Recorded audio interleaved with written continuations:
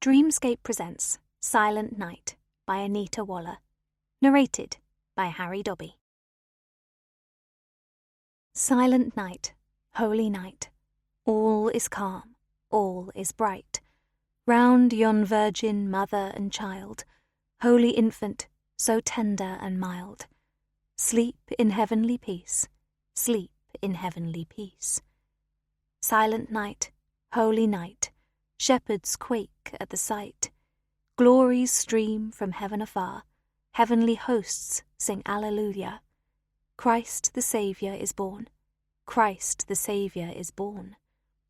Silent night, holy night, Son of God, love's pure light. Radiant beams from thy holy face, with the dawn of redeeming grace. Jesus, Lord, at thy birth, Jesus, Lord, at thy birth. Chapter 1. The Christmas tree had been standing at the front of the church for 4 weeks, and Steve Rainforth tweaked a couple of the baubles that were close to falling off. The children insisted on touching them, and he knew it was part of his remit as vicar of the parish to tidy up after their little fingers had been at work.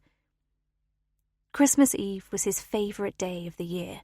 He loved taking midnight mass, enjoyed the solemnity of it, and most of all, he got to choose his favourite carols. Silent Night, In the Bleak Midwinter, Oh, Holy Night. He loved them all. The Christmas service had such a different feel to any other, and it was mainly attended by his more elderly parishioners, the younger ones with children having other things to organise.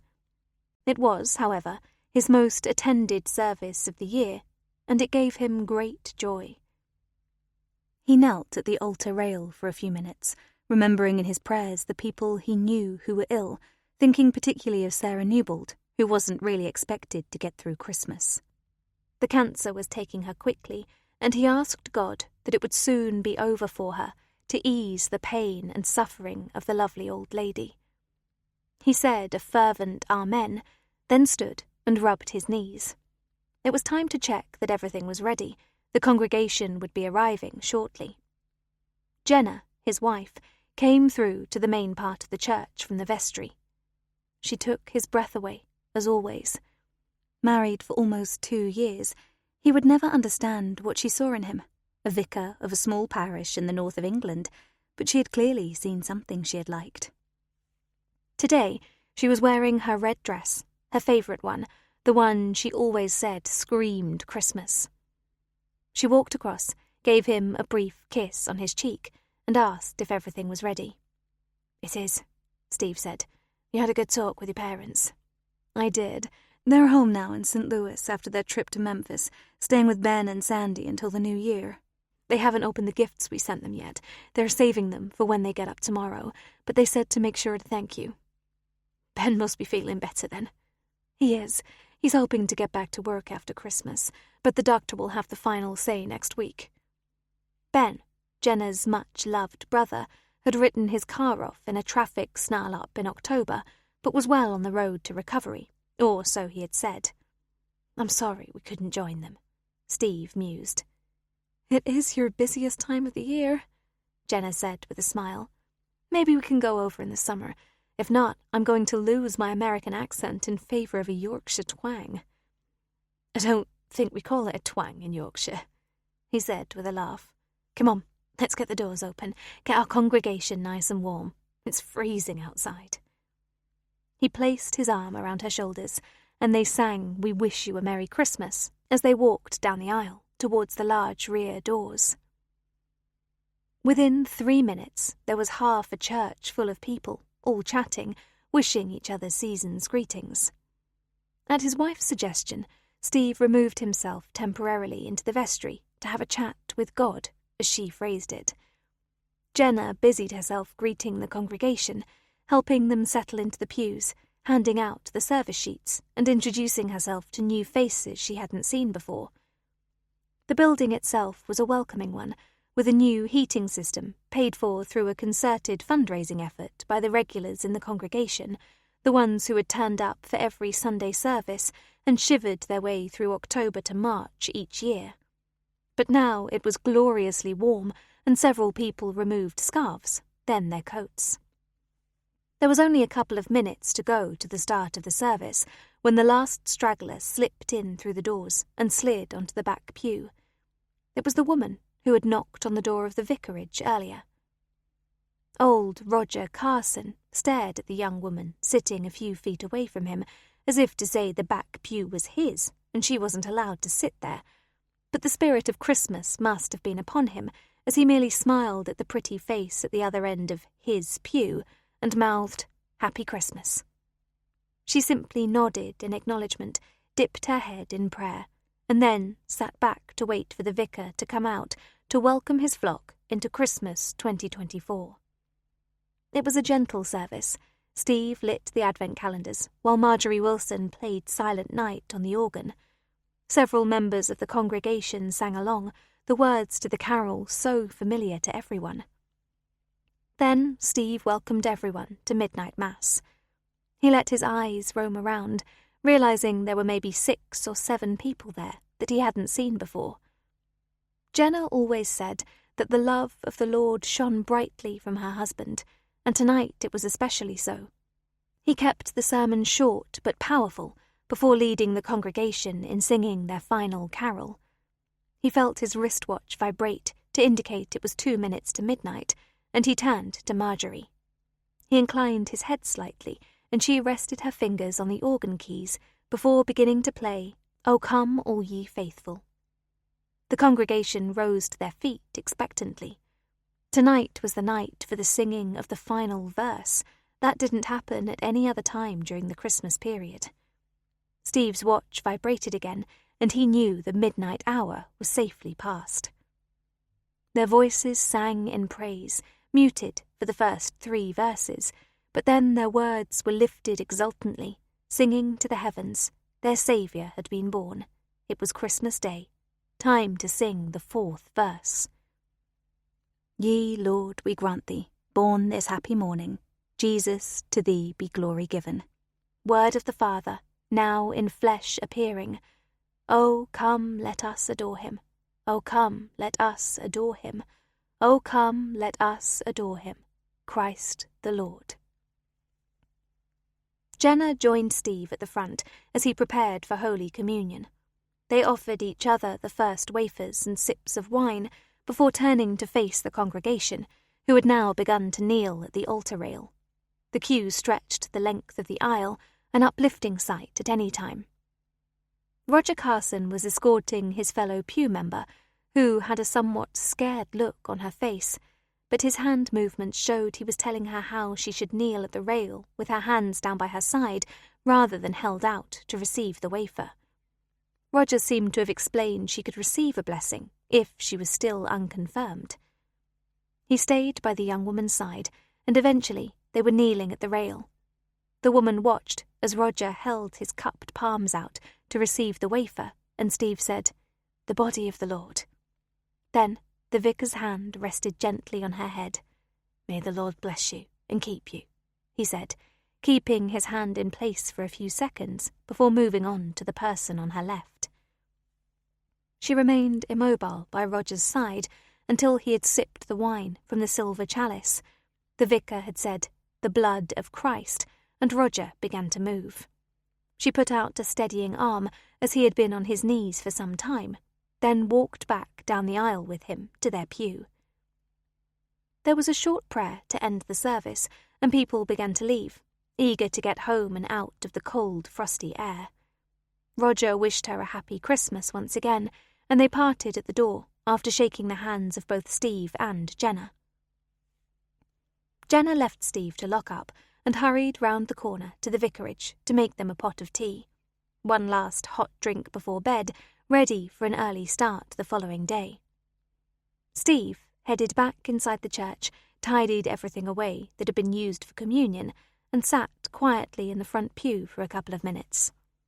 His chats with God were something he did every day, and more than that, it was something he needed to do every day. But tonight wasn't so much of a chat, it was more of a prayer. They longed for a baby, but had to accept they needed help. IVF was to start in the new year, and Steve asked for God's blessing. Jenna had gone quiet on the subject, and he recognized it as a loss of hope. Eventually he stood, bowed to the cross, and walked down the aisle to the church doors. He closed and locked them, then stood in the small porch, breathing in the cold, fresh air. He stepped off the big stone step and turned to lock the gates behind him. He was clicking the padlock closed when he heard the noise. A crack, followed by a thud, and ending with a scream. Then crashing footsteps of someone or something running, but he could see nothing, see nobody. He rattled the gates to check they were secured and turned to investigate where he thought the noises had come from. He stepped off the path into the graveyard and paused for a moment, listening carefully for any further sounds. Nothing. Utter silence, only disturbed by the hoot of an owl. A truly silent night. He couldn't leave it. There had definitely been something that had ended with a scream that was almost cut short. He walked round by the huge angel statue of the Warminster family grave and moved tentatively in the darkness towards where his instinct was telling him the sounds had come from. He took out his phone and switched on the torch, then stood while he moved the light backwards and forwards, looking for anything that shouldn't be there. Could it have been a fox? They had a strange cry, but was it so strange that it could be mistaken for a human scream? It had certainly sounded like a human scream to him. He walked deeper into the darkness of the ancient graveyard, swinging his phone in an arc, wondering if he was being stupid because he had heard nothing else. He reached what he judged to be the centre of the churchyard and stood quietly for a moment, simply listening. Nothing. Not even an owl for company now.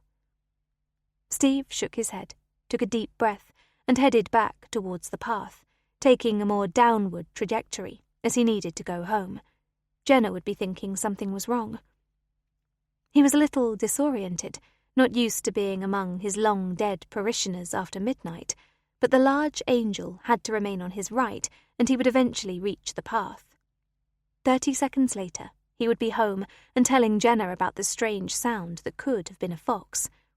She would simply smile and shake her head. He lifted his phone to switch off the torch. His battery must be doing a little scream of its own, wanting a recharge.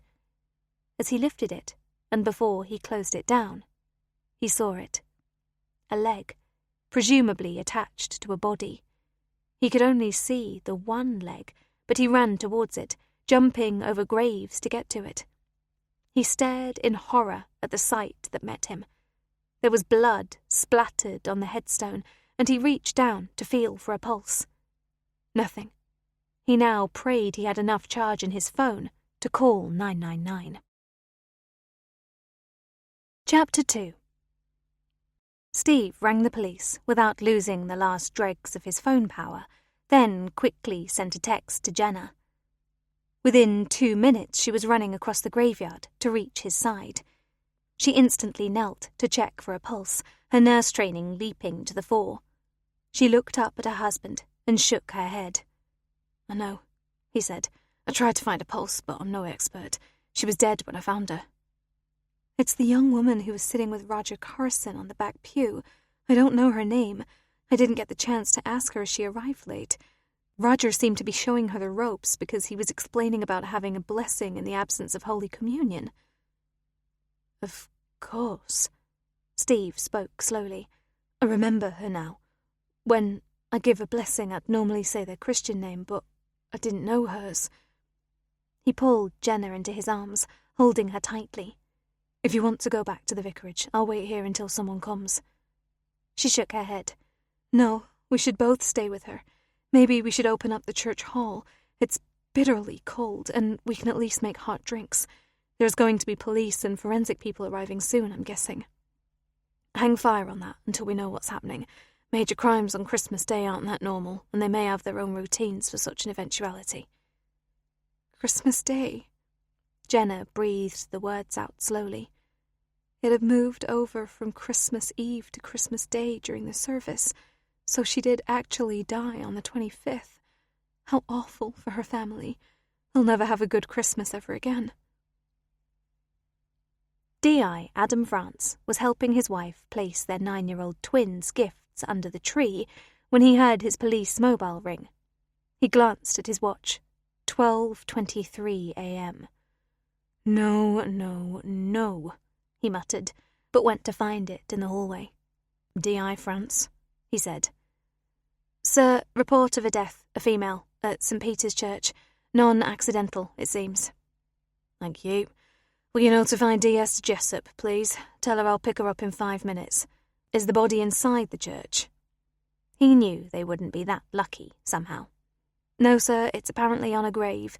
The vicar is waiting at the site for you. His name's Reverend Stephen Rainforth. Do you need anything else from your team in attendance, sir?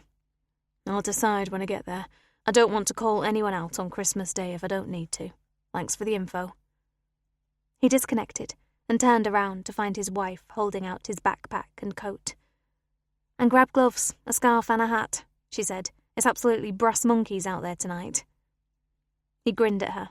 No denying your Yorkshire roots, is there? As if I ever would, she retorted. If you're not back, I can't make William and Alfie wait for the gift opening, so we'll just treat everything as if you're here and open them when they're ready. That okay? He pulled her into his arms and kissed her. I'm sorry I've such a lousy job, Elise. And I don't even want to think about what Deborah's going to say. Whatever it is, it'll be preceded with a word beginning with F. Elise laughed. Debs doesn't swear. Well, not much anyway. Now get off and try to be back home at a reasonable hour. She shoved him towards the door and watched as he sprayed his windscreen with de-icer before climbing inside. She remained at the window until he had driven away, then wiped away the small tear that she wouldn't have let him see, ever. Sometimes it was hard to be strong, and a D.I.'s wife. D.S. Deborah Jessup wasn't just angry, she was seething. Who the fuck gets themselves killed on Christmas Eve? She demanded.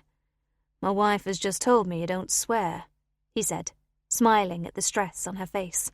But I knew she was wrong, and it's Christmas Day, not Christmas Eve. Did Control get you out of bed?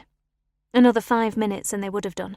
I've left Dave in charge if I'm not back by tomorrow morning, but Cara twists him round her little finger, so if she wakes up at 2, she'll have him downstairs to see if Santa has been. Fortunately, he has, so that job's done. But my child is a 5-year-old witch, and Dave doesn't stand a chance without me being there to say no. We'd best crack on then, and get this solved within the hour. He accelerated, cutting 2 minutes off his ETA. They pulled up outside the church and were met by a woman standing at the small gate leading into the graveyard. She stepped forward to greet them. Hello, I'm Jenna Rainforth, Reverend Rainforth's wife. He's remained with the body. I said I would wait down here for you. Adam introduced them. D.I. France and D.S. Jessup. You have a deceased female, I understand. We do, though, strictly speaking, we don't know who she is. She was at our midnight mass, came in at the last minute before the service started and sat on the back pew. She didn't seem to know anybody, although one of our congregation did look after her and help her through the communion. Follow me, and I'll hopefully get you there without breaking any legs. Please tread carefully. There's all sorts of odd gravestones scattered around. It's a very old cemetery. Both police officers erred on the side of caution and switched on their phone torches. They followed Jenna, who seemed to know where to tread, and within a few seconds spotted the tall, upright figure of her husband, who was waving to guide them. Deborah immediately dropped to her knees when they reached the body and checked for a pulse, but then looked at Adam and shook her head. We're the first to arrive? Adam asked. Steve nodded. You are. I'm just amazed anybody is out and about on this special night. You're on some sort of call-out rota? Sort of, is the right phrase. I lead major crimes, Adam explained. So, if there's a suspicious death, I get the call, no matter what day it is. Deborah is my second in command, so I call her out. The noise of at least 3 vehicles was heard in the distance, and they all waited patiently for the forensics team to appear. Life was definitely extinct, so working on the young woman wasn't necessary. Moving her would produce a chastising glare from everyone in forensics, especially Dr. Stuart Kirkham, who liked his bodies unmoved, as nature intended. Jenna trotted back down to the gate to escort the new arrivals, and then asked if it would be okay if she returned to the vicarage. She had blood on her clothes and hands from checking if there was any sign of life in the deceased. "Of course. Thank you for your help. We'll need a statement at some point, but that's not going to happen on Christmas Day, believe me," Adam said, before leaving them to meet forensics. "I'm just sorry we can't tell you who she is. She's not been to this church before, or at least not while we've been here. Maybe you'll find some ID on her when she's moved. I have some things to do to get ready for the service tomorrow." Deborah held up a hand. "I'm sorry, Mrs. Rainforth, that's not going to happen. This is now a crime scene, and until we're certain we can release it back to the general public, the graveyard and surroundings will be cordoned off, which means nobody, and that includes you and Reverend Rainforth, can enter the church." "Does T.I. France know when that will be?" "Not yet.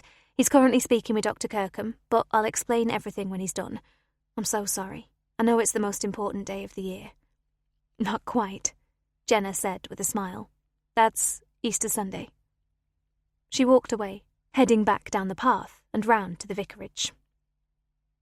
Adam and Stuart Kirkham walked to the tent that had been erected. Deborah and the vicar turned towards them as he approached, and Stuart entered the tent. "Steve heard it happen," Deborah said, although he didn't recognise the sound initially. He actually thought the cut-off scream he heard might have been a fox. "Did you hear anything else, Reverend Rainforth?" Both Deborah and Steve said, "Steve." Adam nodded. "I guess we'll be seeing a fair bit of each other, so it's easier with Christian names, and appropriate." He smiled. "I'm Adam. Your wife is American?" Steve nodded. "From St. Louis. We've been married almost 2 years now, so her accent isn't quite as strong, and you should hear her speak with the Yorkshire dialect. She's hilarious. I hardly dare take her back to St. Louis. But to get back to tonight's tragedy, I heard a sort of crack, almost like a violent slap across the face, and then there was a thud that was pretty loud, all followed by a scream that sounded as though it had been cut short. It's why I thought it might have been a fox. It wasn't a long scream, as in somebody wanting help. It was short and high-pitched." He paused, as if gathering his thoughts, remembering what he had heard. "And I was a little muddled," he continued, "because it sounded somewhere at the back of me. I was facing the church and padlocking our metal gates. I stood for what seemed like ages, but was probably only a couple of minutes, and I'm pretty sure I heard running footsteps, but, again, I didn't think somebody had been attacked. It could have been an animal, and apart from the hoot of an owl, that was it." He smiled at the two officers. "I even hummed a little bit of the Silent Night Carol. It's a comforting tune, and at that point it definitely was a silent night. Just to be on the safe side, I went to have a look in the general direction of the noise, but even then I didn't see anything amiss until I was on my way back. That's when I saw a leg. I didn't realise I knew her until Jenna arrived and said it was the girl on the back pew. Then I remembered, because everyone but her took Holy Communion tonight. She had a blessing instead. She stood out because of that." "Thank you for that, Steve," Adam said. "I'll need all of it in a statement form, but we can sort that out after Christmas. I'm not anticipating quick answers to this." The tent flap moved, and Stuart came out. In his hand, he held a small, black leather clutch bag. He passed it across to Adam. "It's bagged up just in case the bastard touched it. It was underneath her body. There are cards and stuff inside, so treat it carefully. You may have to make a house visit tonight. Her name is Lucy Barker." Chapter 3. Steve's blank expression showed the name didn't register with him. "You have an address? Is she a local girl?" "She is," the pathologist confirmed. "I don't envy you having to make this call, Adam." "I'll be happy to go with you if you think it would be appropriate," Steve said. "It appears Christmas Day is cancelled for me, so I don't have to be up early, and I may be able to offer some comfort." Adam's phone pinged twice, and he moved away. "I have to call control room," he said. He handed the evidence bag that now contained the clutch bag to Steve. "Hold on to this for a minute. Don't let anybody touch the contents. I'll be back when I've made this call, and we can see where she lives. Thank you for the offer to go with me." Steve waited patiently, watching the activity around him. It was as if Christmas wasn't happening, and this was a routine middle-of-the-night call-out for the police officers and forensic specialists. Adam returned, his face serious. "Control room have had a lady ring in, a Mrs. Barker, reporting her daughter hasn't returned home after going to midnight mass at this church. They've not said anything to her, obviously, just taken details and told her someone will be round to see her very shortly. You sure you don't mind going with me, Steve? I just feel that, as Lucy had been to the church service, it might have meant something to her. Your presence could be a welcome one. If it proves otherwise, just head back out to the car, okay?" "Of course. I'll text Jenna and tell her what's happening while we're driving there." He handed the clutch bag back to the policeman. "We now have an address without having to look at this." "We do. I'll go and find Deborah, tell her what's happening and leave this with her. There's a lot to do here, so she'll coordinate that until I bring you back and pick her up. I'll pop into the tent, let them know what's happening, and we'll head off." Steve sent a swift text to Jenna, who responded with a thumbs up and 3 kisses, then walked down to the parked cars with Adam, not looking forward to the visit. The journey was short, bringing back memories of another time Steve had been involved in a death notification some years earlier. That occasion had been a child, and he'd attended because he had been the hospital chaplain. This was different. This was no half-expected death, not like little Luke's had been, and the notification had been to the estranged father. He didn't envy Adam at all. This type of police work had to be the most difficult ever, and Lucy Barker had looked so young. How old was she? 24. I touched her head, in church. She didn't take Holy Communion, so I'm presuming she hasn't been confirmed. She had a blessing, which I rather liked doing. It feels strange that I touched her a couple of hours ago, blessed her in the name of our Lord, and now she's gone. She felt fragile, I think is the word. Delicate, slim, long, fair hair, but I didn't see her eyes. Her head was dipped the whole time she was at the altar rail. In fact, I think Roger Carson, the elderly man who helped her through the communion, probably could describe her better than me. That's a terrible admission to have to make, but it's quite a busy service, the Christmas Mass. I hope the blessing gave her some comfort. She was alone then? Didn't arrive with anyone? No, I didn't see her arrive because I was in the vestry, preparing myself for the service. Jenna did, said she slipped into the back pew, almost as if she was scared to come any further forward. And she probably was, because, as far as I'm aware, this was her first visit to this church. That's actually pretty much recognised as Roger's pew. He sits there every Sunday, so he must have been quite surprised when she sat there. He did help her, though, and I saw her help him to his feet after the communion. I know he finds it hard to kneel, and I've told him many times simply to stand, but he says that's not right. He kneels before his Lord. Strangely old-fashioned, but he's a nice chap. We have 1 or 2 elderly people who stand because it's simply too painful to get back up. Steve knew he was rambling, but felt apprehensive about what was to come. Did you see her leave? Yes, Jenna and I went immediately to the front door, where we wished everyone a happy Christmas, and shook their hand as they left. It was a busy few minutes, because after midnight mass everybody's in a rush to get Christmas started, and a lot of them return for the Christmas morning service. They obviously won't be able to do that tomorrow. Today. He shook his head. I'm losing my days already. Anyway, what I'm saying is that I didn't see her again until I found her body lying across that grave. I recognised her hair.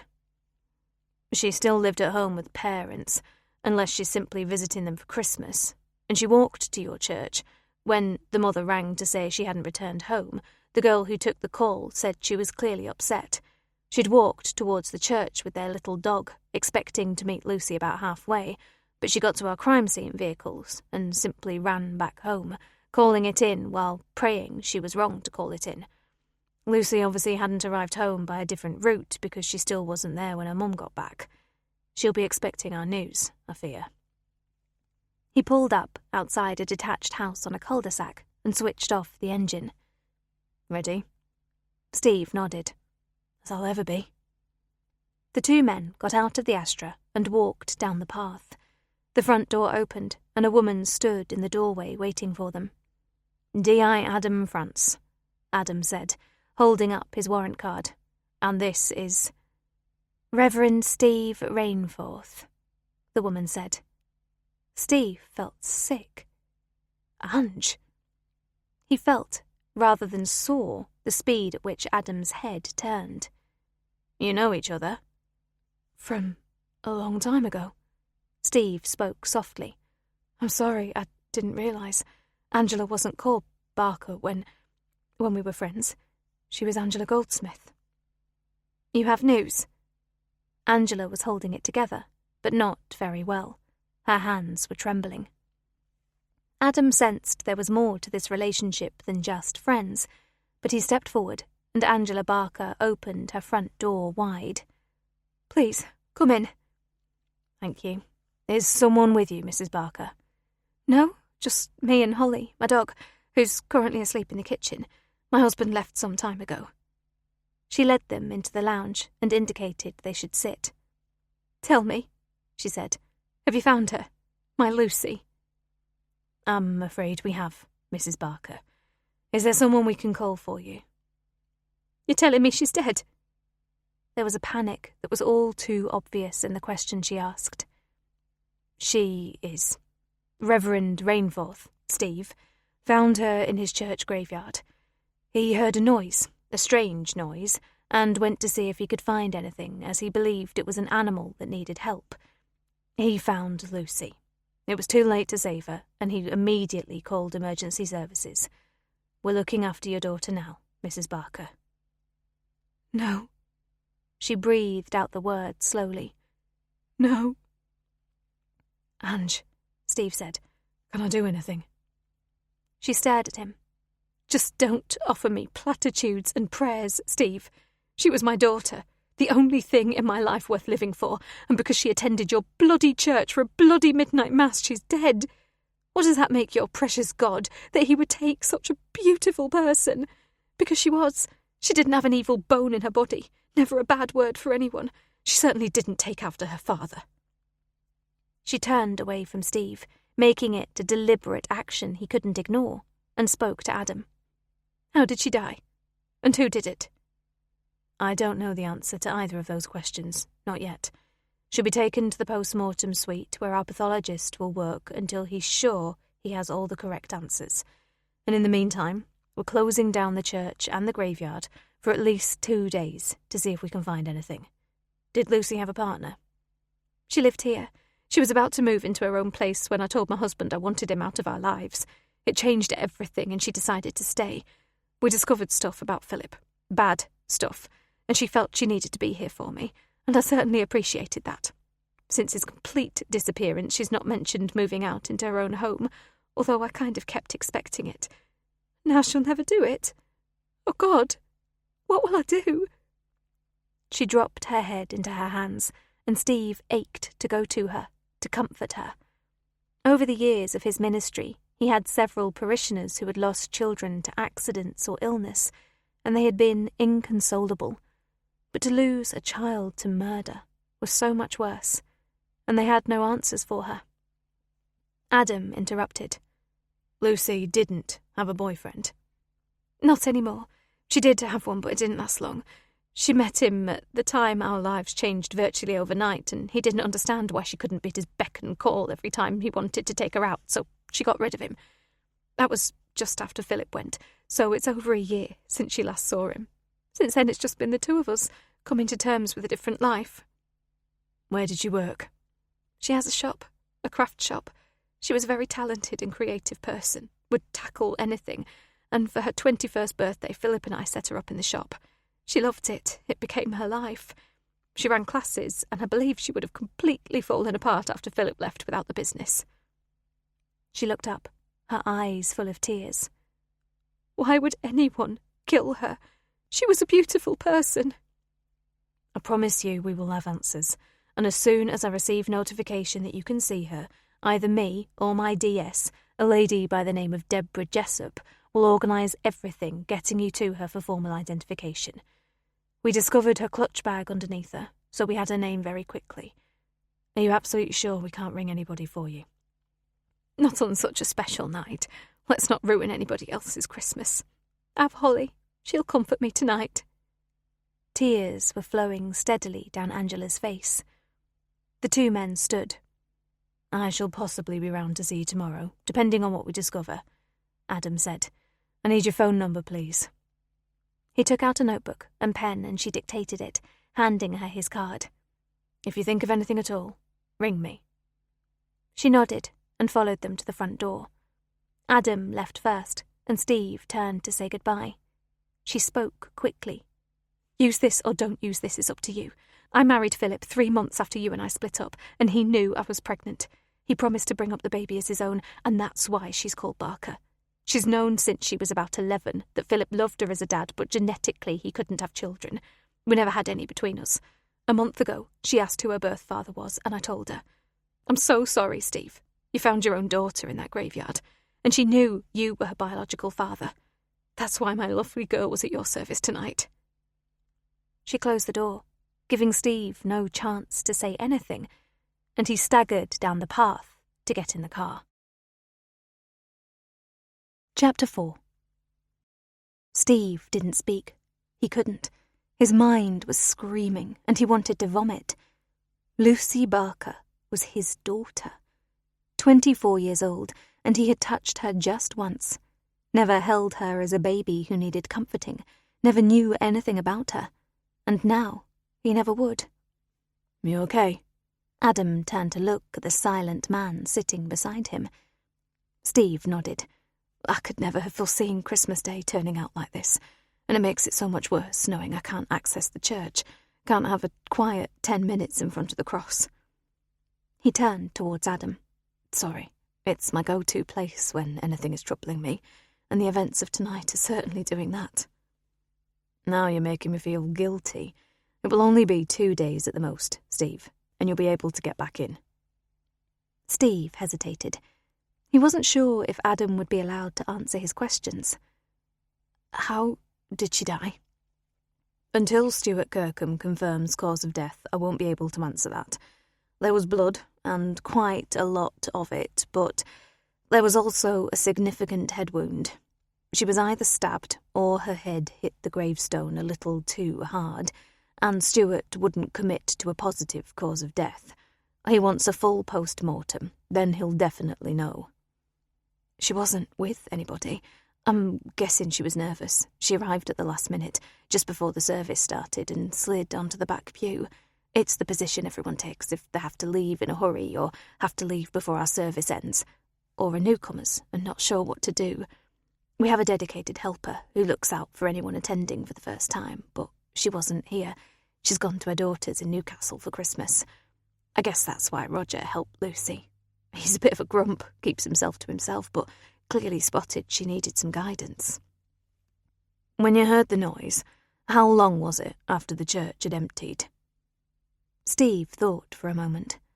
"I switched off all the lights, checked the vestry was secure, locked the main doors into the church, and was just securing the padlock on the metal gates, so I would say 10 minutes or so. She was one of the first to leave because we shook hands with Roger, then with her, and slowly everyone drifted away. That took a good 10 minutes, then 10 minutes to lock up, so 25 minutes after the end of the service. I didn't see anyone waiting for her, didn't see which way she went. Roger said goodnight to her, and that was it. It was quite a busy few minutes. As you saw for yourself, it's a dark little area.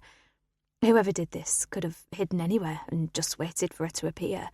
Jenna was with me to wish everyone a happy Christmas as they left, so it might be worth your while speaking with her. She may have spotted something I missed." "Thank you, I will, but not tonight. This will be put on hold until Boxing Day. We'll be chasing our own tails trying to speak to people on Christmas Day, I fear.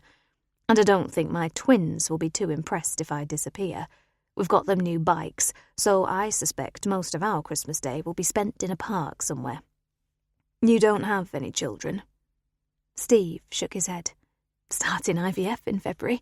Hopefully, by this time next year I'll be a dad, or very close to being one. Jenna is getting really wound up about it, but I feel optimistic." Again, he felt sick. His calling to the clergy had cost him his daughter, But it had been Ange, not him, who had called off their relationship. She didn't want to be married to a vicar. She wanted a career of her own that was unrelated to the church. And he had accepted that. Would he have fought to keep their love if he had found out she was pregnant?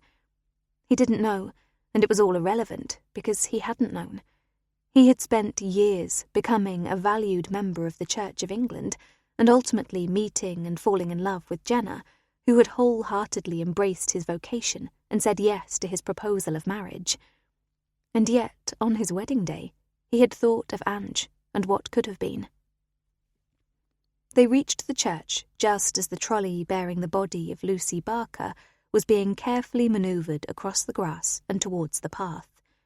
They stood to one side, and Stuart nodded as he reached them. Steve held up a hand. "A small prayer?" Both Stuart and Adam stepped away, and Steve laid his hand on the hidden form inside the black zipped-up container. This time, he knew her name. "May the Lord bless and keep you, Lucy. Surround her with your angels, Lord, and guide everyone towards finding who did this. I ask this in Jesus' name. Amen." He stepped aside, and Stuart nodded towards the two assistants, indicating they should carry on towards the mortuary vehicle. Steve hurriedly brushed his tears away and murmured the final words of his prayer once again.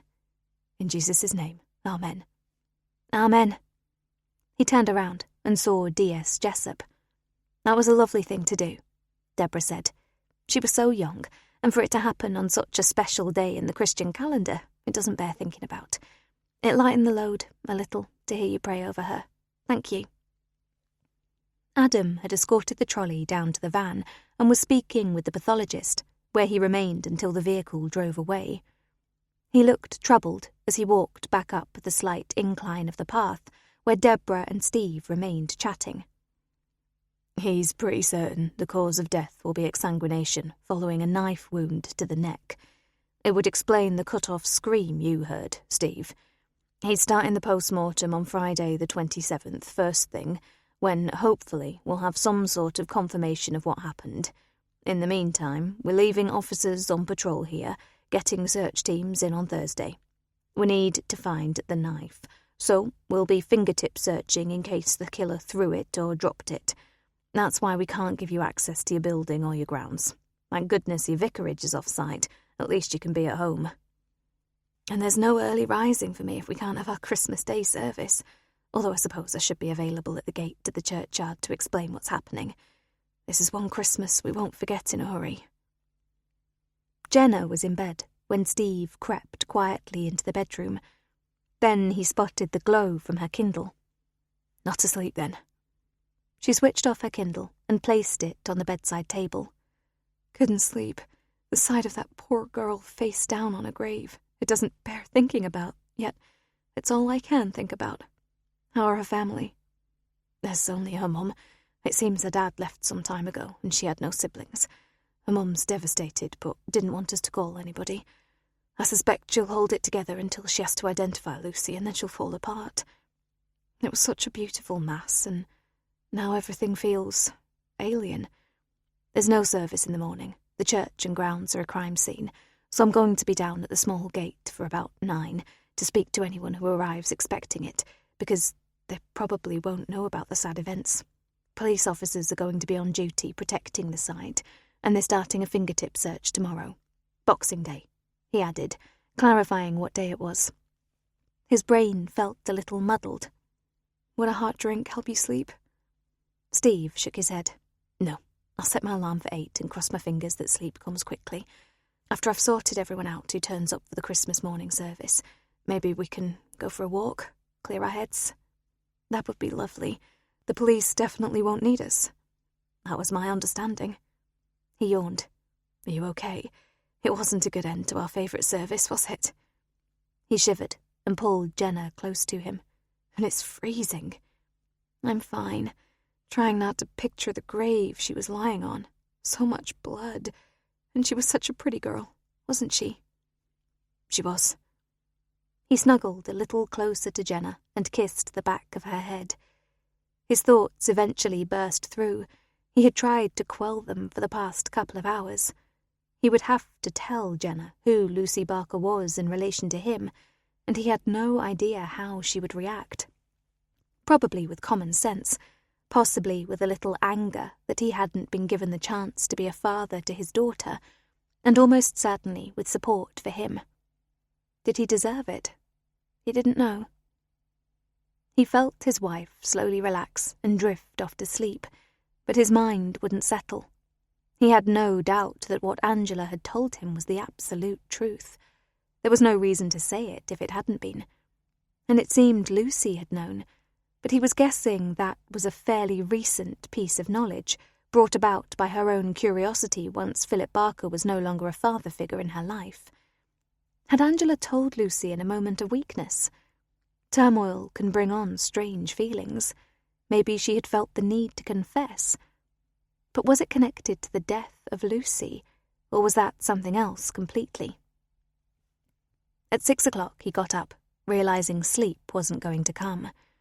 He quietly left the bedroom and headed downstairs, avoiding the creaky treads on the way down. Jenna didn't need to be awake as well. He checked the kettle had water in it and switched it on. He popped a chamomile tea bag into a cup and waited for it to infuse. The patient wait saw him eat 3 rich tea biscuits.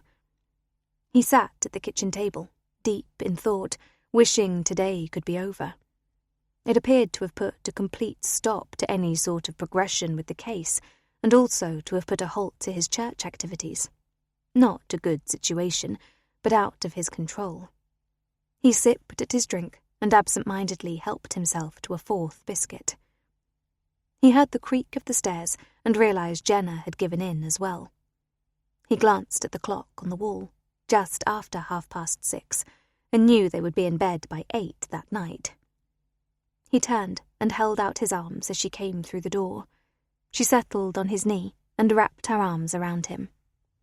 "Bad night for both of us," she whispered. "I'll get dressed in a minute and go down to the church, see if our watchdog policemen need a hot drink or food. It's the least I can do." "I'll go with you. I should be saying Happy Christmas, but it doesn't feel like that, does it?" Chapter 5. The ground was covered in frost when Jenna and Steve left the vicarage to walk around to the church. They had dressed warmly, Steve wearing his clerical garb from the previous evening as he couldn't get into the vestry for fresh garments. They had settled for thick coats and both pulled up their hoods within a minute of leaving home. "This frost is almost like snow," Steve grumbled. "The poor lads who've been on duty all night must be frozen." "Then let's find them, and I'll nip back home if they want anything."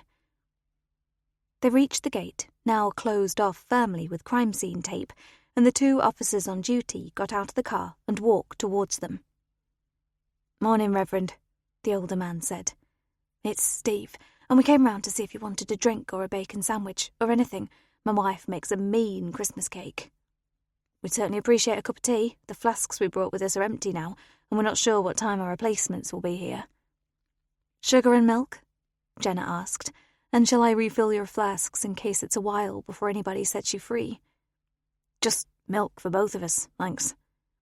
He handed over 2 flasks. "Thank you so much, you're a star. We've still got some sandwiches and snacks left. We came well prepared for a long shift, but the tea disappeared pretty fast. It's been a cold night." They watched as she walked back to the vicarage, and Steve leaned against the gate. "Has anybody been?" "Just a dog walker, who apparently thought he was coming later to the Christmas Day service. We had to tell him what had happened, or a limited version of it anyway, so he's gone home to ring a couple of people and ask everyone to pass it on.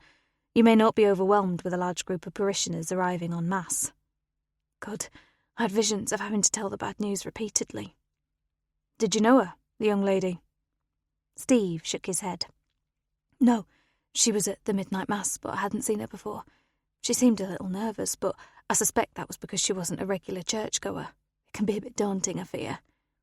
"Well, other than you 2 and that dog walker chap, we've seen nobody since the forensic people disappeared."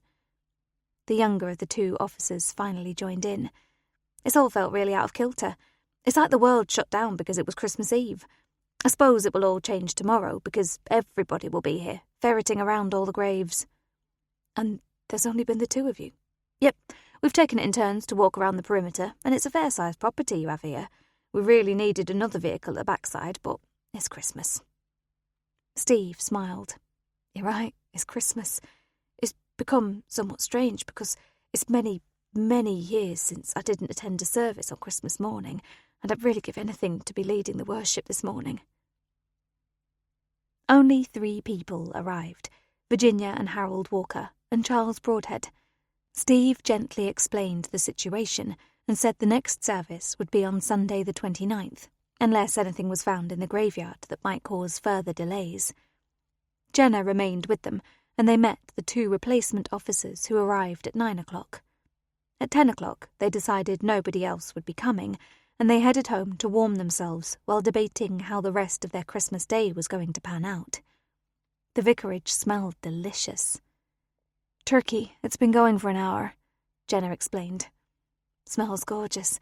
Are we okay going out for a walk and leaving it? Jenna laughed. We are. It's on a very low heat, as is the pork. Everything else is prepped, and I'll deal with cooking it all whenever we're ready, but I feel we might need a little nap at some point. Neither of us slept last night.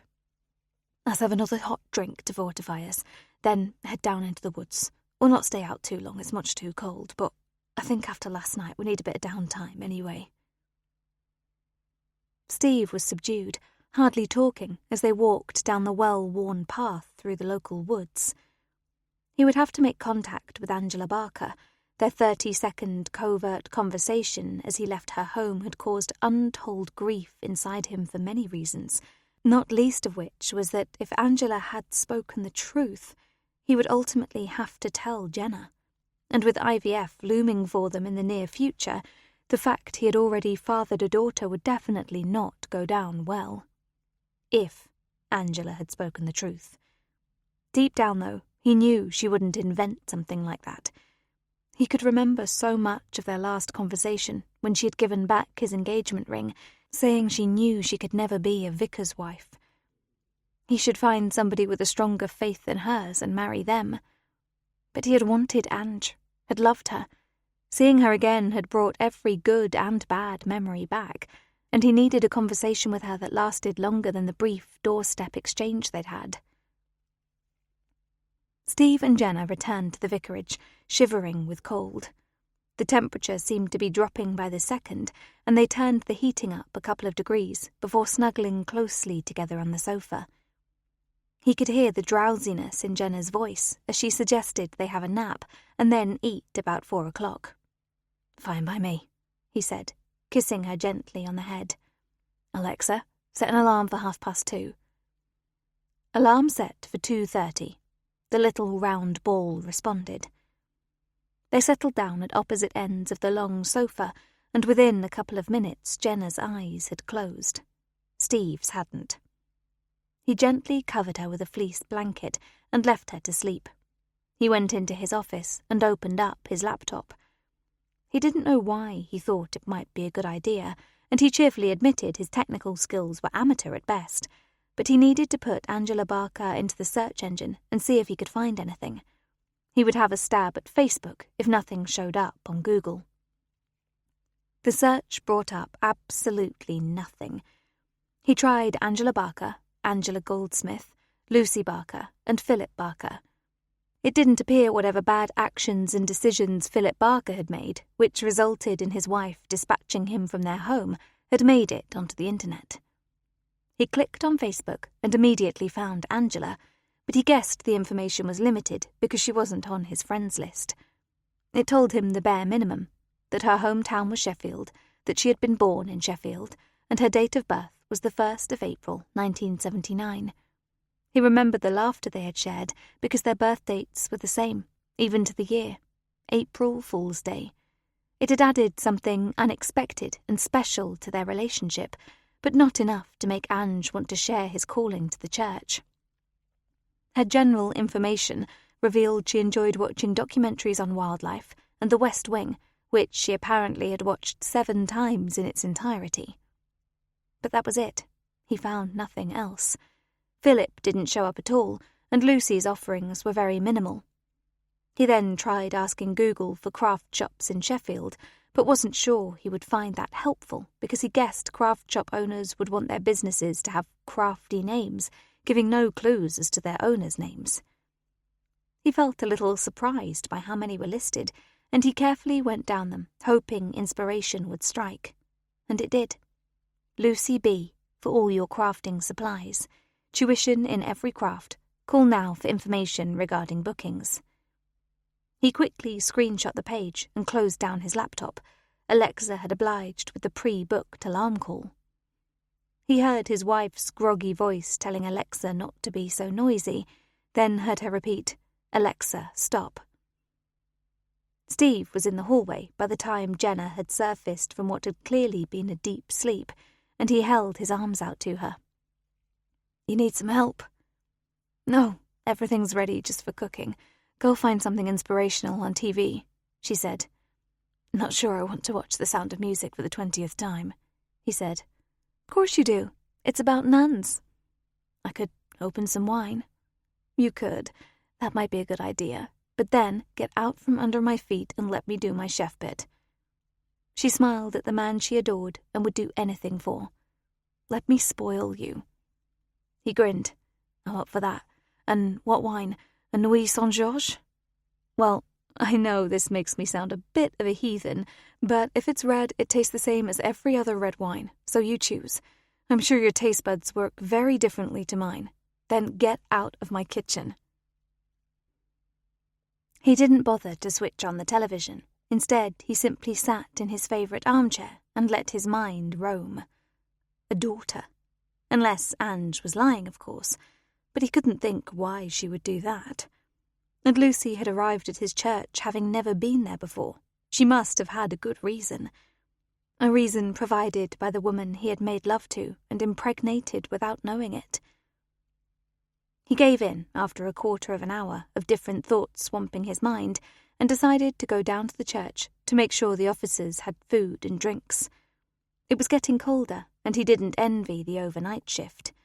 It would definitely be a freezing, frosty night. One PC was inside the car, and the other was heading down the path. He waited until the ambulant one reached him, introduced himself, and asked if they had refreshments. "We do, sir, thank you.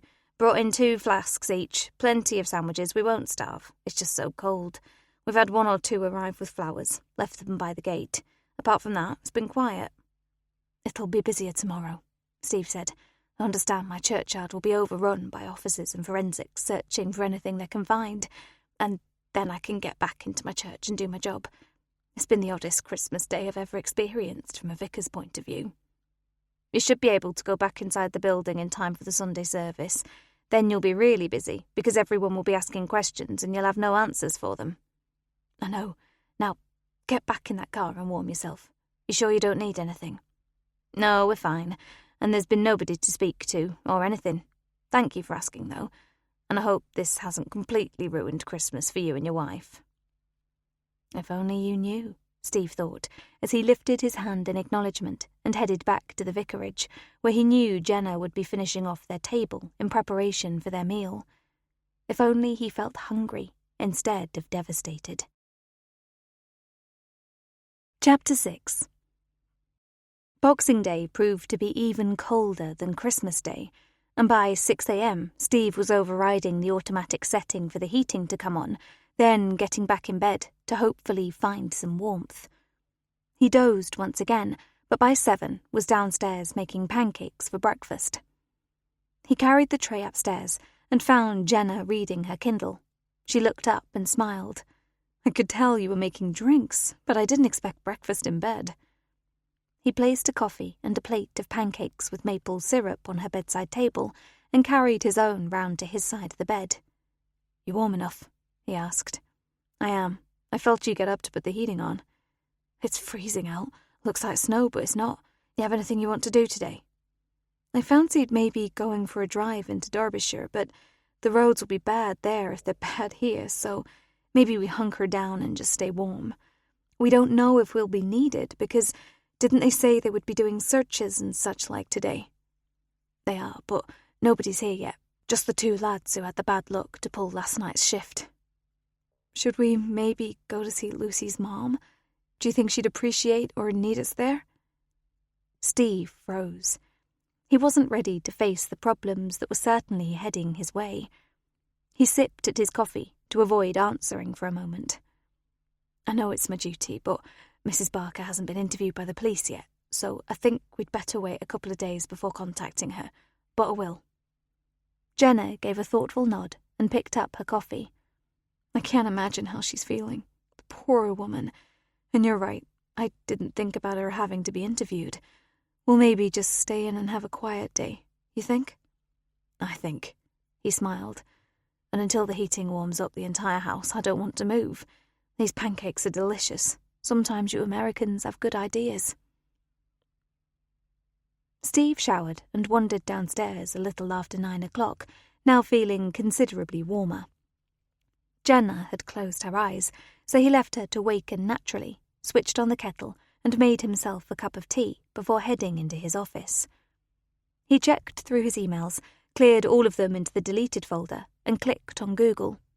He put in Lucy B. and waited for the craft shop to appear on his screen.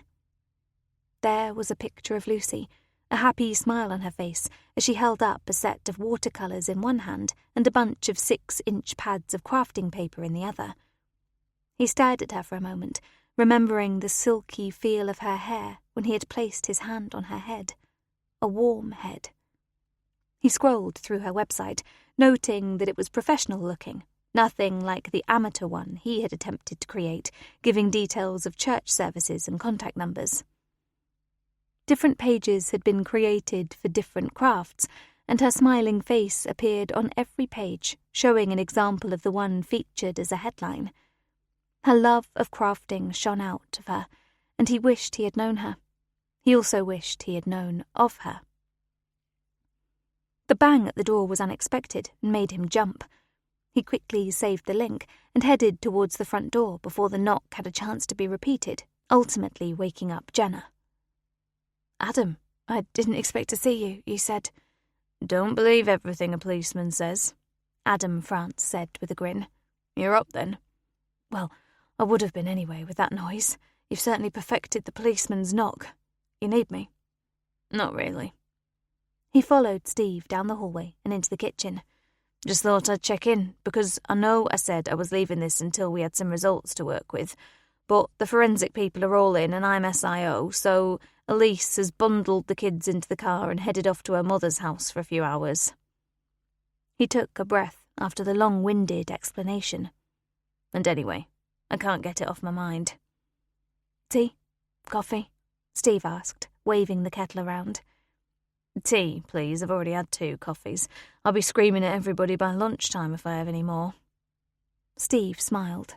"Good choice. I was wired last night after lots of coffee. We had some special stuff brought for us as a Christmas present, and it's truly delicious but very strong. I'm sticking to tea for today." "Father Christmas comes to Vickers as well, then?" "Certainly does. We had loads of lovely gifts from our parishioners. Some of them are handmade items they've put a lot of work and thought into. And Jenna bought me a Fitbit. Not sure what she's trying to say, but she wants to make a daily note of my steps. Is she trying to insinuate that I need to lose weight, do you reckon?" Adam laughed. "Exactly the same thing happened to me last Christmas, and yes, my lovely wife told me exactly why she had bought me one. It must have worked, because over the last year I've lost about 20 pounds. Don't knock it, it does make you walk more than you normally would, which can't be a bad thing." Steve filled the teapot with the boiled water and gave it a stir. "Sit down. You want anything to eat? Full English, pancakes, turkey sandwich?" Adam couldn't help but laugh. "I have a packed lunch of turkey sandwiches, and I bet Debs has brought the same. She's coming as well, but she's gone round to the graveyard. And no, a drink will be fine. I've had some toast with the last coffee. Have you given any more thought to the death?" Steve sighed and poured out their drinks. "Thoughts and prayers, as you would expect. Is the post-mortem tomorrow?" "It was, but like the rest of us, Dr. Kirkham couldn't get it off his mind, so he started it at 8 this morning. Preliminary results are that Lucy Barker was stabbed twice in the neck, severing the carotid artery, slashing her vocal cords, which would have been the moment when the scream you heard was disconnected. She bled out, and bled out very fast. She then fell headfirst onto the gravestone, which caused further damage, but Stewart is 90% certain the results will show her death was caused by exsanguination, not the head injury. A minute earlier and I could have prevented it. Steve looked ill. His face was now devoid of all colour, and he picked up his cup of tea with trembling hands. That makes me feel shitty. Steve, Adam said quietly, you couldn't possibly have affected the outcome. You would have needed advance knowledge, been at the side of the gravestone, and watched every movement the killer made to have influenced this outcome. You didn't even know the direction of the sounds because by your own admission you wandered around the graveyard looking all over the place. The sound was over very quickly. If you hadn't done what you did, she would have lain there all night until somebody arrived for the Christmas Day service. So don't feel sorry that you didn't save her. Feel glad that you found her that night. Steve was struggling to collect his thoughts, and he sipped at his tea, hoping it would calm his troubled mind. So, what's next? Check in for a discarded weapon? Adam nodded. It is. We're not starting that until the tented area has been thoroughly searched and officially noted as cleared. Then we'll have the tent removed, freeing up every inch of the graveyard. We have quite a contingent of officers coming over to help us when we've given the all clear. If you need me, just shout up, although I've never done anything like it before, so it could be a disaster. Steve tried to force a smile, but he was still upset by their discussion. Thank you, but I'm hoping we'll have enough uniforms. There was no shortage of volunteers after the news leaked that she was so young. He put down his now empty cup and stood. Thanks for the hot drink. It'll fortify me for a bit out there. When my fingers start to drop off, I may pop back for another one if that's okay. Of course it is, and if anybody else wants one, they'll be very welcome. He escorted Adam to the front door, who turned as he was leaving. You know I'll keep you informed. Steve nodded. I'll be very grateful. This has hit both of us very hard. It's certainly a Christmas we'll never forget. He waited until Adam, with a wave of his hand, disappeared from sight before closing the front door. Stabbed. It hadn't come as a surprise. There had been so much blood visible, even without moving Lucy's body. Too much blood for it to have been a result of her head hitting the gravestone. Jenna was halfway down the stairs as he walked down the hall. I heard voices, she said. Just Adam France. We had a chat. They're working. He nodded. They are. It seems nobody thought it was right to leave it another day. The post-mortem has started, and initial reports are that she was stabbed in the neck, but nothing is definite yet. They're starting the fingertip search as soon as the tent has been cleared for removal. Oh, Steve, this is so bad. Can we do anything? He shook his head. I did say shout up if you can use me, but I got the impression there's a certain amount of training required to do this depth of search. So Adam thanked me and said they had a lot of uniforms coming to help once they were given the all clear from forensics. It's painful to think about it. At any point in my life, I would have been on the phone discussing this awful situation with my mom and dad, but I don't want to talk about this with anybody except you. It feels a very personal death. Am I being weird? He put his finger under her chin and lifted her face. Then he kissed her. You've never been weird, lovely lady, and we can talk it through whenever you feel the need. You want a drink, or are you going back to bed? I'm going to jump in the shower, dress in a comfortable jogging suit, and chill for the rest of the day. Turkey sandwiches for lunch. She looked in amazement as her husband sat on the bottom stair, convulsed with laughter. What did I say? Half the people in the world is having turkey sandwiches today. I've spoken to 4 people and we've all talked about turkey sandwiches. Oh, and apparently that's what D.S. Jessup has bought for her lunch as well, although I've not spoken to her. We British are nothing if not predictable. She climbed around him, heading back upstairs for her shower. Put the coffee machine on, vassal. I may require waiting on hand and foot today. He stood. Your wish is my command, your ladyship. She held up a finger in response and giggled as she reached the top of the stairs.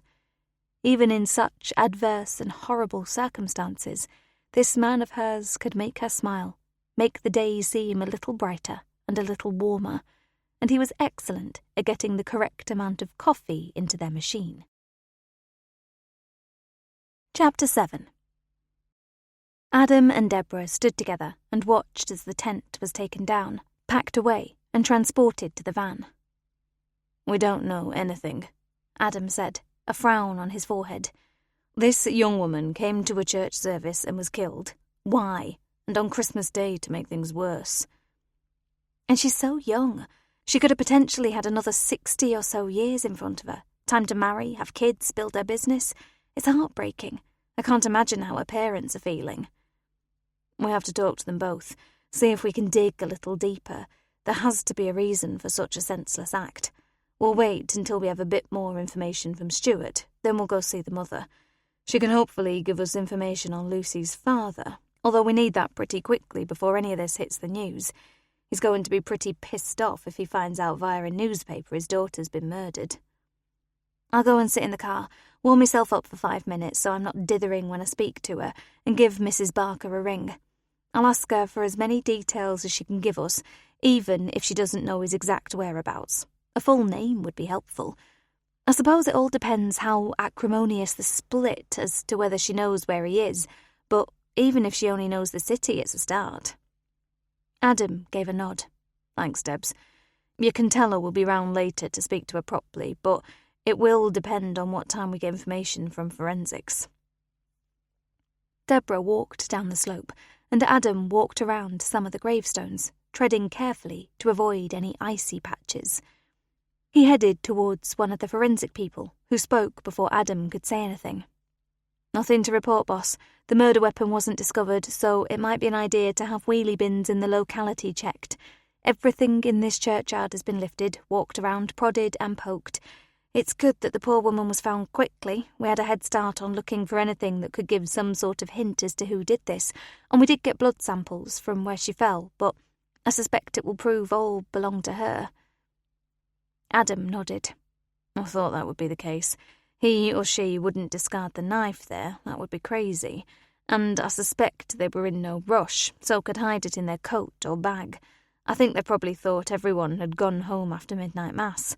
They didn't know our vicar was still here, and thank goodness he took the time to find the source of the noise that he heard." He waited until the graveyard was clear of all personnel, then removed the crime scene tape. It was time to give the church building and grounds back to their custodian, Reverend Steve Rainforth. Steve handed a cup of coffee to Adam. "You know nothing further?" "Not yet. We didn't find anything at all in the churchyard that's of any help. And I know they say every perpetrator leaves something of themselves in the crime scene, but it's not always true. This one doesn't appear to have even been there, beyond leaving a deceased young woman." "You think it was just a random attack? Maybe they heard me rattling the padlock to check it was secure, because I always do that. Perhaps the intention wasn't to kill. Maybe it was to sexually assault her, but it all went wrong." "It's possible. Anything's possible with this one. We have no clue, as yet, to what happened. I'm going round to speak with the mother after I finish this coffee, take a statement, see if she's thought of any reason for the attack. But mainly, we need to know where Lucy's father is, because unless Angela Barker has contacted him, he won't know his daughter is dead. We need to rectify that before he finds out some other way." "So, I'm okay to go back into church now?" "You are. I know you didn't know Lucy as a regular attendee at your services, but was there anybody else in that congregation who was also a stranger to you?" "Give me a minute while I think." Adam waited patiently. Finally, Steve nodded, almost to himself, as if clarifying his thoughts. "I believe there were 6. There was a young couple with a baby in a sling, seemed a very young child. There was a lady, an older lady, hair up in a bun, huge scarf around her neck. There was a youngish man, maybe early 20s, and he seemed to be accompanying someone older, possibly his father, because there was a resemblance. I believe I knew everybody else." Adam swiftly made notes. "We'll ask for these people to contact us, just to rule them out. How many would you say in total? Again, Steve thought carefully, wanting to be as precise as possible. I would say maybe 40. I can try with Jenna and Marjorie's help to make a list for you, but how accurate it will be is anybody's guess. Marjorie? Our organist. She's been here much longer than we have, knows everyone. I'll give her a ring. Hopefully I can pop round and see her later and we can come up with as comprehensive a list as we can. Adam grinned. He liked this man. We can't pay you for doing our job, you know. Steve hesitated. It's personal, isn't it? Personal? My church, I found her. I blessed her earlier in the evening. Yes, it's personal. Adam took his cup over to the sink and placed it in the bowl. Let me know when you've sorted a list and I'll pop back to collect it.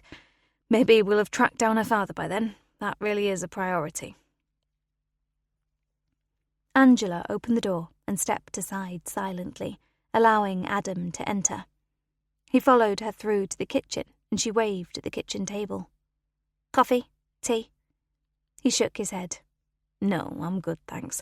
I've just had a coffee at the vicarage. We've released the church and the grounds back to Reverend Rainforth. You found nothing? Her tone was flat, dull. We didn't. I'm hoping you can give us some information about Lucy's father, because we need to ensure he knows about his daughter's death. I'm not in contact with him.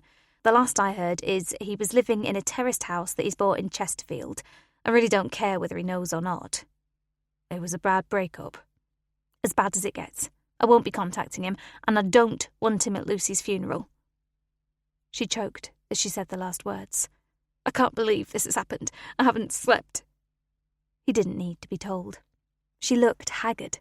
Her hair was screwed up into a ponytail that clearly hadn't seen a brush that day. Red eyes showed the number of tears that had fallen from them, and he suspected that she was existing on cups of coffee. When did you last eat? Adam asked gently. Eat? Food? She frowned. I've no idea. You have bread? He walked towards a roll-top bin on the side, clearly marked bread. He removed 2 slices, popped them into the toaster, and went to the fridge. Angela simply stared at him. He removed the margarine from the fridge and took a small plate from a cupboard. 3 minutes later, he placed 2 slices of toast in front of the distraught woman and said, Eat. Despite his earlier words, he made them both a cup of tea, and slowly she began to recover. Very slowly. A little colour returned to her cheeks, but there was still no hint of a lessening of the angst and turmoil inside her. Thank you for this, she muttered. And you're here to tell me nothing? We don't have the full post-mortem report, and it would be wrong of me to speculate. I believe Lucy didn't suffer, didn't know it was happening. I'm suffering. I know, and I wish I could tell you something that would comfort you a little, but we are right at the beginning of the investigation, hampered by losing yesterday to Christmas, but everyone is in today and working. It's affected all of us, especially the ones who were first on scene, to feel so helpless. I'm sorry, Angela said quietly, stifling a sob.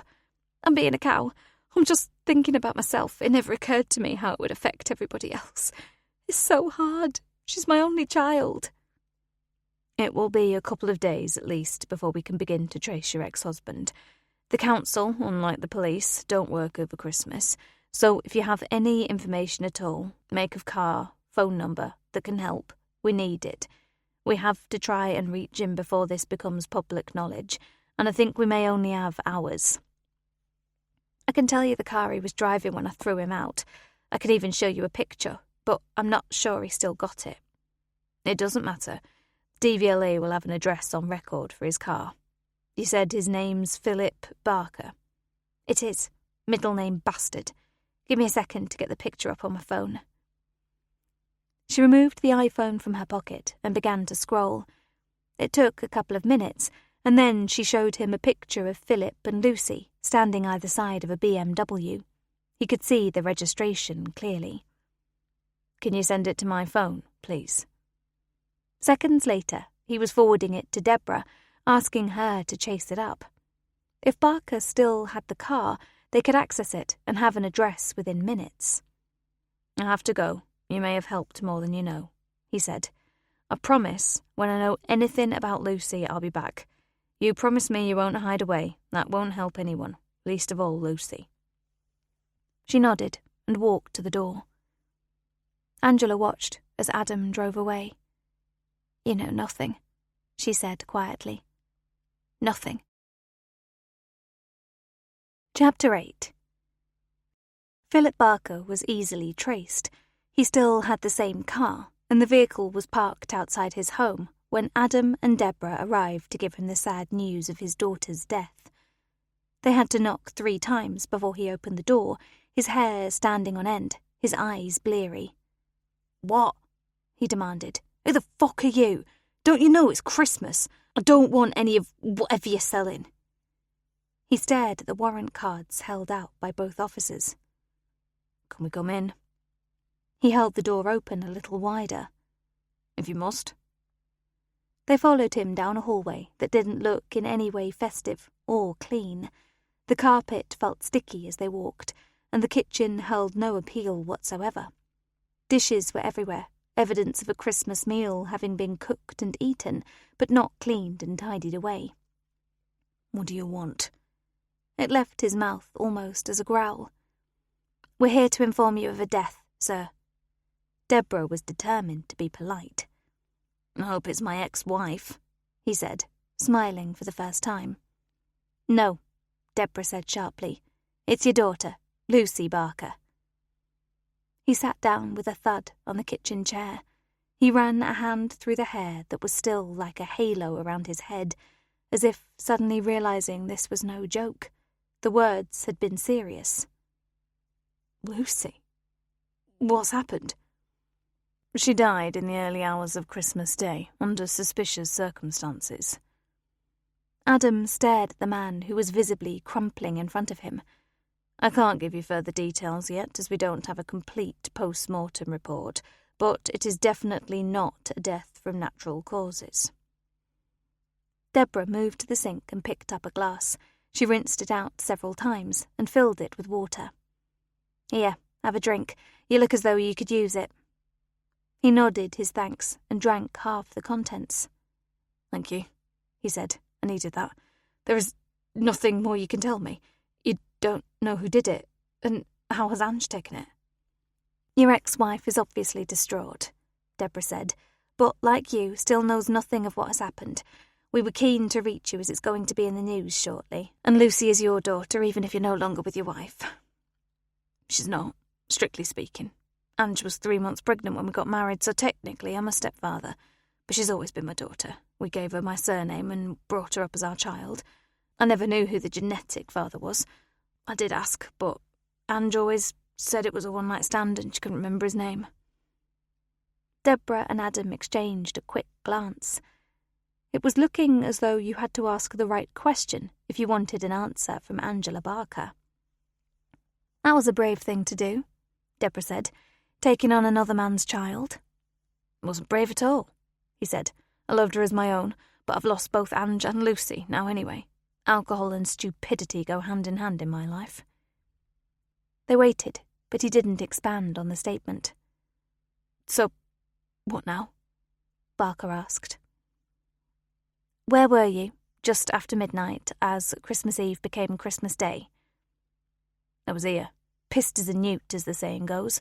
I went to the pub until about 11, the one just round the corner, the Brown Bear, then realised I was struggling to see and walk, so I came home, laid on the sofa and woke up about 11 on Christmas morning. Christmas used to be good. It isn't now. I've nobody to alibi me after 11 on Christmas Eve, I'm sorry." He dropped his head onto his arms that were resting on the table, and his shoulders heaved. "Dead," he said. "Lucy, dead." "We're going to need a statement, Mr. Barker. Deborah will take it and get you to sign it.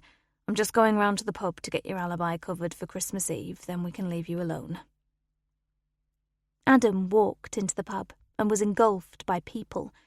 It was busy, and he approached the bar hoping to spot whoever the landlord might be, but in the end he asked a female member of staff who was clearing glasses off tables.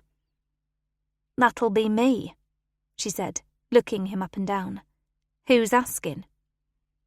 Adam showed his warrant card, and she waited, offering no further words until she knew why he was there.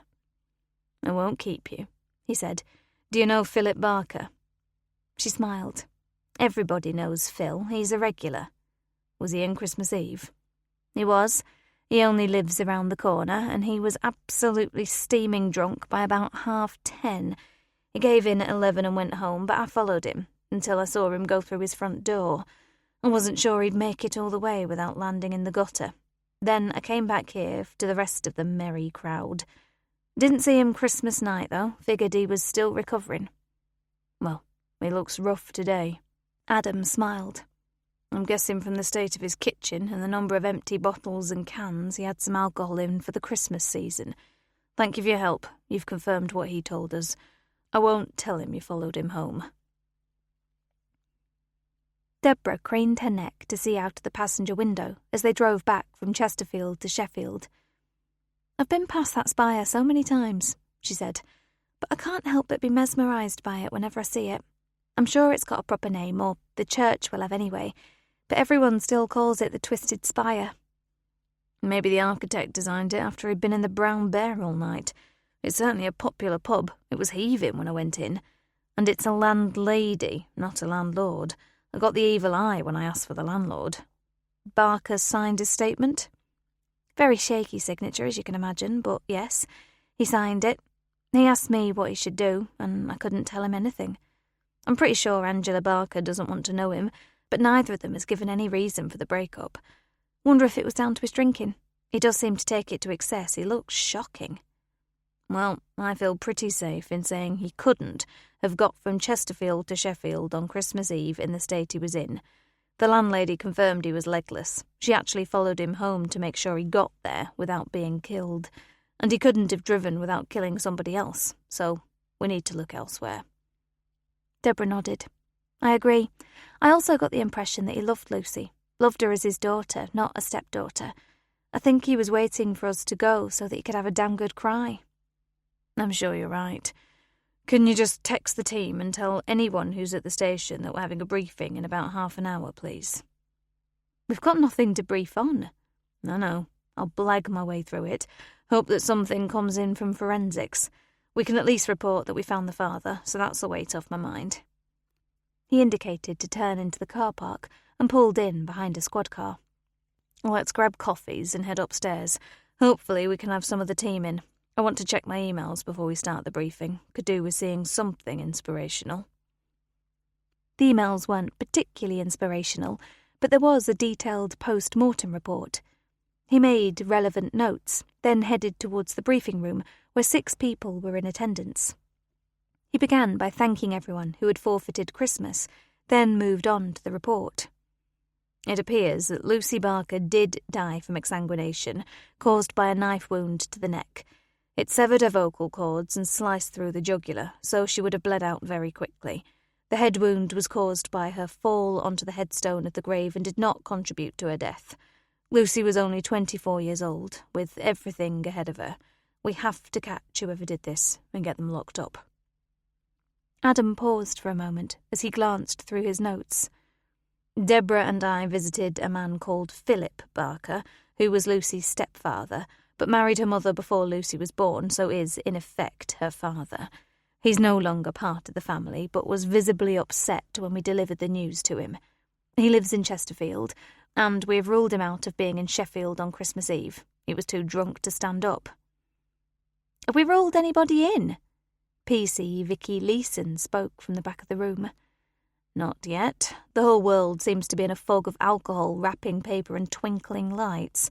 Tomorrow's Friday, so I'm hoping things start to wind down until we get to next Tuesday evening and we have fireworks and stuff to contend with." He glanced around. "Any questions?" "Does Lucy Barker have siblings?" The question came from a serious-faced DC Ivan Newman, and Adam shook his head. "No, she didn't. It makes it so much worse, really, knowing she was an only child. Her mother is distraught, looked awful when we called round. She's clearly at odds with her ex-husband, though, but no details on that as yet." Are we doing a room search at Lucy's home address? DC Kenny Patrick asked. Hilary and I can do it, if that's what you need. Thanks, Kenny. And don't ring first, just turn up. Be polite and make it clear it's not an optional thing. You're there to do your job. Kenny nodded and glanced across at DC Hilary Crane. We'll go first thing tomorrow. Fine, she said. You driving? Do I need extra life insurance? Adam grinned. You drive, Hilary. Then we might get you both back in one piece. I know I don't really need to tell you, but keep your eyes peeled for a diary or a journal. Let's see if we can find out a bit more about the late Miss Barker. I'm sure there's something we've not discovered yet, and I'm hoping she's left some clues somewhere. We're also going to have to search her shop premises because there may be something there that would point us in a different direction. Adam paused to organise his thoughts into something that made sense. At the moment, we only know her family, but surely she must have had some other side to her life. Hilary, ask Angela Barker for her daughter's shop keys when you go, please. They're not in her bag that we recovered from the crime scene, so they must be at home, or in her car, which I'm guessing is still at home. She apparently walked to the church on Christmas Eve. Yes, boss, Hilary said. We'll go through the car carefully in case it needs to be forensically examined at some point, gloved and booted. We might just find something. Adam nodded his thanks and looked around at everyone. Do we all have jobs for tomorrow? There were nods all round. Okay, now go home. Let's salvage a little bit of Christmas and make a start in the morning. Report back as soon as you have anything to pass on to the rest of the team. We'll have an afternoon briefing tomorrow. Now go home, he ordered. Chapter 9. Adam drove into work with a smile on his face as he thought about the previous evening. Santa Claus had delivered a family gift from Adam's Aunt Margaret, who lived in Kent, and it had proved to be the hit of Christmas as far as all of them were concerned. She had sent an upmarket bingo game, complete with a drum that automatically delivered the balls, and the entire evening had been spent with William and Alfie taking it in turns to be the caller. It turned out that the boys played bingo at school as part of their maths lessons, and they certainly had the patter off to a fine art. 2 little ducks, 22, have you got it? Probably not, had been the mantra for every number called out, and Adam guessed it was the way the numbers were called at school. There had been much hilarity, and Adam had actually won a Mars bar for getting a full house. This explained the smile on his face as he parked his car at the police station, and he knew he would remember the phrase, probably not, forever. It was quiet in the briefing room, but the peace didn't last long. It seemed nobody wanted to stay home and keep the magic of Christmas alive. That had disappeared with the finding of Lucy Barker's body. Friday began with a general discussion, and everybody agreed there was a complete lack of viable suspects, and in fact, they were doing very well at ruling people out. Why did her parents separate, boss? Hilary Crane asked. Was it something to do with Lucy? I don't know, Adam frowned. Both of them spoke of the split, but the way it was mentioned, it was just a parting of the ways. I got the impression from Philip Barker that his overuse of alcohol was a contributory factor. If we ever need to bring either of them in for a deeper interview, that question will have to be answered, but I'll let it go in view of the fact that they might be living apart now, but they are grieving parents. If there is any hint that lies have been told or omissions made that could be relevant, one or both of them will find themselves answering us officially in an interview room. Thanks for clarifying that, boss. I was reading through all the reports and I just felt that tingle you get sometimes. There's a reason why a 24-year-old is still living at home with Mum when she had a place of her own to move into at one point. She was quite an independent young woman, a business of her own, and suddenly she cancels her new home, stays with Mum, and he leaves. Is there more to that situation? Hilary leaned back with a sigh. Just my thoughts, she said. Excellent thoughts, Adam responded. And I do believe at some point we'll have answers to all the points you've raised, either accidentally in conversation or by getting them officially. However, Philip Barker does have a pretty solid alibi for Christmas Eve. He was simply too drunk to walk properly, and unbeknownst to him, he was actually followed home from the pub, and the landlady watched him enter his house. And let's not forget, he lives in Chesterfield. It's quite a trek to Sheffield when you're drunk out of your skull. No, it wasn't Philip Barker, and instinct says it wasn't Angela Barker, but as always, open minds are our greatest tools. He looked around the room and grinned at everyone. And here endeth the first lesson. I guess I've seen too much of our Reverend Rainforth. Well, don't ruin everything by suggesting him as a suspect, Deborah said with a laugh. A fair taken to our local vicar. So far, there's nobody else left to suspect, Adam retaliated. We need everybody to return to work, for life to get back to normal, and we need Lucy's bedroom and business to be searched. Hopefully, something will stand out as being not quite normal, and we can take it from there. I'm really struggling to believe this was just some random attacker out on Christmas Eve looking for somebody to kill. Lucy Barker was targeted for a reason, and somewhere in her life is the answer. Could a woman have done it? Without a doubt. There is only one slash with the knife, straight across her throat. It wouldn't take strength, just a desire to kill.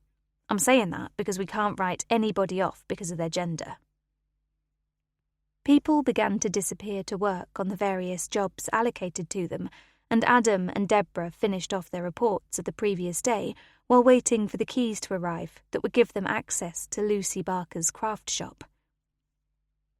With the keys finally in their possession, and apparently after objections from Angela Barker, who didn't want them to be in the shop without her supervision, Adam and Deborah opened up the door and entered the alarm code. They stood for a moment, taking in the splendour of Lucy B's, and Deborah exhaled. Wow, she said. This is a crafter's dream. My dream, anyway, and I have absolutely no idea where we start to look through everything. It's awful to think she had built it up to this level of excellence because she had a passion for crafting and now she's gone. Adam thought for a moment. Presumably it will all pass to her mother, to Angela Barker. Deborah stared at him, following his thought pattern. No, surely not. She wouldn't kill her own daughter just for financial gain. Adam shrugged. Worse things than that have happened during my career. She had no alibi. She simply confirmed she walked to the church looking for Lucy because she didn't like the idea of Lucy being alone on the walk home after the service. It was only when she saw the forensic van that she headed back. She didn't go and ask somebody what was going on. She explained it away as burying her head in the sand, not wanting to think her daughter could be late home for a reason, and that reason had drawn the police to the churchyard. It's all very sketchy and flimsy on her part, but I occasionally have to remind myself that life can be like that, not always cut and dried. So you thought you'd just wind me up about the possibility of Angela being involved in the murder, just for the fun of it? No, just trying to ram home the stuff I was saying at the briefing about keeping a fully open mind. Of course I don't give serious credence to Angela having killed Lucy, but we've been a bit quick dismissing that thought. Let's start upstairs, get as much done as we can, and see if anything arises. The stairs to the upper floor began at the opposite side of the shop to the main door, and Deborah switched on the lights as she reached the top. It was just as wonderful upstairs as it was downstairs. There was a tiny office area in one corner, and Deborah headed towards that. It contained a small 2-drawer filing cabinet, and she began with the bottom drawer. It held an accounts book with absolutely nothing written in it, so Deborah guessed Lucy was using an online system for her accounting. She had a folder for invoices that had been paid and a wages book that was up to date for 2 employees. Their salaries were definitely on the minuscule side, so she had to assume that they didn't work many hours, just helped out maybe when Lucy had a class to teach or when she needed to buy new supplies. It wouldn't be practical to keep closing the shop. She would have needed assistance of some sort. She took a photograph of the 2 names and addresses and moved on to the top drawer. This contained a couple of reams of printer paper, printer inks, business cards and other bits and bobs of stationery, nothing that said, "Look at me, this is a clue to why I was killed." She did a thorough check of the rest of the small space but didn't find anything that was in any way helpful. She looked at Adam and shook her head to indicate there was nothing and went out to join him as he searched the rest of the upper floor. "Anything?" he asked. "I've 2 names and addresses we can check on, but they seem to indicate part-time workers and not on a regular basis. We need to check them out, but I can't see them being of any help. We maybe need to speak with her accountant because I think she possibly uses an online accounting system, no handwritten bookkeeping anywhere. Her mother may know more about that. You found anything?" "No. This is a proper Aladdin's cave of stuff I know nothing about. Who knew diamond painting was a thing?" "I did," she said, trying not to laugh. "Well, I do too now. Not sure I want to have a go, but I'm expanding my brain cells to take all of this in, encompassing every craft under the sun." He waved an arm around, indicating the wealth of kits brought in by a smart shop owner. "Let's have a mooch around downstairs and see if anything leaps out at us, but this all looks fine so far," Deborah said. Adam nodded, his mind blown by the multitude of stuff he'd already looked at. The downstairs area held a whole wall of knitting wools, and Adam chose not to comment. His mind was reeling. He could never have imagined anything like this, and he kept thinking about Lucy Barker, who had clearly put her heart and soul into making a success of her business, and was now lying in a mortuary. They finished their searches and checked all lights were off and the alarm reset before closing the automatically locking door behind them. "Seeing something like that makes everything so much sadder, doesn't it?" Deborah said, as Adam switched on the ignition. He pulled away from the shop before answering her. "We've got some real villains on our manor. Some of them I honestly don't give 2 hoots about whether they live or die, but this case has knocked me for 6, especially now that I've seen what this young woman had achieved. She definitely didn't deserve what happened to her, and we need to make sure we bloody well find out who took that knife to her and why." "You still don't think it's just a random act, then?" "No, Debs, I don't. It feels targeted, but it seems nobody knew her, never mind enough to target her. We've a lot more digging to do before we get the answers we need, and we need to start at the beginning. I don't buy this one-night stand lark. I believe Angela knows who the real father of Lucy is, and I suspect Philip Barker believes that as well, and it's played on his mind enough to force a rift in their relationship." He took a deep breath, jumped on his brakes as he noticed the traffic lights turning to red, and swiveled slightly to face his sergeant. "But will she tell us the truth?" "She might, now there's nobody to hide it from. You think she might talk to me, woman to woman, rather than you? Happy to try if you think it'll do any good." Deborah laughed. "Nobody to hide it from except the real dad, I mean." Chapter 10. Steve Rainforth couldn't settle. He'd lived a sheltered life, had rarely come into direct contact with any sort of crime, so to be plunged headlong into a murder where he had been the one to find the victim was mind-blowing. Spending Friday afternoon putting together a sermon for Sunday morning that could touch on the events of Christmas Eve without involving the word nativity was proving difficult. He currently had a bin half full with scraps of paper on which he had jotted down thoughts, knowing they were rubbish and didn't merit being transferred to his computer. He read through the small amount he had felt was maybe satisfactory and shook his head. Utter rubbish, he decided. He closed his laptop, stood and walked over to the window. To his surprise, snowflakes were drifting down. There was the lightest of covering on the ground, but he felt heartened by it. Snow was his favourite weather, and he stood for some time, taking in the beauty of the flakes. Hearing Jenna's voice calling from downstairs to tell him it was snowing made him smile.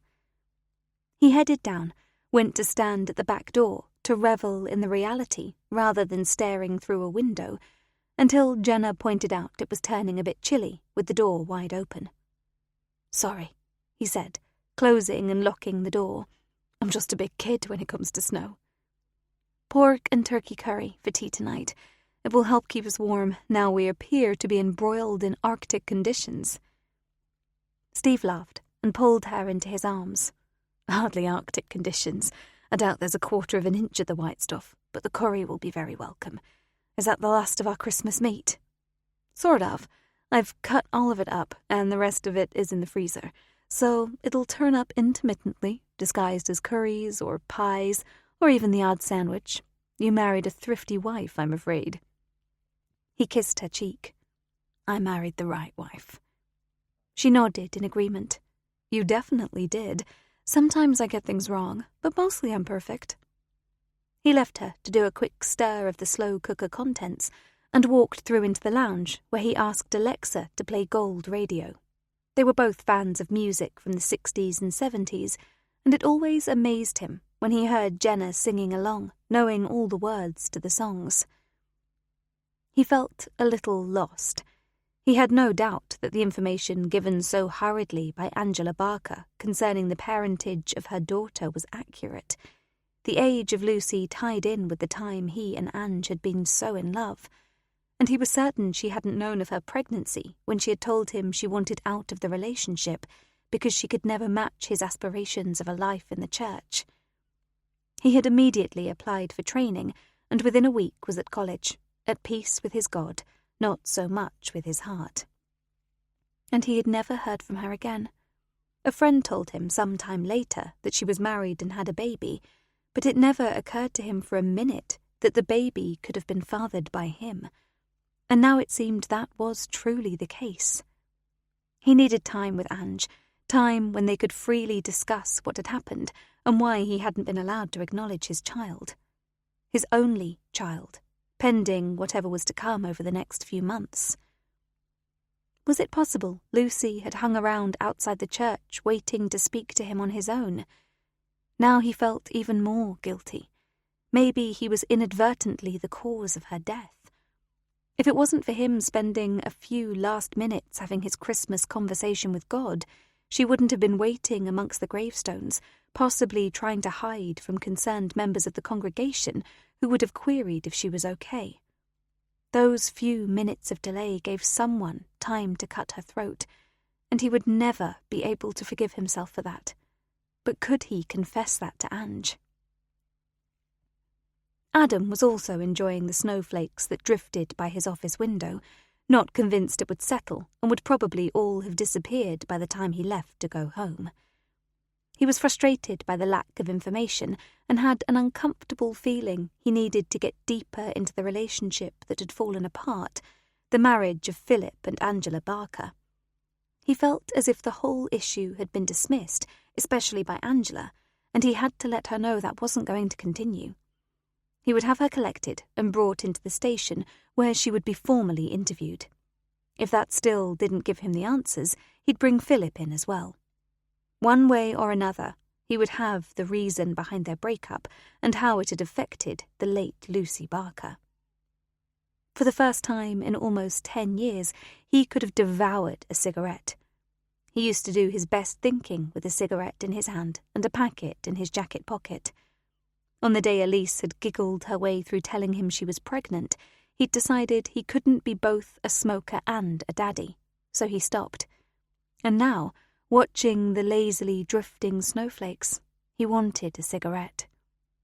He sighed, returning to his desk, and took out a packet of Trebor Extra Strong mints.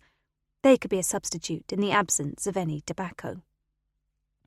Deborah was still working at her desk, and he sent her a text telling her to go home.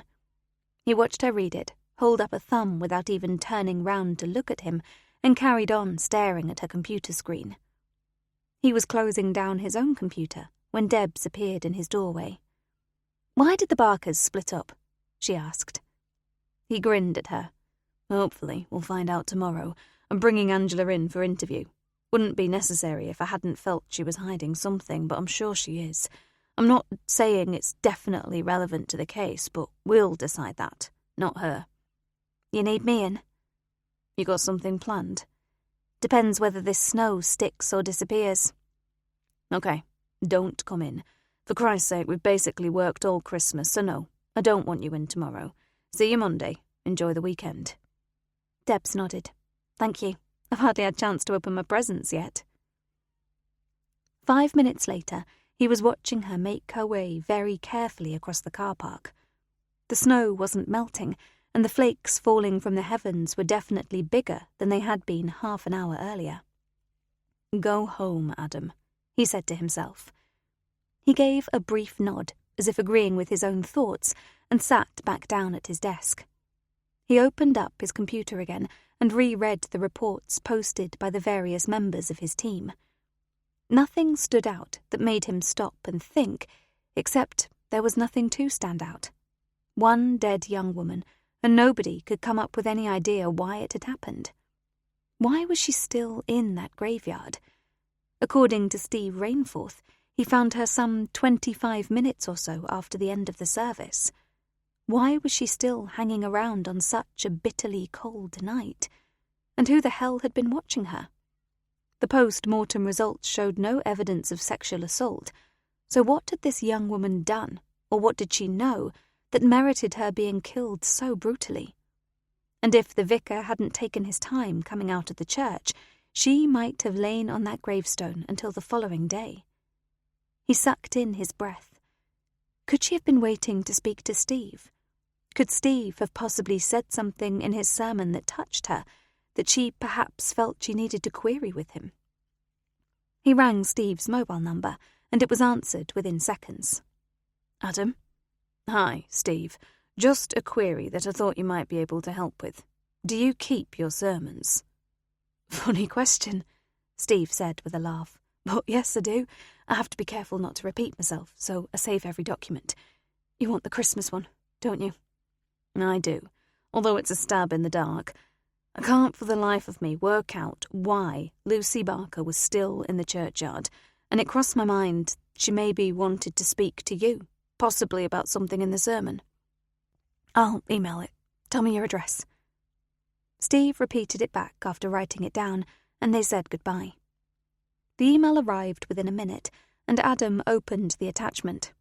24th of December 2024 was the file name, and he leaned forward to read it on his screen. It wasn't of any great length, but it was well written and quite poignant, was Adam's thought, as he read through to the end. It spoke of the birth of a baby, one that was loved at the moment of birth by its parents, but ultimately became loved by an entire world in varying degrees. And it didn't matter which religion a person followed, they still knew of Jesus. The last part was the bit that made Adam take stock. It was so true, and yet he had never thought of it in such simple terms. He read through it a second time, and couldn't for the life of him imagine which part of the sermon Lucy could have possibly wanted to discuss with a vicar she didn't know, at a church she hadn't visited before. And why was she there alone? Had she insisted on going on her own?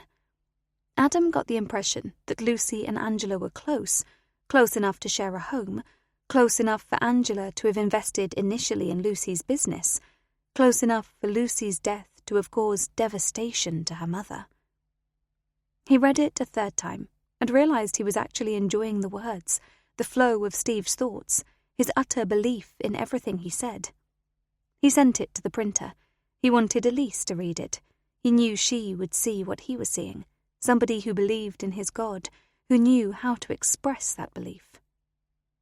As he walked across to collect the printout, he glanced through the window. The snow was starting to become a bit ominous, so he folded the paper, slipped it into his briefcase, and zipped up his coat. It looked like he was going to have a potentially long drive home, with the possibility of having to use the shovel in the boot to dig himself out of trouble. If, indeed, the shovel was still in the car. Hadn't they needed it to bury the cat after her demise earlier in the year? He groaned. Why was his life never straightforward? He put his briefcase in the boot, saw the lack of any digging implements, and cursed under his breath.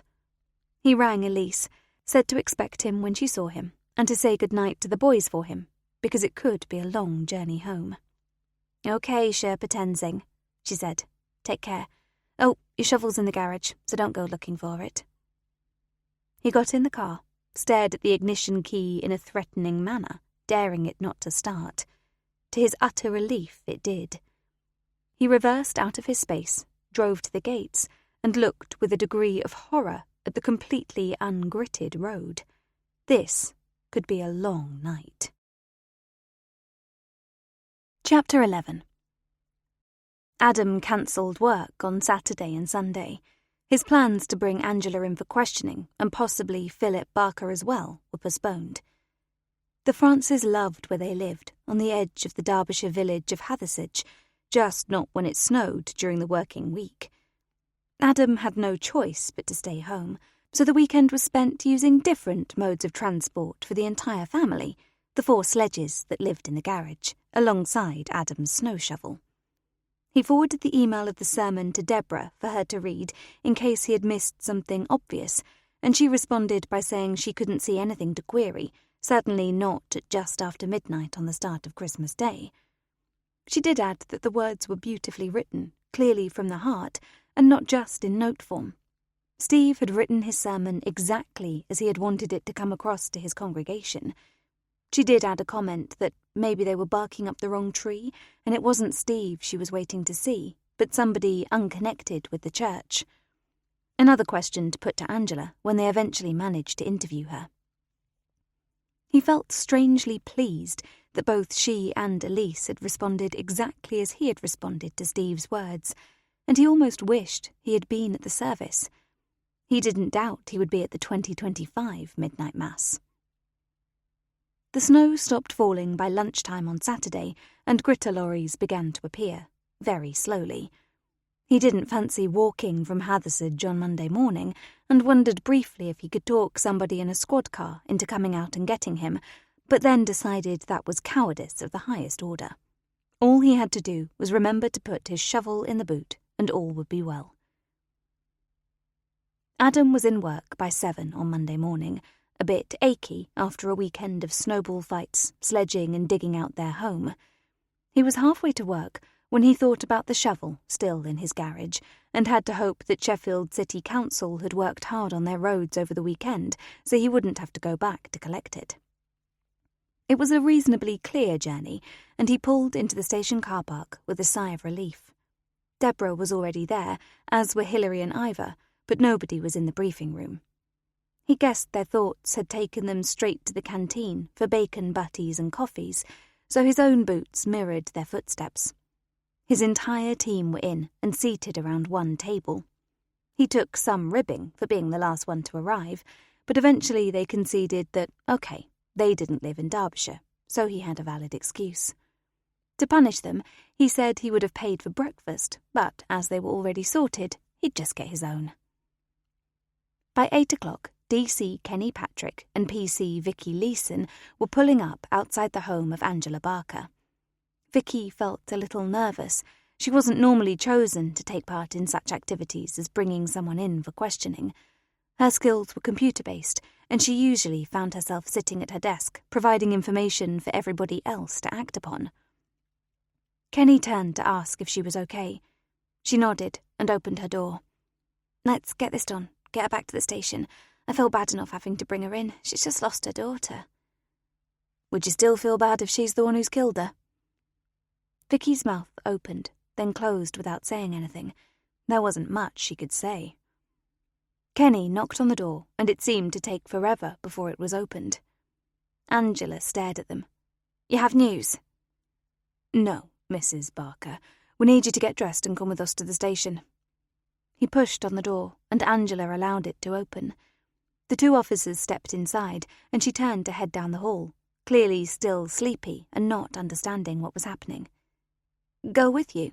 Why?" "I understand D.I. France has some questions, and we need to take your statement anyway. PC Leeson will accompany you upstairs and wait for you to get dressed."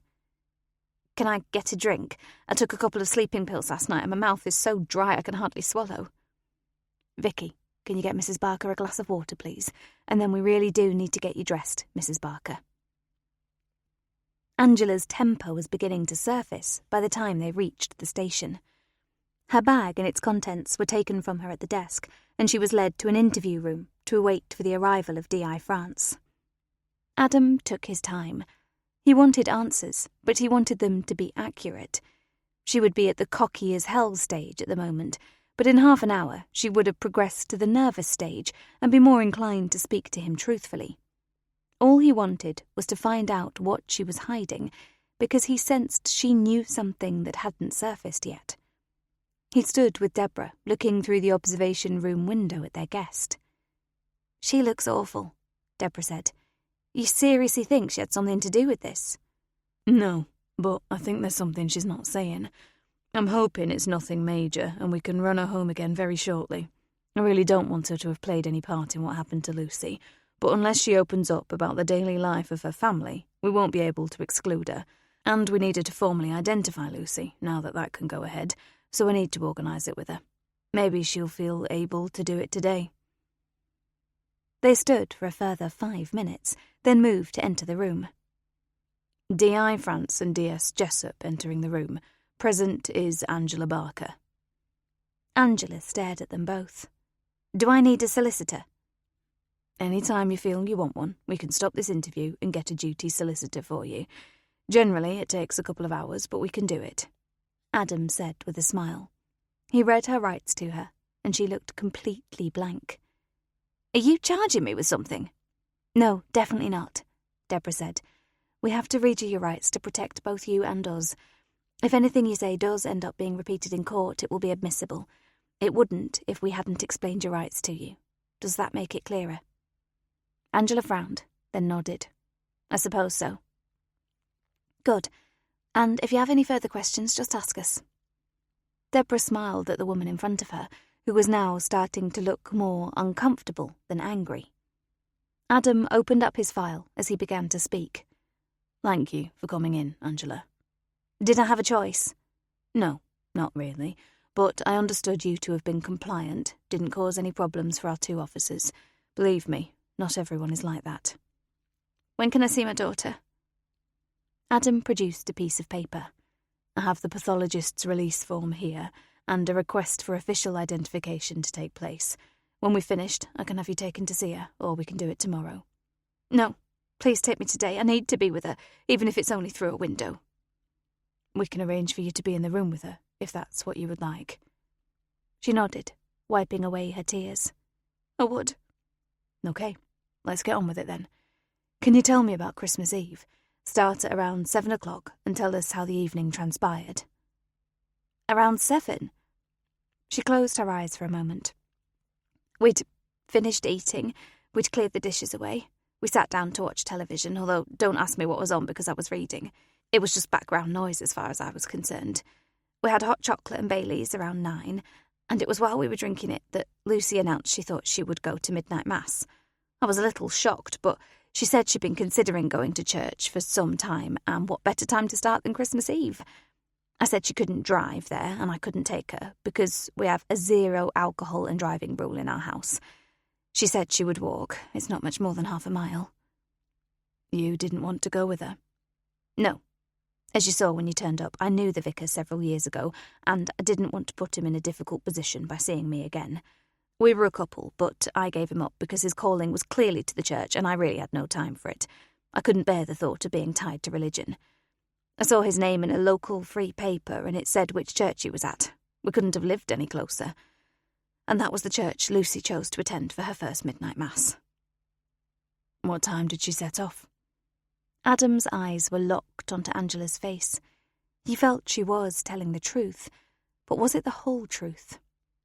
"About 10:30. She went far too early, but she said she would prefer to get there before everyone else, hang around the churchyard until people started to arrive, then go in with them. I made her wrap up warmly. It was such a cold, frosty night. It didn't save her, though, did it?" "We've had her phone checked, and it seems the last call she made was to your number at 1 minute past 11. "That's right. I asked her to let me know she got there okay. She sang to me." "Sang to you?" Deborah looked surprised. "She had a lovely voice. She sang Silent Night. Twice, actually. First in English, then in German. She loved the German version best. I said something along the lines of, 'You're a silly bugger, Lucy Barker,' and we laughed before saying we loved each other. That's the last time I spoke to her." Adam glanced at his notes. "You said you began to feel uneasy about 1 o'clock. That's right. I expected her home before that, so I walked towards the church, fully expecting to meet her on the way. It was still bitterly cold, and I was rushing to try to warm myself up. I almost got to the churchyard when I saw the police cars and vans. You didn't ask what was happening? No. It's like not wanting to believe what you're seeing. I convinced myself she must have taken a different route home, even though there isn't one. I didn't go to bed. I waited. And when you turned up, I wasn't surprised. The only thing that did surprise me was seeing Steve Rainforth again after all these years. He looked a little older, but I knew who he was without any doubt. And you brought me the worst news possible. It was definitely a silent night for my Lucy from that moment on. Chapter 12. Adam leaned back and stared at the distraught woman sitting across from him. He felt shitty, making her go through the whole thing again, and in much greater detail. Her feelings were showing, unlike any interaction they had shared before. Let's take a break, he said quietly. Hot drink, Angela? Tea, please, she said, grabbing another tissue. Deborah stood. D.S. Jessup leaving the room. He waited until Deborah had closed the door before telling Angela to relax. We're not here to lock you up for life, he said with a smile. We're here to find out what happened to Lucy and why. So don't say anything until we restart the recorder. Enjoy this drink because I imagine it's your first of the day. Am I right? She nodded. You are. I was woken at 8 by 2 thugs who actually proved to be okay. They allowed me a drink of water, and at least I could swap my pyjamas for jeans and a jumper, but it was a hell of a shock. It's put me off being a criminal, I can tell you. Score 1 to us, then, Adam said with a laugh. We were very impressed by Lucy's shop when we went to look at it. Such talent, Angela said. She could do anything, sang like an angel, could make anything she set her mind to making. She was an amazing person. She sighed. And all those gifts she was blessed with are gone now. It's hard to accept, and I keep finding myself talking to her, even though she's no longer here. The door opened, and Deborah re-entered with a large teapot, 3 mugs, and milk and sugar balanced somewhat precariously on a tray. We need to leave it a couple of minutes, then I'll pour. Everything all right? She waited a moment before telling the recorder she had re-entered the room. Both Adam and Angela nodded, indicating they were okay and hadn't come to blows in her absence. We've talked about Lucy, Adam said. A very talented lady. I guessed that when I saw her shop. Will you keep it going, Angela? I don't know. I don't have the skills my daughter had, but I can do certain stuff. I'm the tutor for the wool side of things. I teach crochet and knitting with all their variations, and Lucy concentrated on everything else. There are a couple of ladies who help out when needed, and I spoke to both of them last night to tell them the shop would be closed until I could get my head around everything. They said not to worry about them, and they would return if and when I decided to reopen, but I don't know what to do. You'll know when the time is right, Deborah said gently. She gave the tea a quick stir, then poured out their drinks and handed them around. Angela, you said Lucy didn't have a boyfriend. No, not for some time. She concentrated on the shop, said men would only distract her. Why? Just making sure we haven't missed anyone out who could be a potential suspect. We have a long list of people to interview who were all at the church service. Reverend and Mrs. Rainforth put their heads together and came up with a comprehensive list of everyone they could remember. There were only 3 who they didn't know or haven't been able to work out who they are. I can't stop thinking that if I hadn't been stupid about seeing Steve again after all these years, I would have been at the service with her, and none of this would have happened. I would have kept her safe. We would have walked home together.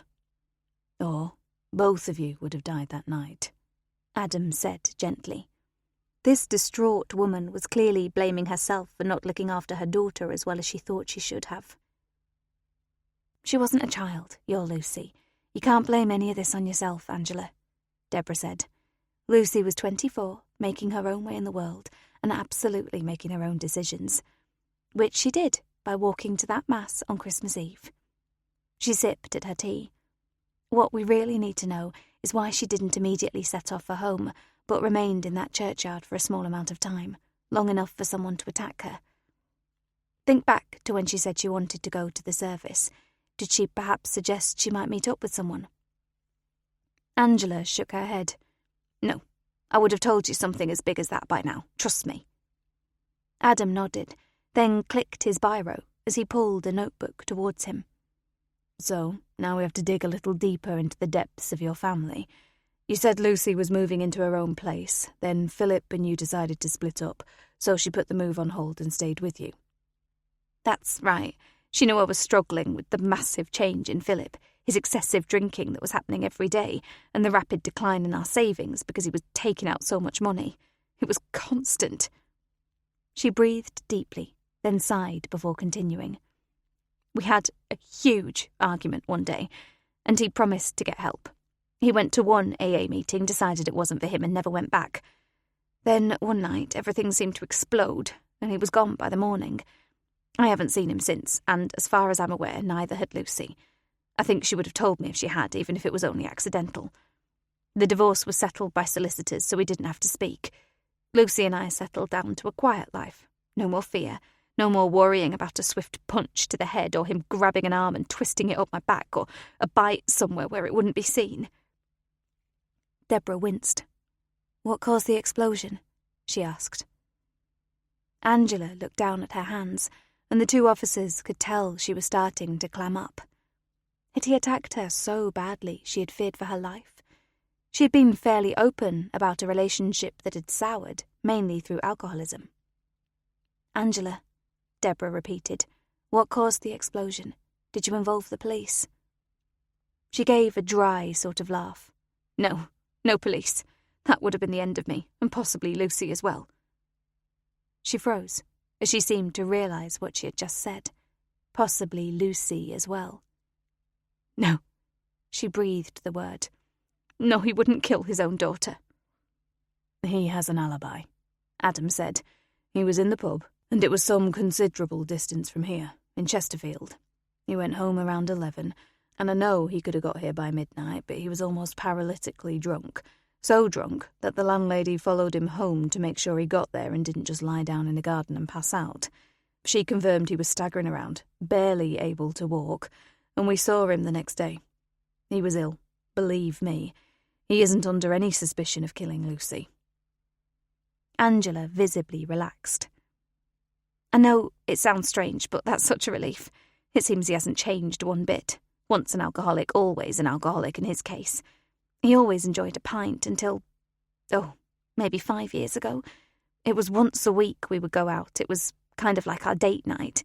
We had a good life.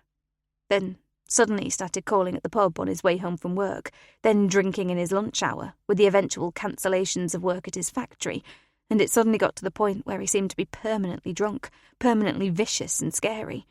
I'm dreading him attending the funeral because I know he'll be drunk before he gets there, and he'll cause trouble. Don't forget, we'll be there, Adam said. If he's too bad, we'll chuck him in a cell overnight to sober up. That tends to work as a temporary fix. So, tell us what happened on that last night. Adam could sense Angela was holding something back, knew it was possibly massive in her mind, but not really relevant to solving who killed her daughter. They just needed the complete picture, and the only person who could fill them in was Angela. She shook her head. Please, don't make me go through it. Isn't it sufficient that you know he was made to leave our home? No, it's not. This is why we had you brought here today. Not because you're a suspect, but because it's very obvious you're withholding information, and that in itself is a criminal offence if it proves to be relevant to the case. She sipped at the dregs of her tea and placed the cup gently on the table. She lifted her eyes to stare at the two officers. Okay. Lucy had gone to bed. The atmosphere in the house was awful. She waved a Kindle at me, said she was going to read herself to sleep and she'd see me in the morning. Philip had arrived home from the local pub roaring drunk, so I made myself a Horlicks to take to bed with me, fully expecting him to crash on the sofa for the night. I left the drink in the kitchen, went round, making sure all the doors were locked, then went back to the kitchen to collect my drink. Philip was there, holding a strip of tablets that I assumed were paracetamol, because he waved it at me and simply said, headache. She paused for a moment, and the two officers waited. They didn't need to speak. Angela was getting there, delivering yet another puzzle piece they hoped would help solve who killed Lucy Barker, and why. I picked up my Horlicks, gave it a final stir, and went to bed. I read, sipped at the drink, but the next day, when I cleared it away, there was still half a cup remaining. Fortunately. I dread to think how things might have turned out if I'd drunk the whole cupful before falling asleep. Adam smiled in encouragement. The tablets, not paracetamol. She shook her head. No, some sleeping tablets my doctor once prescribed for me, but because I felt scared by how deep a sleep they made me have and how rough I felt the next day, I stuck them in a drawer never to be used again except in cases of extreme emergency. I believe he'd added 4 tablets to the drink. They waited.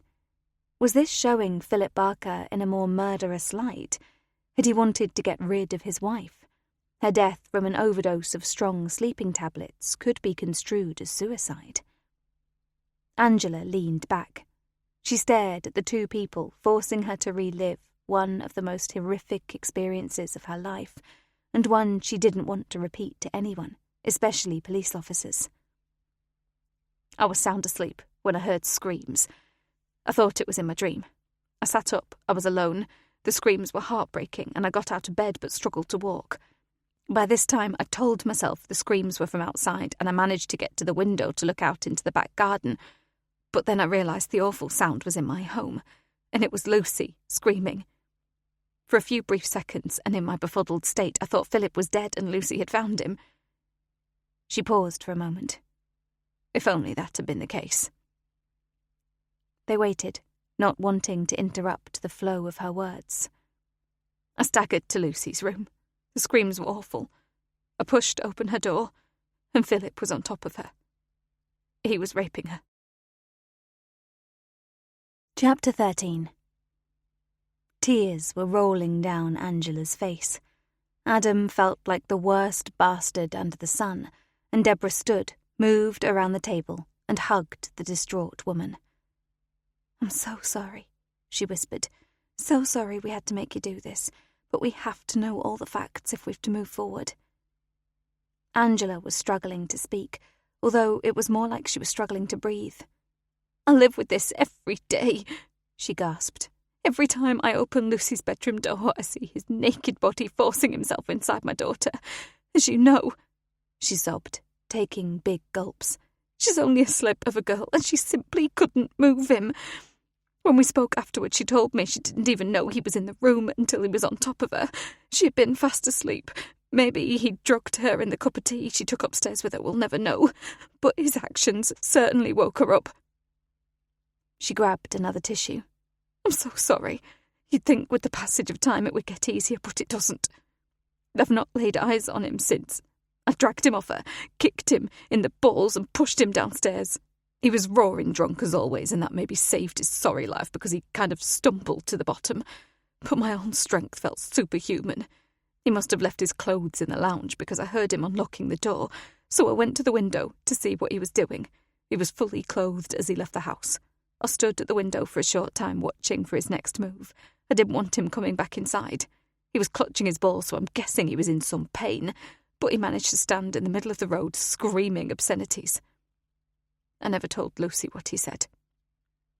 "Which was?" Adam asked gently. "She's not my daughter, so I can fuck her." Angela choked once again on her sobs. The 2 officers glanced at each other. This hadn't been what they expected her to say. None of it. The rape victim was now dead, leaving the only 2 people who could speak of it to be Angela and Philip Barker. CPS would refuse them permission to take it any further. Angela would say she saw him raping her daughter. He would say it didn't happen. She must have been hallucinating after taking too many sleeping tablets. "Who is Lucy's father?" Deborah said quietly, hoping to coax the truth out of her. "I don't know. I went to a party, had too much to drink and woke up in a strange bed with a strange man by my side. I can't say I felt as though I had been raped, but 3 months later I had to confess all to my parents. By this time I had met Philip, and I told him I had to stop our relationship because I was pregnant. At that stage we hadn't done anything more than kiss and hold hands, and he said he wanted to marry me. He would bring the baby up as his own, and nobody need ever know she wasn't his." "So, Philip this point in his life wasn't an alcoholic. Definitely not. And up to about 5 or 6 years ago he wasn't. But he changed, became depressed, and he turned to drink. Since then he's lost his company because he's never fully sober and hardly ever went to work. Now I don't care whether he's drunk or not drunk, he means nothing to me. What the rape did to my daughter mentally was the worst part. Because she saw him as her dad, whether he was drunk or sober. That's right.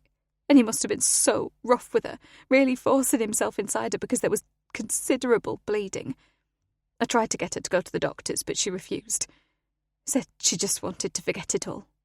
But it changed her.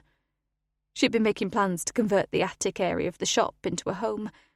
It's currently empty. She doesn't use it for storage or anything. She hesitated. Didn't use it, sorry. I keep forgetting. Would you like to go and see Lucy now? Adam felt he was walking on eggshells. She suddenly seemed so fragile. Then Deborah will take you home. We'll have your statement typed up while you're with Lucy and get it sent down for you to sign before you go home. Thank you for your openness, Angela. She stared at him. You're going to bring Philip in, aren't you? Too damn right we are. Would he drink and drive? She laughed, without even thinking about it. But you said he had an alibi for Christmas Eve. He has an alibi up to the point where the landlady of the Brown Bear watched him go into his house at about 11:30. But if his neighbours speak of his car moving after that time, we need to know about it. If nobody saw him leave his house or his car move, that's fine. Could he murder Lucy? She shrugged. Who knows? I would never have thought the lovely man I married would ever drink to the extent that he does, so I guess I'm not the right person to ask about him. And he was a good father up until that point. They logged off the recorder, and Deborah took Angela's arm. Come on, we'll go and have a cuppa in the canteen. I'll pre-warn them that we're going to do the formal identification of Lucy, and then I'll take you there. And I'll see to this statement, Adam said. You have our numbers if you think of anything else. Take care, Angela. Angela stared through the viewing window at her daughter's body. Yes, she said quietly, simply letting the tears flow unchecked down her face. Yes, that's Lucy Barker, my daughter. She pressed her hand on the glass, as if by doing this she could touch Lucy. Deborah waited patiently, knowing the grieving mother would eventually turn away of her own accord, and she did. I will see Lucy, touch her, when she's at the funeral director's place. I simply can't do it today. You'll let me know when I can arrange a funeral. Of course. Let's go into this office. I need you to read through your statement, then sign it once you're happy. You need to confirm we got everything you said down correctly. I'll run you home after that. Would you like a cup of tea? Coffee? Angela shook her head. No, I'm good, thanks. Let's get this signed and I can go home and crawl into bed. I can't remember the last time I had a decent sleep. Deborah took out the statement from the file on the desk and passed it across to Angela. Take a few minutes to read it, then sign it. She handed her a pen and sat back to wait. Angela read everything twice, occasionally sighing. Then, with a flourish, she signed her name. Can we add to this that if you find out who did this to my Lucy, that you have to give me the name first? Deborah shook her head. Sorry, no. I'm sure if we did that, there would be no need for a trial. Then we'd have to lock you up. I'm serious, you know. I could quite happily kill whoever has done this, because they've blown my life apart. And it's so irritating that I'll probably be the last one to be told. Whoever has done it will be locked away long before I'm told their identity. That's the way democracy works, I'm afraid. I don't always agree with it, Deborah admitted, but we have to do what's right. And what will you do about Philip? I've given you information that he's a rapist. What happens now? The Crime Prosecution Service won't touch it. Because the victim has died, it's your word against his. The CPS won't waste public money going for a prosecution unless there's a damn good win in it for them. Angela nodded. I guess that would be the case. I wanted Lucy to report it on the night it happened, but she kept saying he was her dad and she wasn't going to report him. I was still befuddled by the tablets I didn't know I'd taken, so didn't push it. But I wish I had. Deborah stood. Come on, let's go and have a cuppa at yours and talk about Lucy. They'll manage without me for the afternoon. Adam could feel serious anger building in him. He had quite liked Philip Barker. He had clearly had a hangover, but had still come across as a pleasant chap, despite the fact he would never in a million years pass a breathalyzer test. He had no reason at all to doubt what Angela Barker had disclosed. It had been a reluctant divulging of information that they had pushed her to give, and now he wanted to hear what Barker had to say about it. Would he admit to it? It wouldn't take a genius to work out that he wouldn't be charged for it, so he would have nothing to lose. But did that give him a reason to kill his daughter? With her dead, life would be considerably easier for him. The threat would magically disappear. But did he have reason to think she would go to the police? The marriage was well and truly over. He must have felt pretty secure that the rape would never surface. He glanced at his watch, just after 3. He walked out into the briefing room to see who was in and asked DC Kenny Patrick and DC Ivor Newman to go and pick up Lucy Barker. Don't mention what it's in connection with. Just tell him we need a formal interview and a signed statement. If he's not at home, try the Brown Bear just round the corner. And go in and get him out if he's in there. The 2 officers gave him thumbs up, understanding exactly what he wanted. A bit of intimidation always worked wonders at loosening tongues. They knocked twice before deciding Philip Barker wasn't home.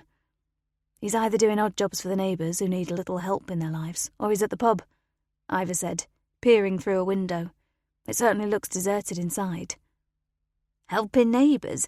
I got the impression from the boss that was something this fella definitely wouldn't be doing. Come on, let's head to the pub. They could have walked, but decided it would have more of an impact if they parked the squad car in the pub car park. Best lock the doors, Kenny said with a laugh. The car might have been gone by the time we come out if we don't.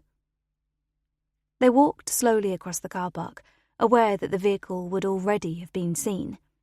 They had a choice of rooms, but guessed their target would be in the bar, not the lounge.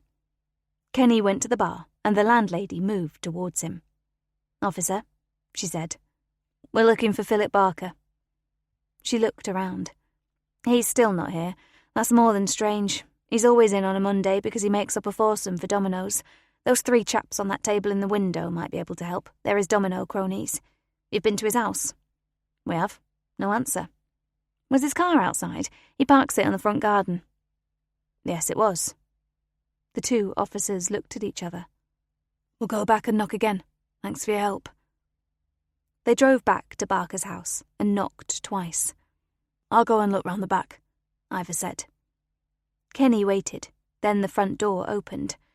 It wasn't Philip Barker who stood there, but Ivor. "The back door was unlocked. I'm going to check upstairs." Kenny nodded and began to look around the ground floor. "Shit!" Ivor's expletive made Kenny's heart sink. He headed for the stairs. "He's dead. There's tablets and booze everywhere." "Ambulance?" "It's too late for that. I'll ring the station." Kenny went into the bedroom, the smell making him gag. Philip Barker was half hanging out of the bed, and life was definitely extinct. Chapter 14. It fell to Adam to pass on the news of Angela's late husband's demise, and he saw tears spring instantly to her eyes. "I know it's stupid to react like this," she tried to explain, "but until he started to drink heavily, we had a pretty good life, full of love, no financial problems, and I always thought we'd always be together, supporting our daughter as she started her adult life. I miss those times, and I'm sorry he's dead. It could all have been so different if only he'd not given in to the drink." "Forensics are there at the moment because, although we believe it to be suicide, we have to be sure in view of the situation with Lucy. He did leave a note of sorts. It's just a scrap of paper, but as soon as I saw the words, I remembered what you said he had shouted. The note said, 'She's not my daughter.'" Adam watched for her reaction to that detail. "But she was. Oh, not genetically, but he was her dad in every way. And I can only assume he's guessing I would tell you about that awful night. He couldn't face the consequences of what he did, could he? Maybe he thought you could bring charges." "We'll never know," I'm just sorry I had to bring you this news so soon after losing Lucy." She stared at Adam. "Please tell me I won't have to be the one who identifies him for you." He didn't answer, simply looked at her.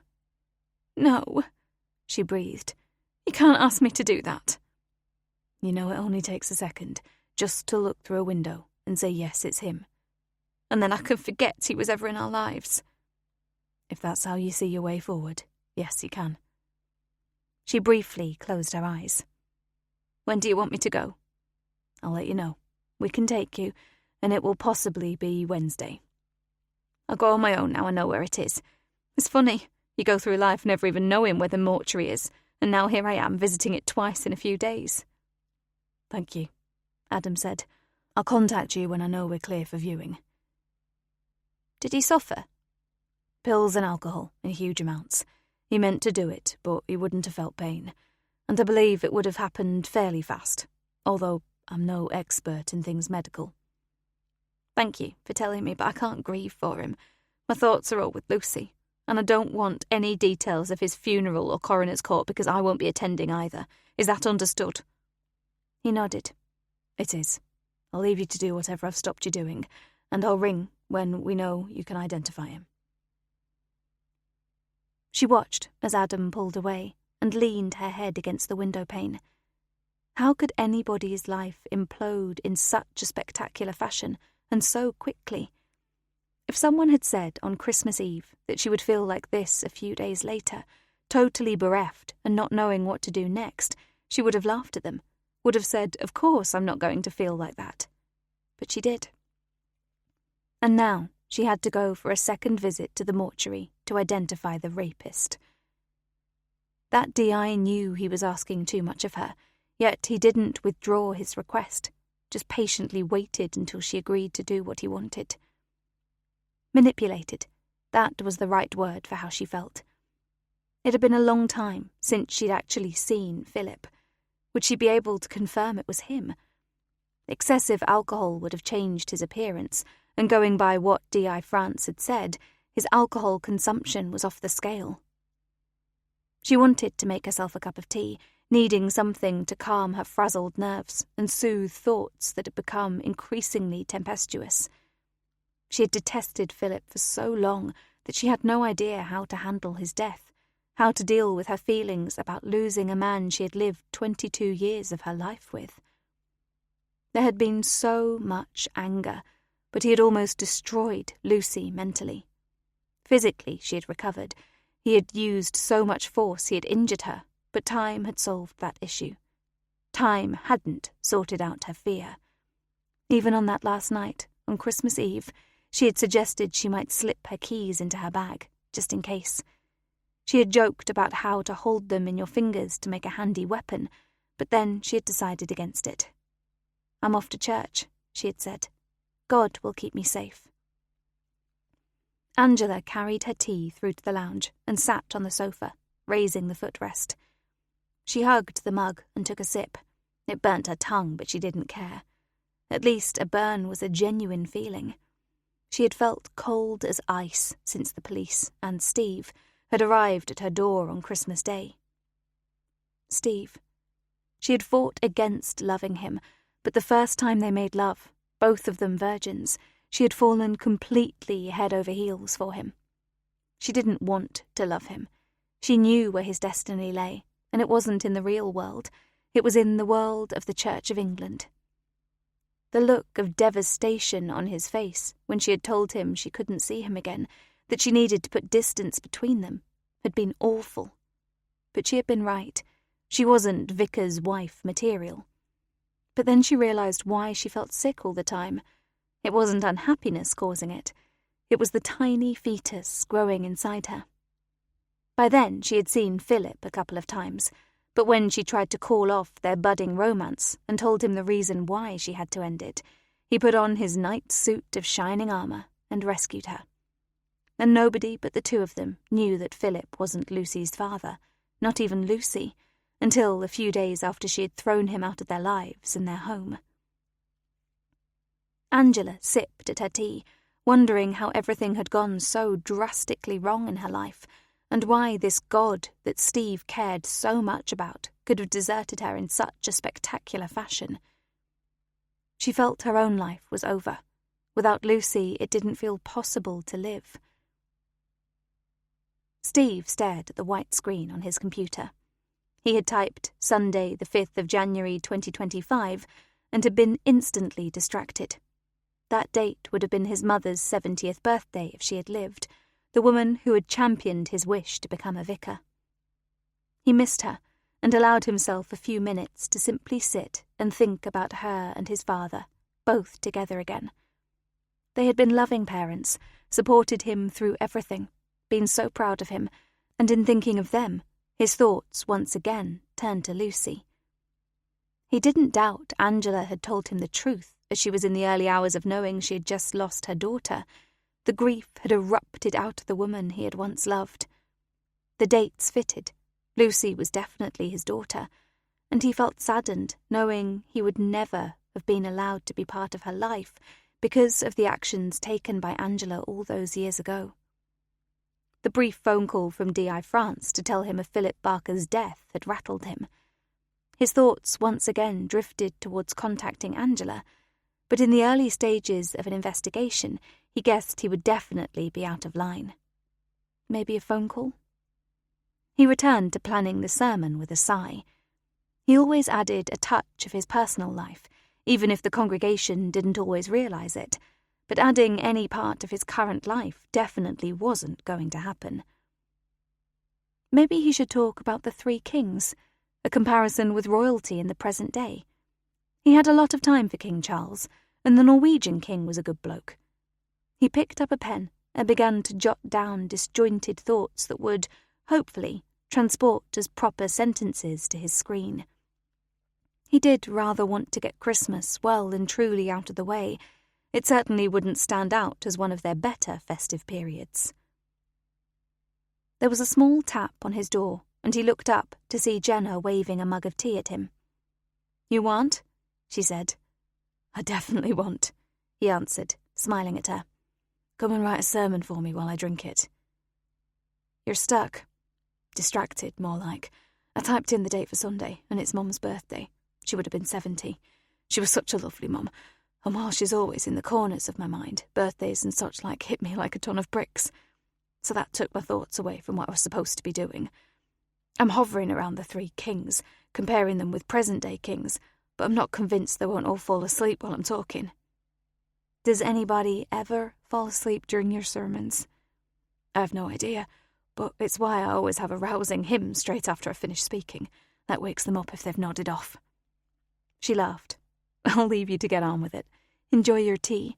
I'm going to turn up the heating, grab my Kindle, and have a quiet day. I'm feeling out of sorts, so I might ring Mom later. Check they're all okay." He sipped at his tea. "Give them my love, and tell them we'll definitely be out for a visit this summer." He smiled at her. "If all goes well with this IVF stuff, we may have news for them." "That would be wonderful," she conceded, "but I don't think anything will happen quite that fast. But one day we'll have our baby. I'm sure of it." She closed the door behind her after blowing him a kiss, and he returned to his computer with a sigh.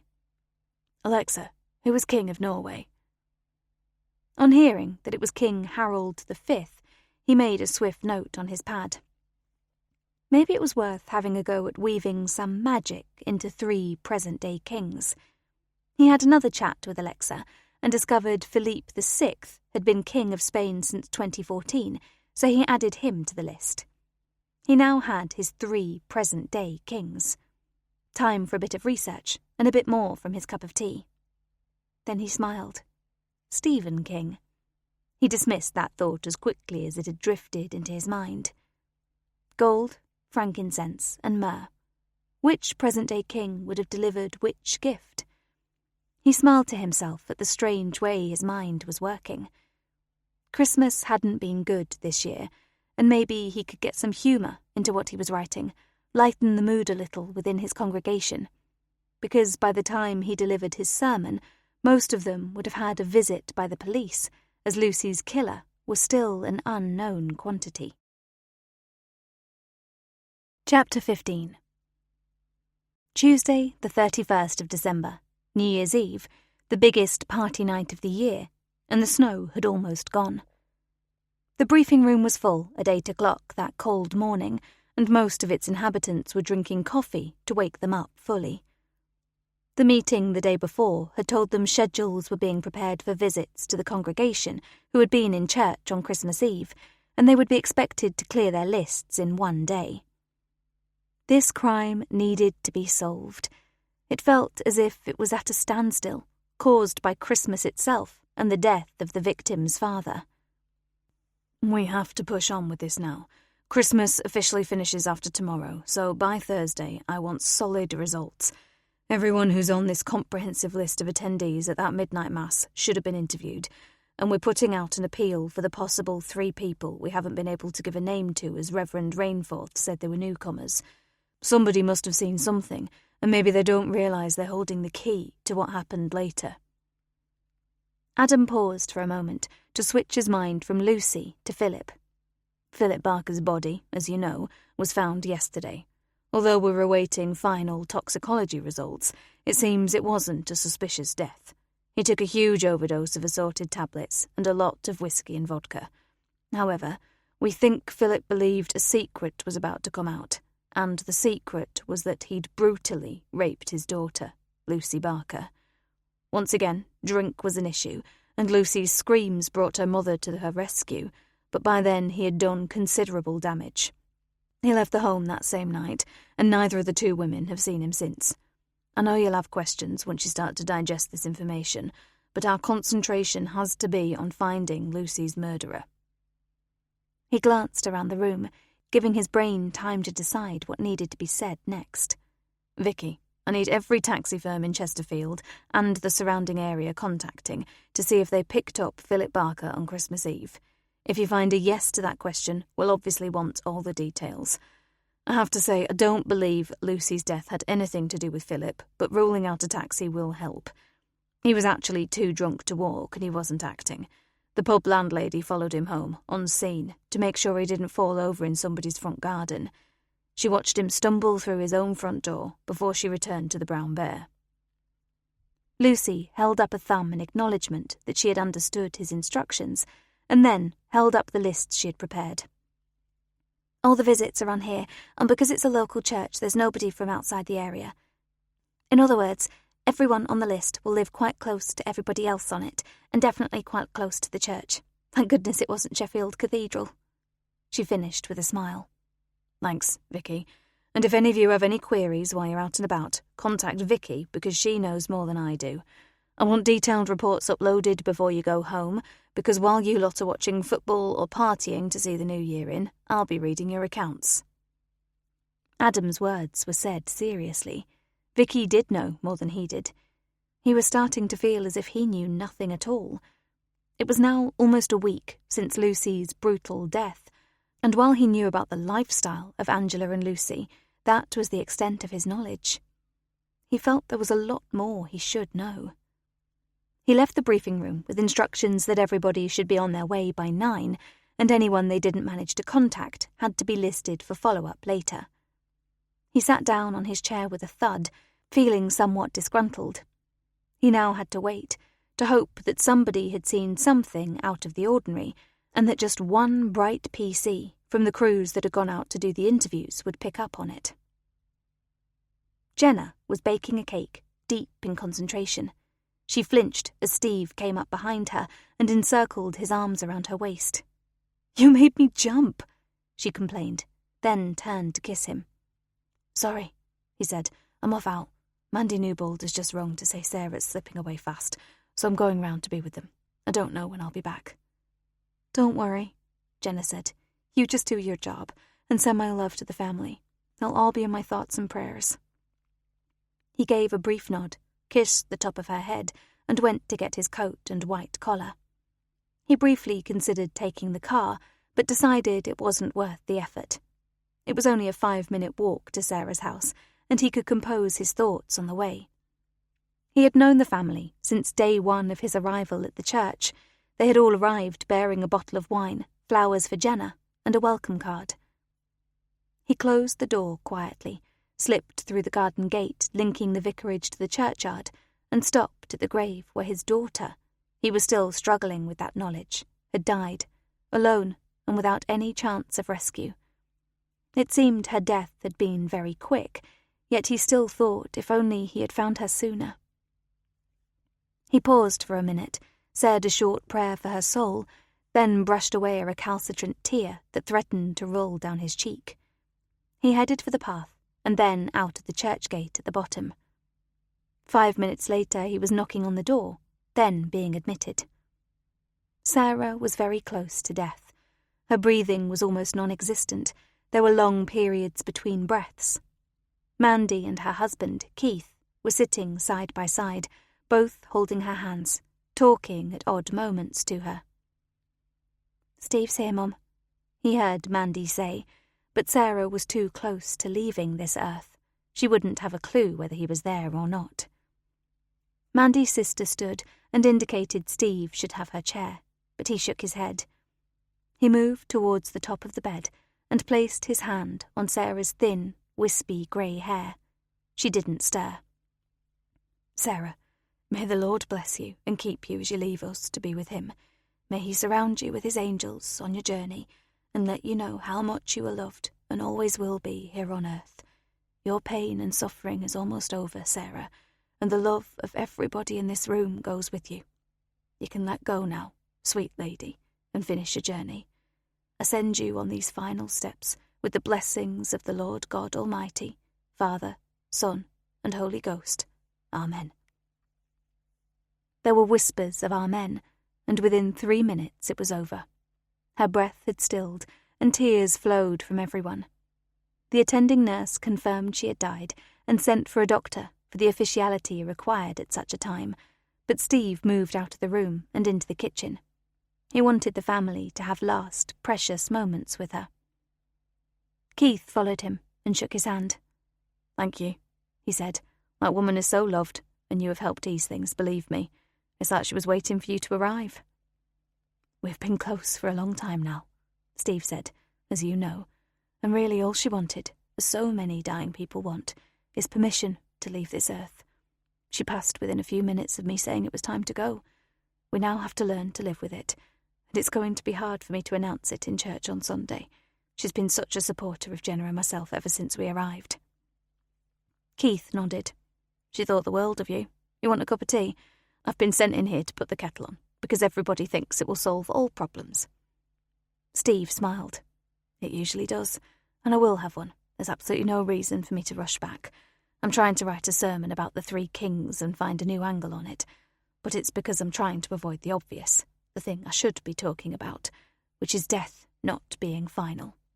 Your mother-in-law's passing is my 3rd in a week, and because of police activity that will be common knowledge by the end of the day. Not Sarah, but the other 2, which are linked. With the awful couple of weeks we've had, I've not really followed what happened at the church. They've not said anything about an arrest then?" "Nothing. I've given them a list of names, everyone who was at the church for midnight mass, but to be honest, they'd all gone home. The church always empties quickly after the last Christmas service because people want to get home to go to bed. Christmas Day is hard work for most people. Lucy, the lady who died, was also at the service, but for some reason was still in the churchyard. I don't suppose we'll ever know why." "A tragedy," Keith said as he switched on the kettle. "Just like that is in there, losing Sarah. She's been my mum rather than mother-in-law for so many years, and I don't know what I'll do without her." "She was in pain, Keith. She isn't now." Keith nodded. "I know. I keep telling myself that. It'll be a strange world without her, though." He got several mugs and poured milk into a jug. "You take sugar?" "No, thanks." "I'll not get it out then. We've all been trained not to have it," he said with a smile. "Even Sarah, who had a proper sweet tooth." "I know. Whenever I popped round to see her, there was always chocolate biscuits, and she loved a Kit Kat. She'll always live on in my mind. She was the first to welcome us here, and I don't forget kindness like that. It's hard to believe she's gone." The kettle switched itself off, and Keith poured water into the biggest teapot Steve had ever seen. "Has Sarah left any instructions?" "She has, but Mandy has all that in hand. I'm keeping out of it. Find it all too much." Keith stirred the pot and poured several cups of tea. He handed one to Steve, who sat at the kitchen table with it, placed one on the table for himself, then loaded up a tray with the rest. Keith picked it up and then put it back down again.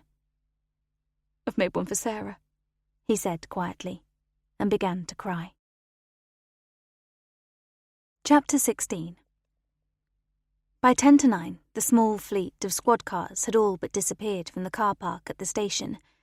They had their lists, their questions, their notebooks for recording answers given by the unsuspecting congregation members, and their intuition, always on high alert for this type of job.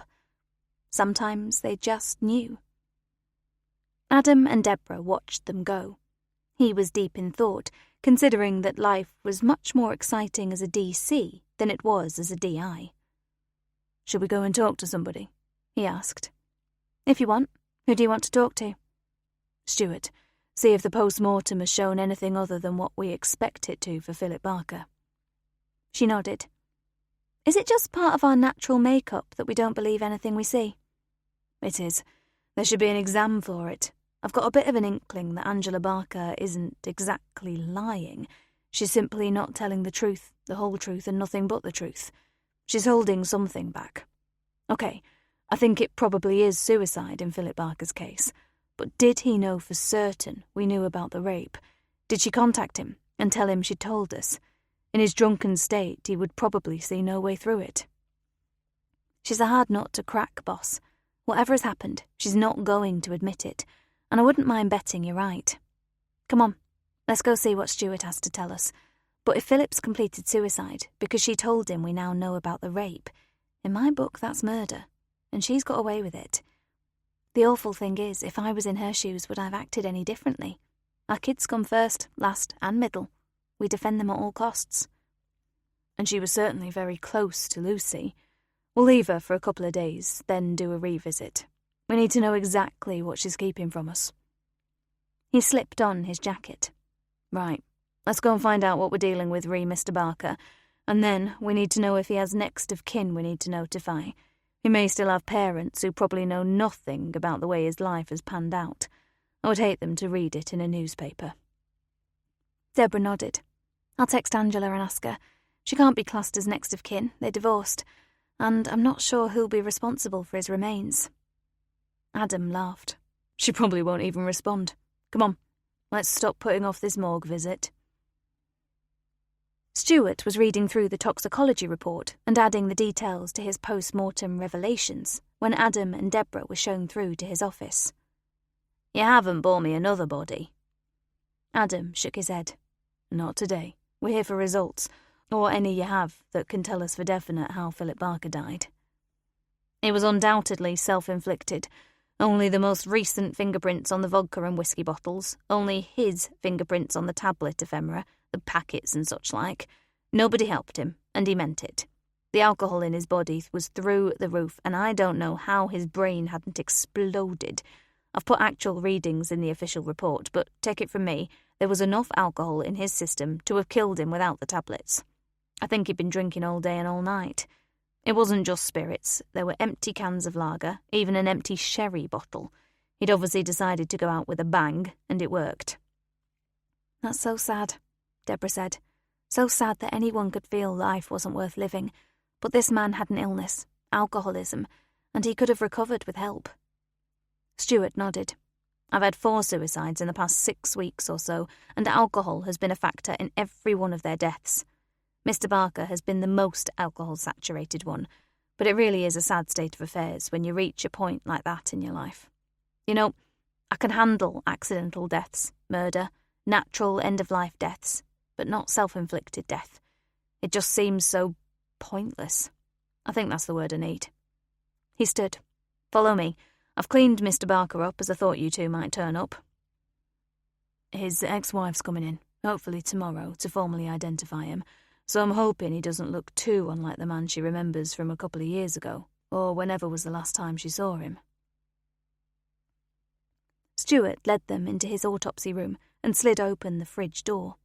He unzipped the body bag, and both Adam and Deborah reluctantly stepped forward. Neither of them relished viewing any deceased person, and they stared down at the face of Philip Barker. Everything about him was grey. His thinning hair was grey, his moustache and the stubble around his chin was grey, his skin was grey. Adam looked at Deborah, all too aware that she did this part of her job with reluctance. She nodded at him to show she was okay. At least this body, unlike his stepdaughter's remains, didn't have a slash across the throat. Deborah gently laid her hand on the body bag. I hope he's at peace now.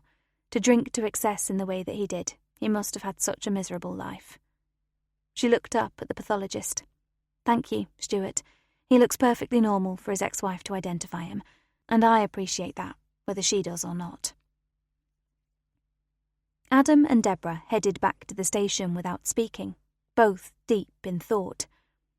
Deborah's thoughts went along the lines of Barker looking so normal, just dead. Adam's thoughts were along the lines of, why now? Why had he done it now? The awful part of it was that nobody would ever really know, because he hadn't left much of a note to explain anything. Deborah's phone pinged as they walked across the car park, and she saw it was some sort of response to the text she sent earlier to Angela Barker. She read it quickly. There were very few words to read, and confirmed that Philip Barker had no parents and no siblings. Adam sighed. That's rubbish, really. No wonder he relied so heavily on alcohol. Once Angela threw him out, he had nobody, except the pub, and apparently 3 domino-playing mates. Not much to show for a life. We need to go and speak with them, his friends. Maybe they knew something we don't know. There's no rush.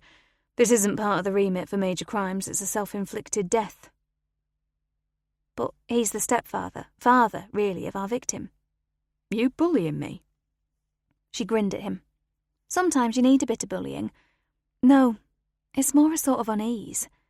Tell you what, I'll nip over tomorrow lunchtime to the Brown Bear, see if I can catch any of them in.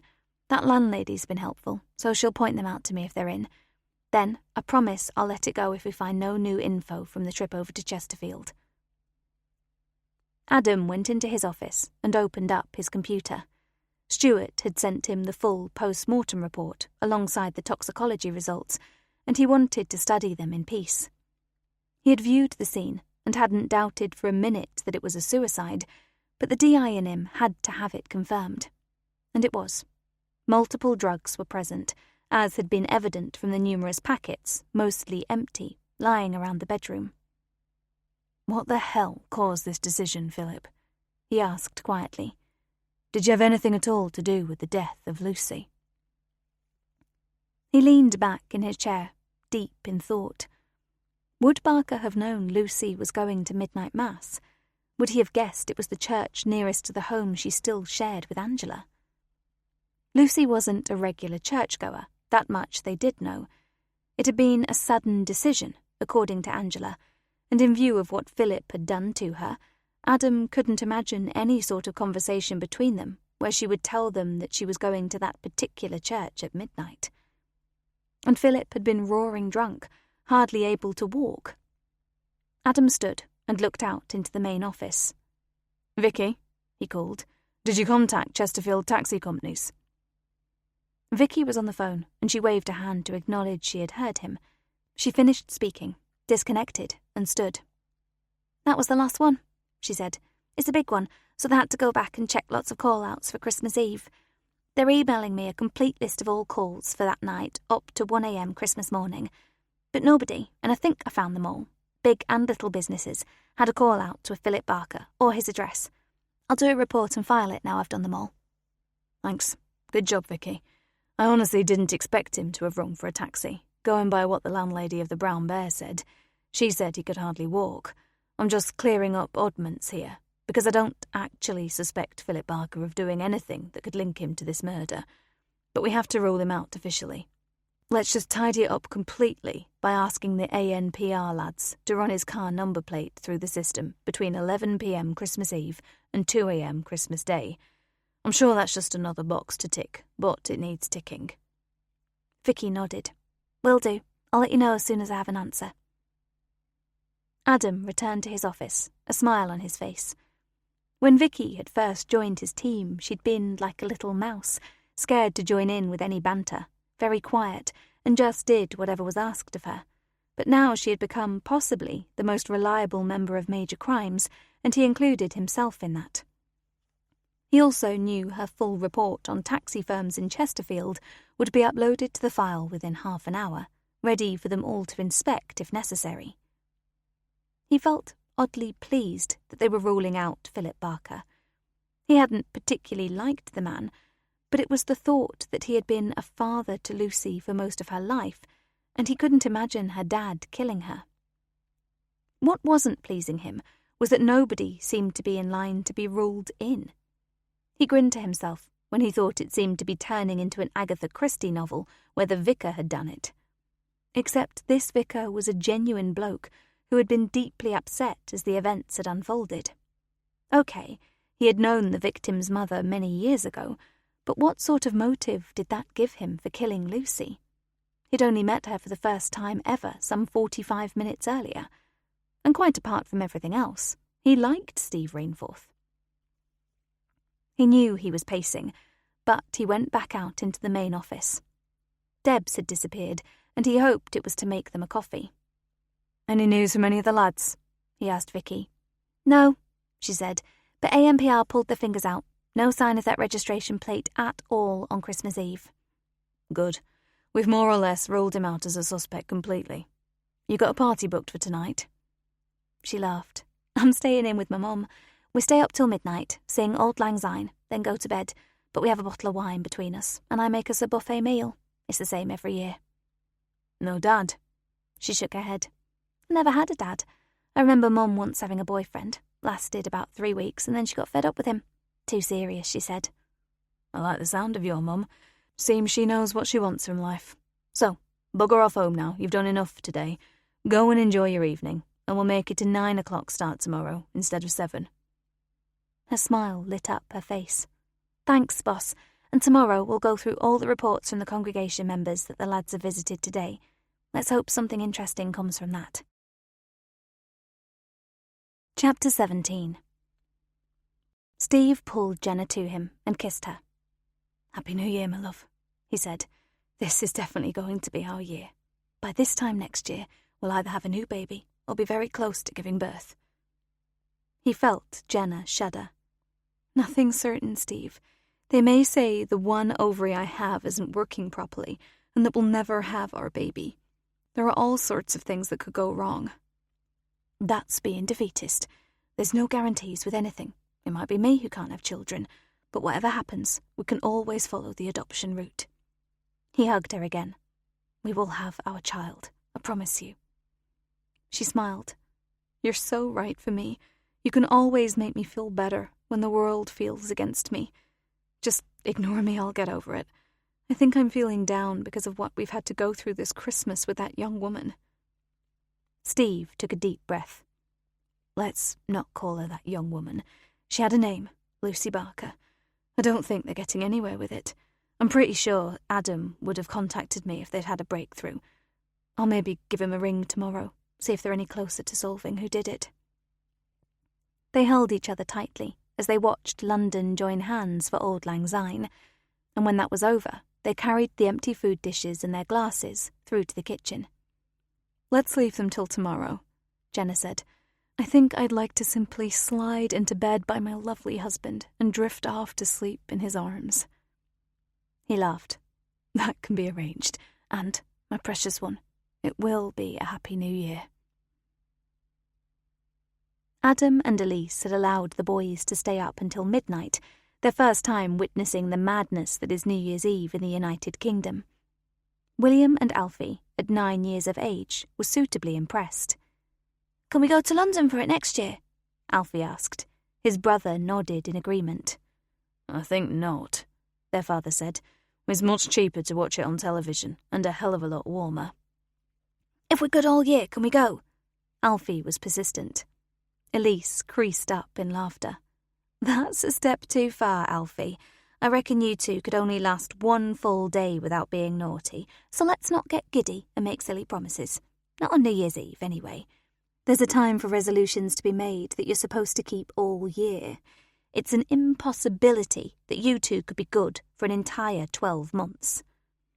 Boys, your mother has no faith in you. Adam pulled them close. Come to think of it, neither do I.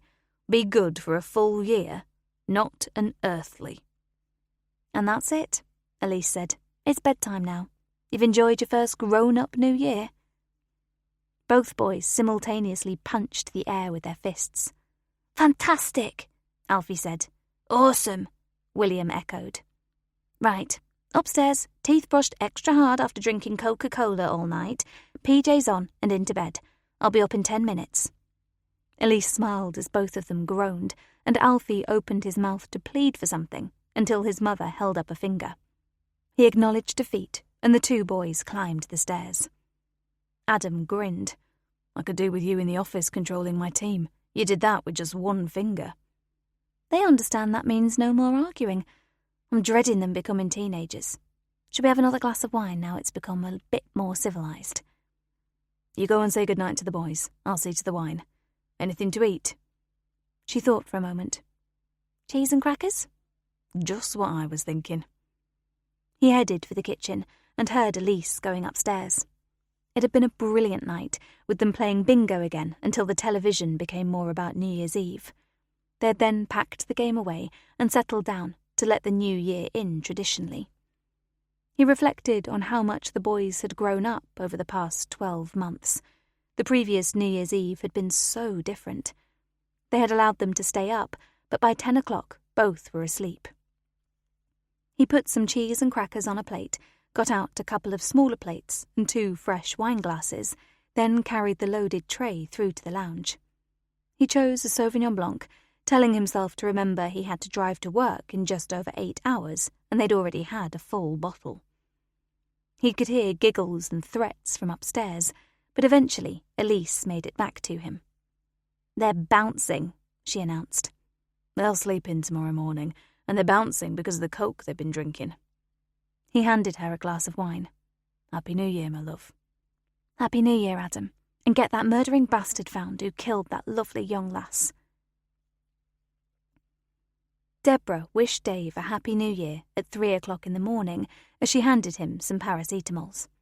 She had been in bed since 10 o'clock after checking Cara was asleep, but Dave had such a dreadful cold he hadn't been able to hold up his head, so she resigned herself to an early night. Now feeling fully awake, she went back downstairs, opened up her laptop and began to read the reports filed by all the uniforms who had been out interviewing the congregation members.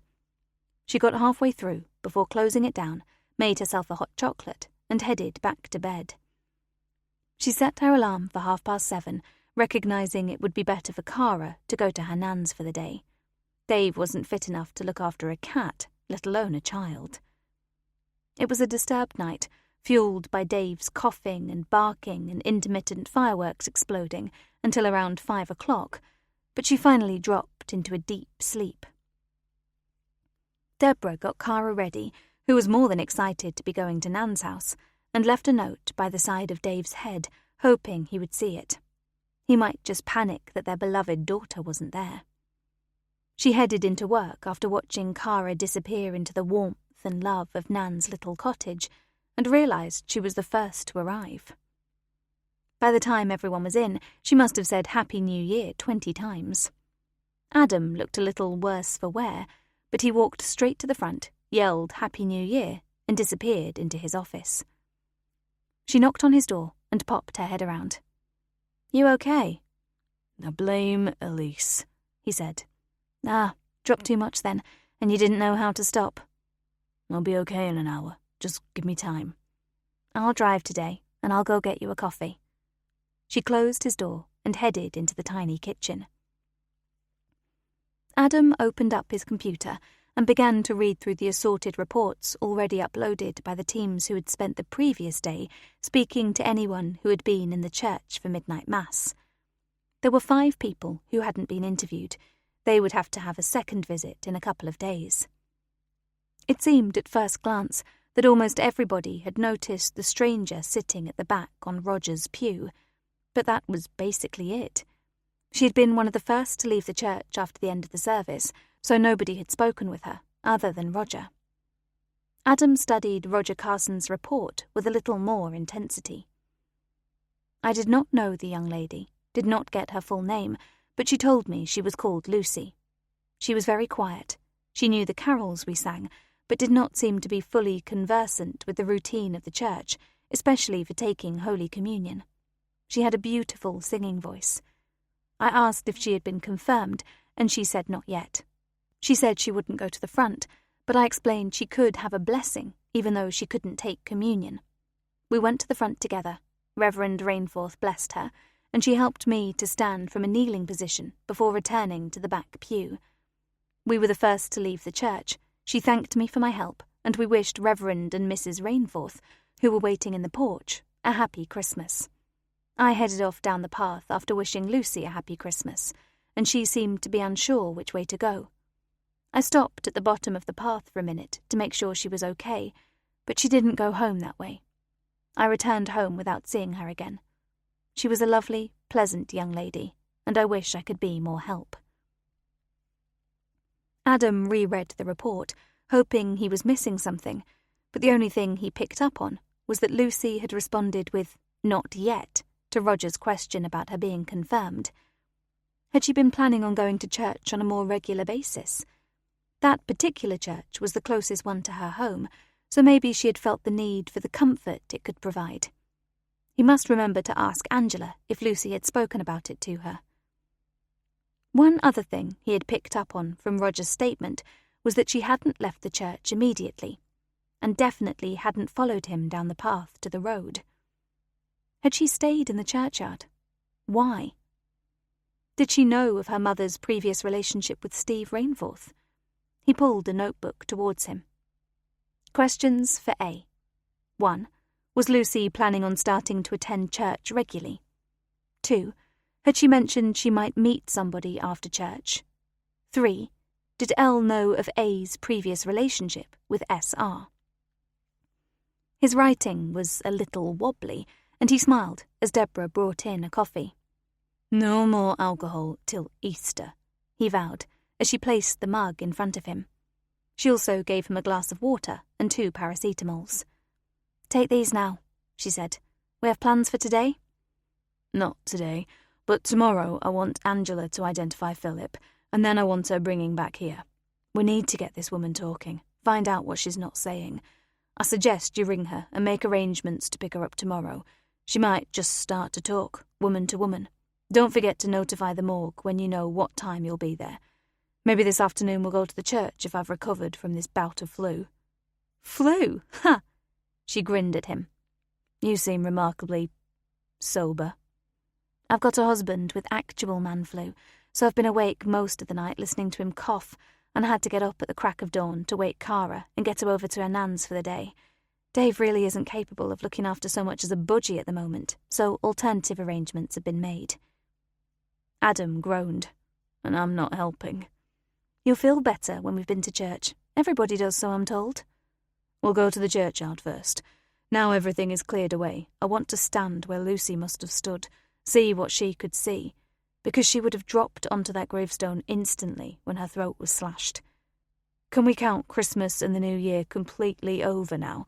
I'm so fed up with the whole country being incommunicado. It's made everything so much harder. I'm booking a holiday for next Christmas." "Just drink your coffee and sober up. You'll not be so grumpy by the time we get to church. Wait till I tell Dave I've been to church. He'll crease with laughter. You could possibly have found a cure for man flu, D.I. France." Chapter 18.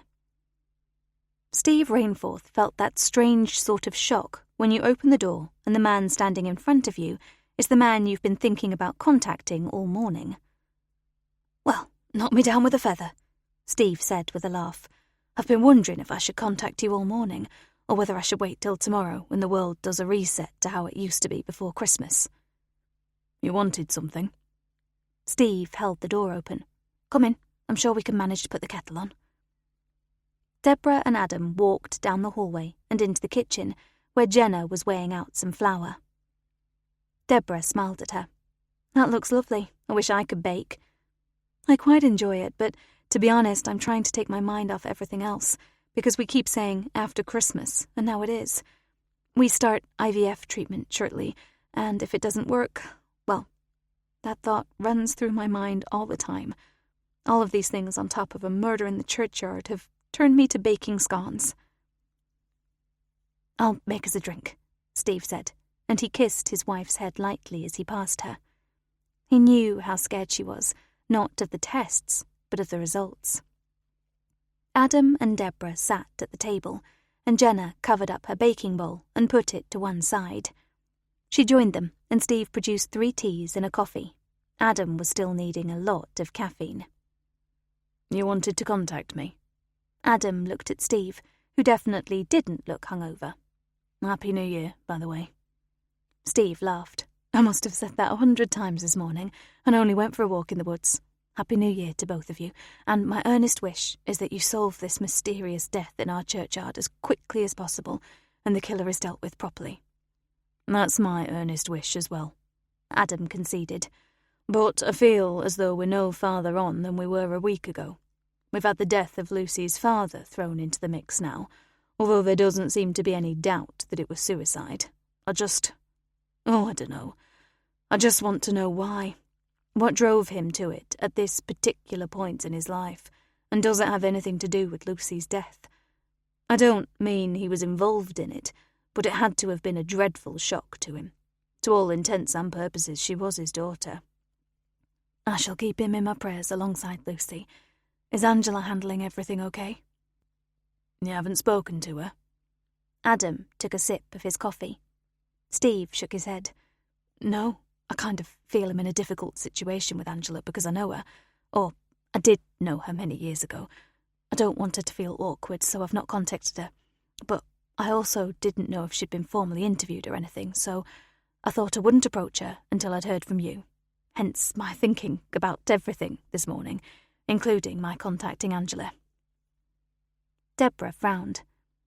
"I can appreciate your problem, but in a way you're in a similar situation to us.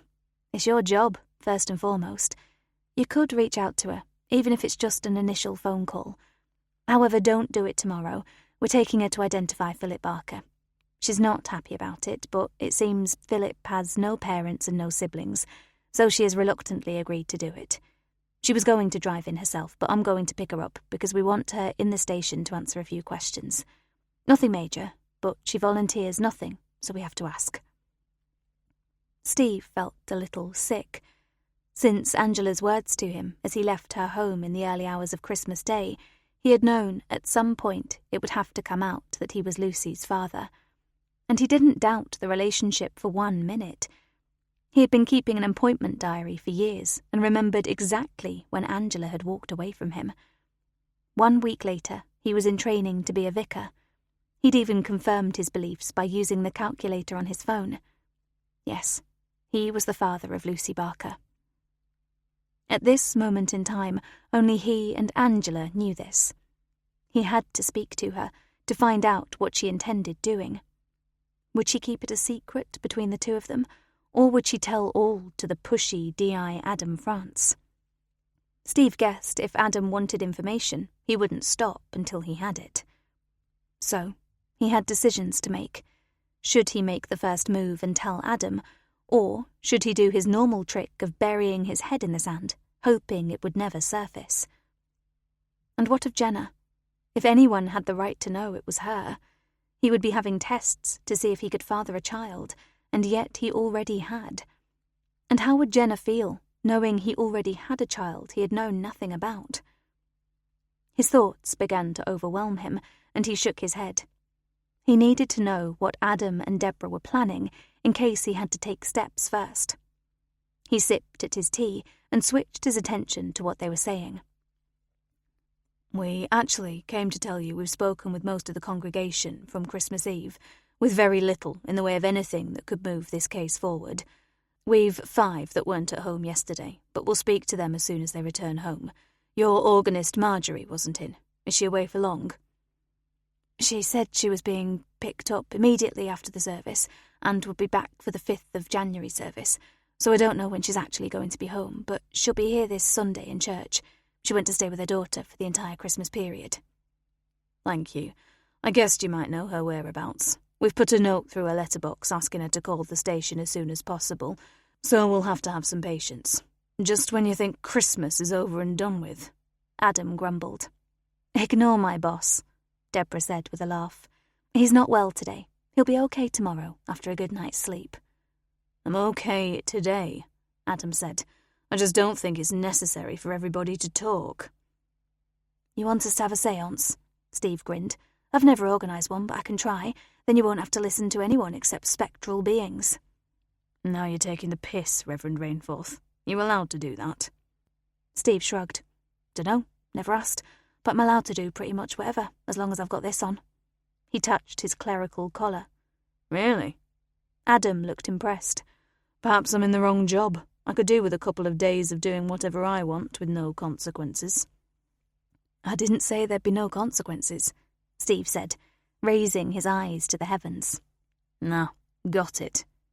Adam grinned at the man he was beginning to appreciate. He had a wicked sense of humour and was quick with repartee. You answer to a much higher authority than the chief constable, am I right? Definitely right. You try explaining to God in front of that cross in church with Jesus, his only son, nailed to it, just why you've been unable to carry out his orders, or even his suggestions, and see how you feel then. I'll stick to the chief constable, I think, Adam responded. I just hope I don't see him, or even my DCI, today before I've had a chance to stop my head from pounding. It's starting to feel better than it did at 7 o'clock when my alarm went off, and I've no idea how Elise is feeling. I daren't ask her. It was my fault for suggesting one more glass of wine after we put the kids to bed. I promise I didn't mean one more bottle of wine. Steve and Jenna looked at each other and both burst into laughter. You poor man, Jenna said. I take it you don't drink very often. At New Year, Adam groaned. And really, it's only at New Year. The boys want us to take them to the London Eye next year. I think I might agree to that, then I can't drink. He finished his coffee. Thank you for helping me to sober up. That coffee was delicious. We have to get back now, see if anyone's managed to track down any of your errant congregation. We have statements from most of them, but nothing helpful. Nobody saw anything, not even Mr. Carson, who she was with for the entire service. We said goodnight, wished her happy Christmas, and that was it. Pretty much as Jenna and I did, Steve said. I didn't even see which direction she went in after we said goodnight to them both, although I did see Roger going down the path on his own. Keep thinking, Steve. Some minor thing may occur to you, something you've dismissed as irrelevant to anything at the time, but could be relevant now. We have absolutely no leads taking us to this killer. At one point I have suspected her father because of... He hesitated. Well, just because, but he had an alibi of being unable to walk or stand up properly. He was legless, and we do have confirmation of that. We've also checked every taxi business in Chesterfield to see if he could have ordered a taxi, and we did an ANPR check on his own car, but he definitely wasn't out and about after he staggered home from the pub. Steve gave a gentle nod. I'm relieved to hear it. I would have found it almost unbearable if the man who had brought her up for over 20 years was the person who had killed her. You do realise we have to look closely at her mother before discounting her involvement in it. Angela, but... No buts. It wouldn't be unheard of, and all we know is that she came to look for Lucy when she was late home.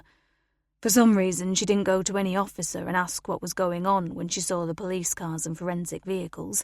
She simply turned around and went back home. She says she didn't want to know if it proved to be her daughter who was involved, so she ignored it. But then we turned up, Steve, and she knew without us having to say very much at all. Remember? Steve nodded. How could I forget? I hope I never have to do anything like that again. I just felt that as it happened at my church, it was right I accompanied you, but I promise you, that will never happen in any part of my future. Well, if it's any help, I believe you were a comfort to Angela Barker that night. She started by wanting to blame you as God's representative on earth, but it kind of switched around and she began to accept what we were saying. Adam stood. Thanks for the chat. We have to get back, see what everybody is up to, and try to figure out where we go from here. And if you hear from Marjorie, tell her we'll see her Monday. Steve went with them to the door and watched as they walked down to their car. A good copper, he felt, and an equally good sidekick. It was only as they drove into the station car park that Adam remembered his plan to go and stand where Lucy had died and just simply look and feel. Tomorrow, when his head was better, they would do it. He didn't understand why he felt it was necessary, but it was. Tomorrow. Chapter 19. Yes, that's him. That's Philip Barker. Angela turned from the viewing window and walked away. Am I done now? Not quite, Deborah said. I have to take you to the station to complete your statement. Anyone who's been interviewed has to eventually agree that everything they've said is the truth. It's a legal thing. So D.I. France asked me to take you back with him before I run you home. Thank you for doing this. She waved her hand towards where Philip Barker was being put back onto his refrigerated shelf. I know you didn't want to. Too damn right I didn't want to. And the funny thing is, I used to love him so much. He came into my life at a time when I needed a friend, and he became so much more. It wasn't instant love, but it grew to proper love as the years went by. Do you understand what I mean? Oh, I do. And I'm sorry you lost that love, especially in the way it finally disappeared altogether. Alcoholism is a disease. When it really attacks a body, it's hard to handle it, and Philip clearly didn't try. I've a friend who never misses an AA meeting. He's too afraid of taking that one drink and sinking back down. He knows it's a lifelong commitment, but he daren't even have one drink. Philip lost everything through it, because I'm sure when he raped Lucy it was because he was so drunk he had no idea just how bad his behaviour had become. Ending your relationship with him was probably the smartest move of your life. They exited the building and headed back to Deborah's car. You're saying everything I've thought for the last 5 years. What I can't fathom is why the change in him was so sudden. He was drinking maybe once a week, and then he was drinking constantly, and it happened over maybe 3 weeks. Deborah put the car into drive and accelerated away. Did something happen to him at this time? Lose his job? Did somebody die that he was close to? No, nothing I can put my finger on. And he couldn't lose his job. It was his own business. He had his own small building company, Barker's Bespoke Building Limited, did classy one-off work, charged top rates. We had a good life. He ended up selling the lot to the lad who'd been his foreman because it was clear he was under the influence of alcohol while at work, and they were losing customers through it. Philip decided he'd rather drink than work, so his bank account grew from the proceeds of the sale, and his drinking increased. You have a beautiful home. Did Philip do that? Over several years, yes. He used it pretty much as a training ground if he set on any school leavers who wanted to learn a trade. He threw away so much through drink, but mainly he lost my love. I tried to shield Lucy from it because he was her dad, but she was no fool. She tried to make sure I wasn't alone with him, because when he was really drunk he became violent. But that brought even greater worry, as I was always scared he would hit her as well. There's so much relief in knowing he's dead. But if it proves he had anything to do with Lucy's death. We'll be discussing this back at the station, Deborah said, turning to look at her passenger. But I can tell you we've ruled him out as a suspect. Actually, alcoholism ruled him out. He was too drunk on Christmas Eve to even walk, let alone travel from Chesterfield to kill his daughter, especially when he couldn't have known she was at that church. She indicated to turn into the car park. Deborah escorted Angela into the reception. Angela didn't want to hand over her bag, but she was left with no choice. It was explained she would get it back as she left, but interviewees weren't allowed to take anything through to the interview room with them. She also wasn't too happy when she heard the door lock engage. She slumped into the chair, hoping somebody would turn up with a drink of some sort. They didn't. Deborah stepped into Adam's office. Happy January 2nd? Piss off, he responded. You feeling better then? I'm fine, and no, I'll never drink again. Especially not with my wife, it was all her fault. Forced it down your throat, did she? She did. Right, what you been up to? Are you late? Not quite. I've been working since 8 o'clock, collecting the lady who's waiting in interview room 2 to speak to us. We've got the identification out of the way. She confirmed it was Philip Barker, and we've shared an interesting conversation on the way back, so hopefully it softened her up to talk to us on tape. Good. Let's leave her there for a bit. I've been going through the reports of the conversations the lads had with the congregation. I've also added a report of our chat with the Reverend and his wife from yesterday, just filling in all the boxes. I like him, Deborah said. Smart bloke, doesn't push his religion, It's just there if you want it. And he's got a good sense of humour. Always like that in a man. Debs, I absolutely refuse to crack chicken that cross the road jokes just so you'll like me. Impossible anyway, she said, and walked out of his office, laughing all the way to her own desk. Vicky came across from the other side of the room and perched her bum on Deborah's desk. Need a break, she said. We're getting nowhere with this, are we? Doesn't seem like it, Debs agreed. Any thoughts? Just chuck them at the rest of us if you have. No, I haven't, and that's the problem. There's no vehicular checks, no suspect checks, no checks on anything that I know about. Tell me something new, Sarge. Okay. Find me anything, dodgy or spectacular. I don't really care. Just find me anything on Barker's Bespoke Building Limited. It used to be Philip Barker's business before he started to drink. He ended up selling it to his foreman. Sorry, I don't know the new owner's name. On it, Vicky said, removing her rear end from Deborah's desk. I'll print it out for you and upload anything I find to the file, okay? You know me so well, Deborah said with a grin. She liked to see a printout rather than read on screen. She could make notes and doodle her thoughts on a printout.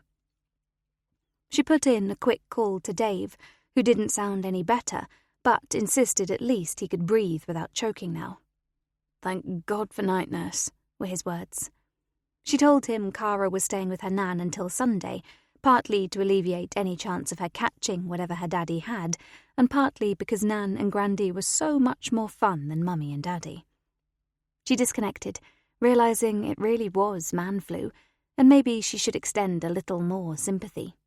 He still sounded dreadful, and it was actually a relief that Cara wasn't at home.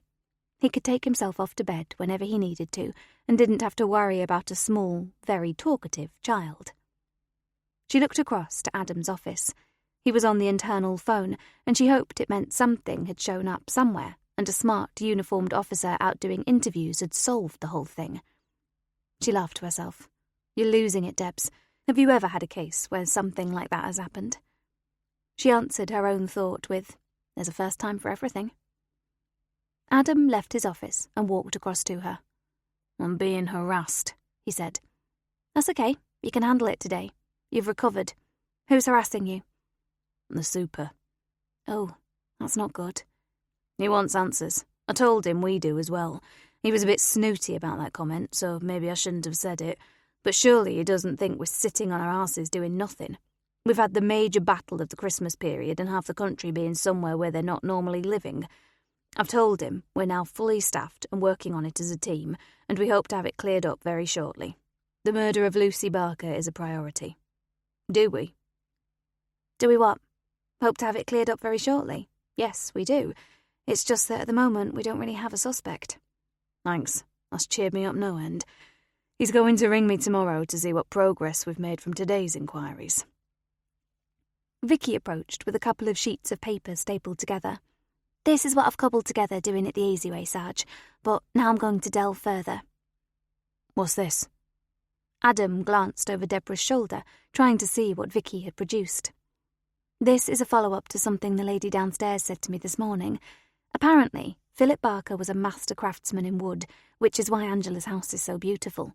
He used their house to train apprentices, so everything was perfect. He owned a really thriving business until he stopped turning up for work or was drinking on the job, and the business started to fail. Eventually, and I don't as yet know who suggested it, the foreman, who was his right-hand man, bought the business from him.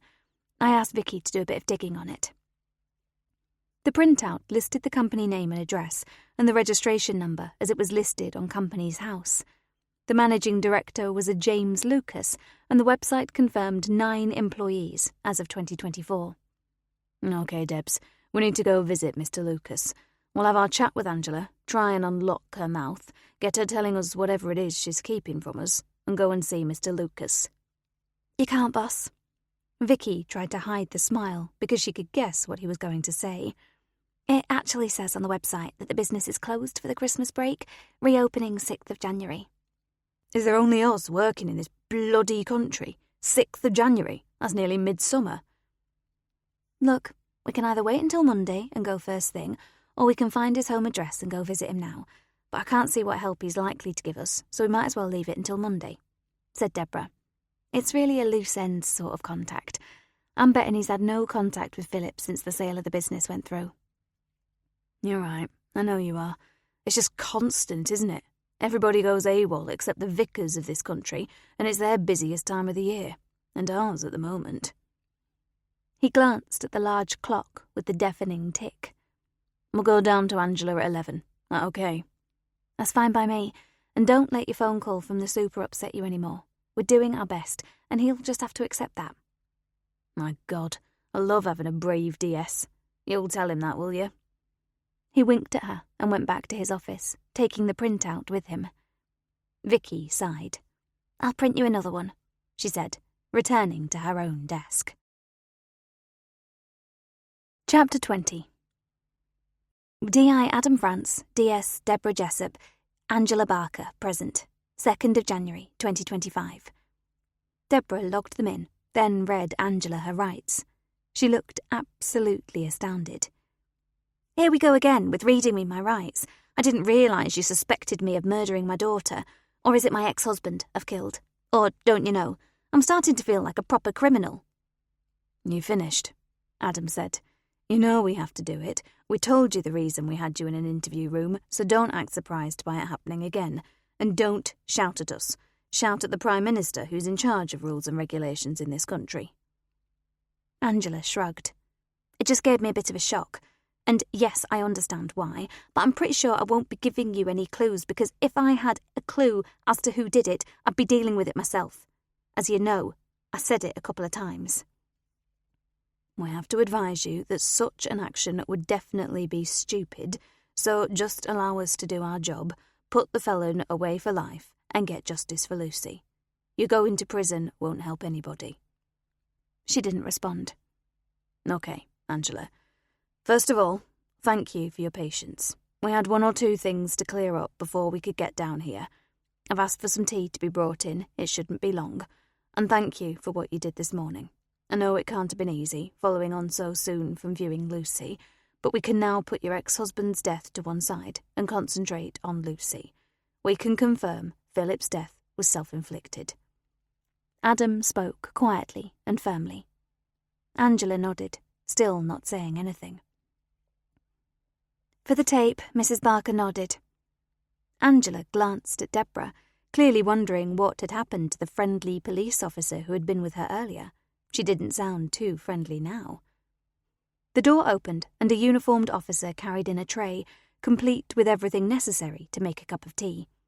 Deborah thanked him and stood to make them a drink, then handed them round. We can carry on, but feeling a bit more refreshed. She smiled. Adam sipped at his drink before speaking. So, we understand why you asked your husband to leave the marital home. Why didn't you report what had happened to the police? Lucy said no. I was going to do it anyway, but she became even more upset. She said she was in far too much pain to have anyone do tests, and he was her father, and she didn't want him getting into trouble. She bundled all her bedding and her nightie up in a black bag and threw it in the bin. She wanted no evidence to be left. She just wanted to forget it. I kept the shop open just for sales. We cancelled all classes, saying she was really ill with COVID and needed time to recover. Deborah spoke softly. What did you remove from that black bag? Angela's face drained of all colour. Her nightie. Do you still have it? It's sealed in a plastic bag in my loft, but you don't need it now any more than I do. I kept it for insurance. Did Philip know? Yes. He didn't know where it was, because I said it was in a safety deposit box at the bank, and if he ever spoke to either Lucy or myself, I would retrieve it and take it to the police. Did Lucy know you still had it? No. She believed it went to the tip with the bedding. She actually stood at the window and watched the bin men empty our bin, and then she said, "That's it. It's over." We'll send somebody with you when Deborah takes you home to recover that nightie. Obviously, we won't be using it as evidence. Possibly won't even test it, but it needs admitting to our evidence department, as it does form part of our investigation. Angela nodded. I'm fine with that. I'd considered destroying it, but, well, I didn't, and that's it. Adam opened his folder and took out a small piece of paper. His questions. Okay, Angela. Not much more, and we'll have you taken home. Can you tell us if Lucy was planning on attending church regularly, or if this was a one-off because it was a special service purely for the celebration of Christmas? She became interested in the church when... She hesitated. When a leaflet was pushed through the door, showing the Christmas services. That was when I realised Steve was the vicar at our local church. And that leads me to my next question. Thank you for listening. Relax, enjoy some soothing music, and continue your reading. Here is a small gift, just for you.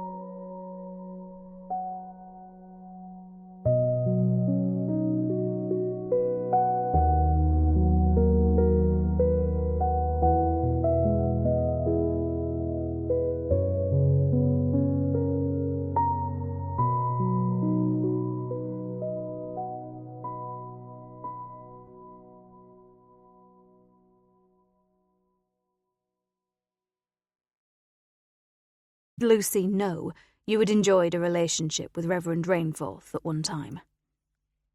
I didn't tell her. I can't imagine she would know. Why?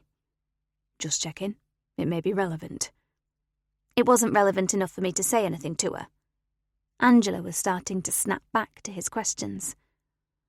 When she said she was going to midnight mass, did she mention she might meet somebody, either there or after the service? Not at all. She actually said she would be home by 12:30 at the latest. I was uncomfortable about her walking, but she wanted to walk. It's not far. She had on a warm winter coat and boots, and it was really frosty, just the sort of weather she liked. So, she really didn't know anybody there? Not as far as I'm aware, and I truly believe she would have told me if she had been meeting someone. She wasn't a secretive girl. We had a very open relationship, chatted about anything and everything. And as I said, she thought she would be home by 12:30, so it didn't leave her much time to see anybody, did it? Thank you for being so open, Angela. Is there anything else you think we should know? Anything that could possibly be relevant to the case, would help lead us to Lucy's killer? She dropped her head, as if in deep concentration. Then she looked up, her eyes flicking between the two detectives. I can't think of anything, but if I do, I have your number, D.I. France. I'll ring you." Adam nodded. "Thank you. Deborah will drive you home now, and we'll send one of our lads up into your loft to retrieve that nightie. As I said, I don't think we'll need to test it, but I can't leave it where it is in case we do need confirmation of what happened. Thank you again for your cooperation in this. It must have been hard to admit to saving the nightie.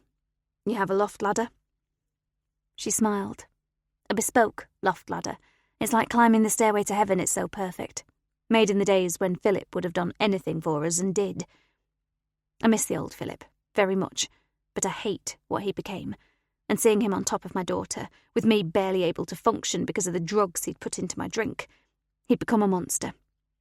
I did my duty this morning, but don't ask me to do another thing for him, because the answer will be no." All three of them stood, and Deborah took Angela back to reception, where her bag was returned to her. They were joined by Simon, a uniformed PC, who sat in the back seat of Deborah's car as they travelled the couple of miles to Angela's home. The loft ladder was exactly as Angela said, an immaculate, beautifully carved handrail that folded in conjunction with the treads. Simon went up into the loft and gave a low whistle as he looked around. It had been fully fitted out, with storage on every wall. Following Angela's instructions, he searched for a drawer 3 up from the bottom. Inside, he found an IKEA plastic bag with a sealed top and fabric inside it. He went back to the opening and waved it at the 2 women. "Is this it?" Angela stared at it for a moment. "Yes, it is." Simon turned around and descended backwards. "That puts my loft to shame," he said. "Mine isn't even fully floored, and you take your life in your hands if you venture up there. Yours, Mrs. Barker, is a palace. It's stunning." Angela escorted them to the door and watched as they drove away. Another round of questions dealt with, but determination not to reveal who fathered Lucy was still so strong in her. She regretted telling Steve, but felt he wouldn't say anything. It had simply been a moment of sadness and weakness that had led to the doorstep disclosure. However, he hadn't even contacted her to discuss it, so she felt a little more confident every day that her secret would stay safely hidden. She closed the front door, locking it securely, and went through to the lounge. She'd had a bad day. Evening was drawing in, and it was only 3 o'clock, and she wanted to close her eyes just for a few minutes. And then it was 6:10, and her neck felt stiff. She groaned as she moved, standing up slowly. She switched on the Christmas tree lights, lit a couple of candles, and went to get a glass of water. It tasted truly delicious, with the addition of the cherry-flavoured ice cubes Lucy had made as part of their Christmas festivities. She couldn't halt the tears, didn't know how to handle herself. They hadn't only been mother and daughter, they had been friends, sisters, and suddenly she couldn't bear the pain of a life without Lucy. She had held it together until this moment, and now the grief was overwhelming her. She cried and cried and cried. Deborah arrived home, took one look at her husband, and packed him off to bed with yet more night nurse and paracetamols, plus a cup of hot chocolate, in the hope it would soothe him to a restful sleep. She personally thought it was a waste of time. His cough was so bad. She picked up her phone, had a short chat with Cara, who was clearly having a whale of a time at Nan and Grandy's house, and who seemed somewhat disgruntled at having to return home on Sunday if Daddy was feeling better by then. "And if he starts to cough again, can I come back to Nan's house?" she asked. "No, sweetheart, you have school next week. Nan doesn't want to be doing school runs, and I'm sure Daddy will be much better by then." They blew kisses at each other over the phone and said night-night. Debs sank back into the chair, suddenly exhausted. It had been a long and tiring day, but also quite emotional, having to deal with Angela Barker. She had no idea where to turn next. She reckoned tomorrow's briefing needed to be a very open one, where they could all pool their thoughts and maybe come up with ideas they hadn't already covered. She closed her eyes and relaxed. Should she sleep down here? But what if Dave became worse during the night and needed medical help? She forced her eyes open, poured herself a glass of milk, and headed upstairs. After brushing her teeth gently in case she woke up too much with a tough brushing, she climbed into bed. Dave felt hot, but that could be down to the hot chocolate, and he began to cough. She sighed and picked up her Kindle. Some nights, she thought, are just destined to be long ones. Chapter 21. It took 20 minutes to de-ice her car, and Deborah felt really pissed off that it was so cold. She also felt pissed off at how little sleep she had managed, but above all else, she felt really sorry for Dave. She might have had a bad night, but he had endured a much worse one. And then, suddenly, around 6 o'clock, he had a coughing bout, sank back onto his pillow, and drifted off into a much deeper sleep than he had been able to manage for several nights. She had stocked up his bedside table with medication, left him a flask of coffee and a couple of sandwiches on a cling film-covered plate, and a large note that said she loved him and he'd to stay in bed all day and rest. It would normally have been Dave de-icing her car for her on such awful mornings, and she hadn't enjoyed the experience. Friday mornings should be warmer than this, she decided. She knew it was an irrational thought, but her worries for her husband were knocking everything else off kilter. Rationality wasn't part of her vocabulary at the moment. Heaven help any smart-ass at this morning's briefing. There seemed to be a sense of relief around the briefing room that the 3rd of January meant a cessation of all festivities, and everyone was talking with renewed hope about putting this one to bed. There was instant quiet as Adam entered the room. Deborah thought he looked tired and hoped he didn't have illness at home to contend with. When he began to speak, it became apparent he'd spent quite a lot of the night dissecting the reports from the lads who had managed to interview most of the congregation. So, we have 5 left to speak to. Forget Marjorie Wilson, the church organist. She's away until Sunday, so DS Jessup and I will go and have a chat with her on Monday. That should be good, because she'll be expecting us. The other 4 need contacting today, if possible. He pointed to 2 uniformed officers. You 2, book out a squad car and go and see what you can do. If they're still not available on this second visit, leave them our standard card asking them to contact us as a matter of urgency. Highlight the matter of urgency words, then they'll know we're serious. He looked around the room. There are some houses not too far from the bottom of the church path. Some are across the road, and quite a few are down the side. We haven't had chance to talk to their owners yet, so the rest of you organise yourself into 3 teams and get out there collecting signed statements that tell us whether or not they saw anything strange going on, like somebody running away after they just slashed a young woman's throat. He coughed. Forget I said that. I'm bloody tired. I'm not being insensitive. I'm feeling frustrated because we're no further on than we were on Christmas Day, and it was a long night working through all those reports. So, to prove I'm not going to sit behind my desk and catch up on some sleep, a piece of information we do need to check out is that Philip Barker used to own an upmarket joinery business by the name of Barker's Bespoke Building Limited. DS Jessup and I are going there on Monday when they reopen after their Christmas break. No guarantees we'll get anything from it because it now belongs to Barker's ex-foreman, but we can't ignore anything as we clearly still know nothing. Whatever anyone discovers today, please upload all reports to the file by the close of day so I can spend tonight reading through them. Finally, he smiled. And thank you for putting up with my grumpiness. I'll have a coffee, see if it wakes me up. And don't go knocking on doors until after 9. People could still be in bed. If anyone wants a bacon sandwich and a hot drink before they go out on this bloody cold morning, tell the lad on duty in the canteen to keep a list and I'll pop in and pay it later. There was a general cheer and a round of applause as Adam walked back into his office. Debs followed him. 1-0 to you. Thought you'd lost them at one point, but bribery by Bacon Butty is always a winner. They're a good set. Never argue. Just get on with it. I know, and they're feeling as frustrated as we are. I feel absolutely no hope that we'll get anything from the remaining 5 congregation members, and then we really have reached a dead end. I feel so guilty when we come into contact with Angela Barker. She always looks at us as though we have something to tell her, but we really don't. Adam finished her sentence for her. You want a bacon butty before we go? Go where? I still want to go back to the churchyard. I don't know why, so don't ask me. But 2 heads are always better than 1, so they say, so your head can accompany my head. It's probably just to stand there and look, just get a feel for the place when it's being normal, without a body lying across a grave. That is the thing that's stopping me sleeping, seeing Lucy lying face down on that grave, already dead by the time Steve and Jenna got to her. We've seen lots of dead bodies. Do they all affect you like this?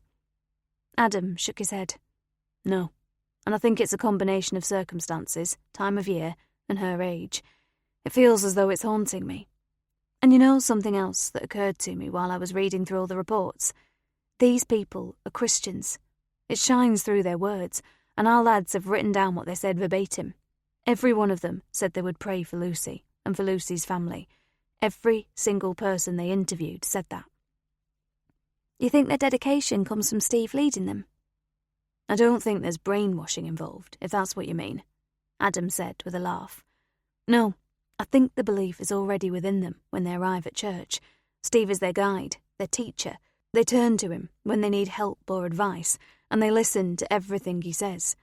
If anybody chose the right career, it was him. And Jenna seems the perfect partner. I really like both of them. So, should we tell them we're going to stand in their churchyard? Adam frowned for a moment. No, I'd rather they didn't know. Just the 2 of us should do this. I want to simply stand, not talk for the sake of talking, but comment if we feel or see something relevant. The crime scene tape and tent might have been removed, but it is still a crime scene. We may feel nothing, it all may be a complete waste of time, but it will be crossed off my list.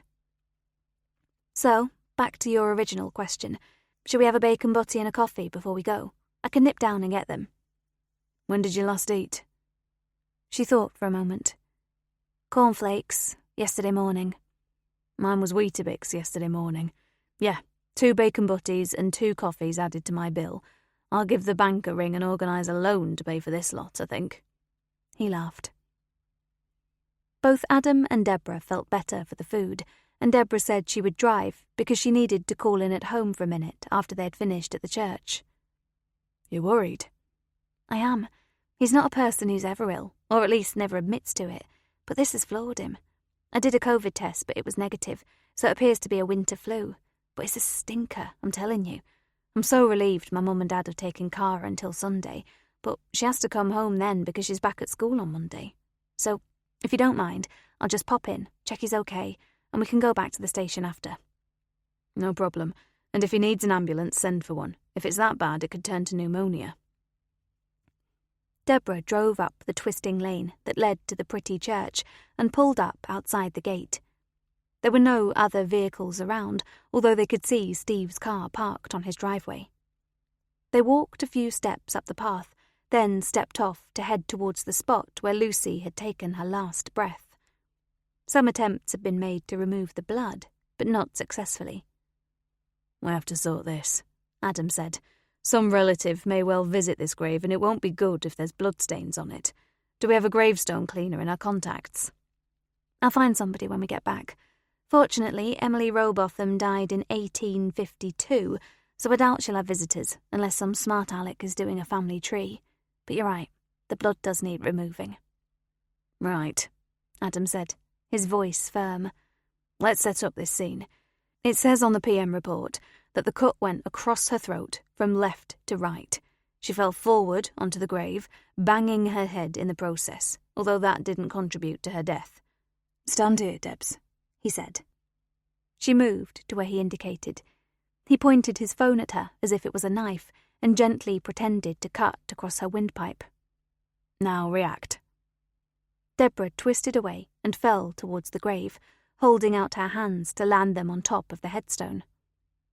Whoever it was stood in front of her. I believe she would have stumbled backwards if her attacker had slashed her from behind.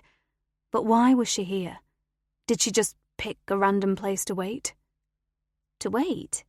Oh, yes. I'm not saying she was waiting for a person to meet up with them, but she was waiting for something. There's absolutely no reason for her to be in the depths of the graveyard in the early hours of Christmas morning. Just bear with me, Debs, while I turn you into Lucy. He moved her so she was standing by the side of Emily's grave, facing the entrance to the church, which was some 50 yards away. Right, that's how I feel she was standing, waiting. Now, I want your genuine reaction. You have to imagine I'm the killer. Debs nodded, hoping he wasn't. This all felt very spooky. She waited for further instructions. Hello? She instinctively turned towards the sound of Adam's voice. He held up his phone once again, drew it across her throat, and she staggered onto the grave, this time doing it properly and actually landing on the tiny gravel pieces. Adam helped her up, and she dusted down her clothes. "Thank heavens for washing machines," she remarked, albeit a little sarcastically. Sorry, I needed genuine reactions. Her killer was already here. This is why nobody saw him coming up the path. He could have hidden behind one of the big headstones, because there's dozens of them, and slowly worked his way towards the spot she had chosen to wait at. But it constantly brings us back to what or who she was waiting for. What did Lucy know that nobody else knew? And what was the real reason for her trip to this church? Was it really for a midnight mass, or was there some other reason? Deborah felt an angry pulse flood through her. Did the woman take a risk that was completely uncalled for? Chapter 22. Okay, come stand by my side. We're now Lucy. At our back is a killer that she knows nothing about, okay? Too many okays, but I'm with you so far. She's looking across to either the church doorway or the path everyone walks down to get home. The only other pathway leads directly to the garden gate of the vicarage. Hold on to that thought. Right, so stand and look for a moment. Be Lucy. Talk me through what you're looking at as a woman. You think I see differently because I'm a woman? Well, I'd be looking at the architecture of the stone canopy above the door, at the intricate metal gates that are locked with a padlock that any self-respecting scrapman would break off in order to remove those superb gates. What are you looking at? I'm looking at the end of an enjoyable service. I'm looking at people leaving, and I'm looking at a vicar locking the main door with a key and walking down the steps to the metal gates. Then I hear hello behind me. End of story. And that's the point when Steve heard a thud and a cut-off scream. Could she have been waiting to speak with Steve? You think? He shrugged. According to Angela, she didn't know of any relationship from long ago, so why she would want to speak with him I have no idea, unless she wanted to discuss feelings engendered by being in church, but it was a strange time to do that. We have to talk to Steve again, bring him to this spot, feel what we're feeling and seeing, but we need him away from Jenna, just in case she doesn't really know about this early relationship when they were still kids, really. Deborah spoke while turning around, surveying the scene in front of her. I agree. Jenna runs a mother and toddler group in the church every Tuesday morning. Maybe we could accidentally visit Steve on Tuesday. She wouldn't even need to know then, unless Steve chooses to tell her. Sometimes you're pretty smart for a man. Touché. I asked for that after telling you to think like a woman. Adam grinned at his partner. Right, let's just stand for a couple of minutes and let this scene sink in. Once again, let's be Lucy. Let's experience seeing whatever she was while waiting for whatever she was waiting for. And I'm becoming more and more convinced it was Steve. But what bothers me is that Steve doesn't see it. He's never once mentioned she could have been here for him. You know, Debs, we will get to the bottom of this. This won't descend into our cold case files. It's become too important. They stood side by side, both immersed in their surroundings, both fully aware that there had been a dead woman on the grave they now stood at. Adam stayed in the car while Deborah nipped inside her house to check on Dave. There was no sign of him downstairs, so she went quietly up to the bedroom. He was fast asleep, and she guessed he had remained asleep since she had left for work because nothing on the bedside table had been touched. He was breathing easily, and she smiled. It was such a relief after the last few nights. She closed the door quietly and crept back downstairs. Deborah slid into the driving seat. He's asleep, and it's such a relief. Good. You need to do a restock of anything for him before we go back to the station. No, my kitchen's become a pharmacy. I think whatever's wrong must have peaked. He's breathing so much better, and he didn't even open an eye when I went in. We'll go straight back, see if anything has come in from our missing congregation people." Adam turned to her. "What if, and this is just a what if, Steve was actually the one-night stand, and Angela's referred to him as that to throw us off the scent? He was with her 25 years ago. He could easily have been Lucy's father." She nodded. "We think alike. It had crossed my mind a couple of times, but it's difficult to ask if one of them doesn't know about it, and I can't help thinking if Steve had known, he would have told us before now." "Well, I'm pretty sure neither of them is going to tell us about it. It's a pity we don't have Steve's DNA on our database," he said with a laugh. "I don't think Steve has ever had so much as a criminal thought, ever, never mind on an actual criminal deed. He's definitely not going to be in our database." "We're going to have to be really careful, especially as they're starting IVF.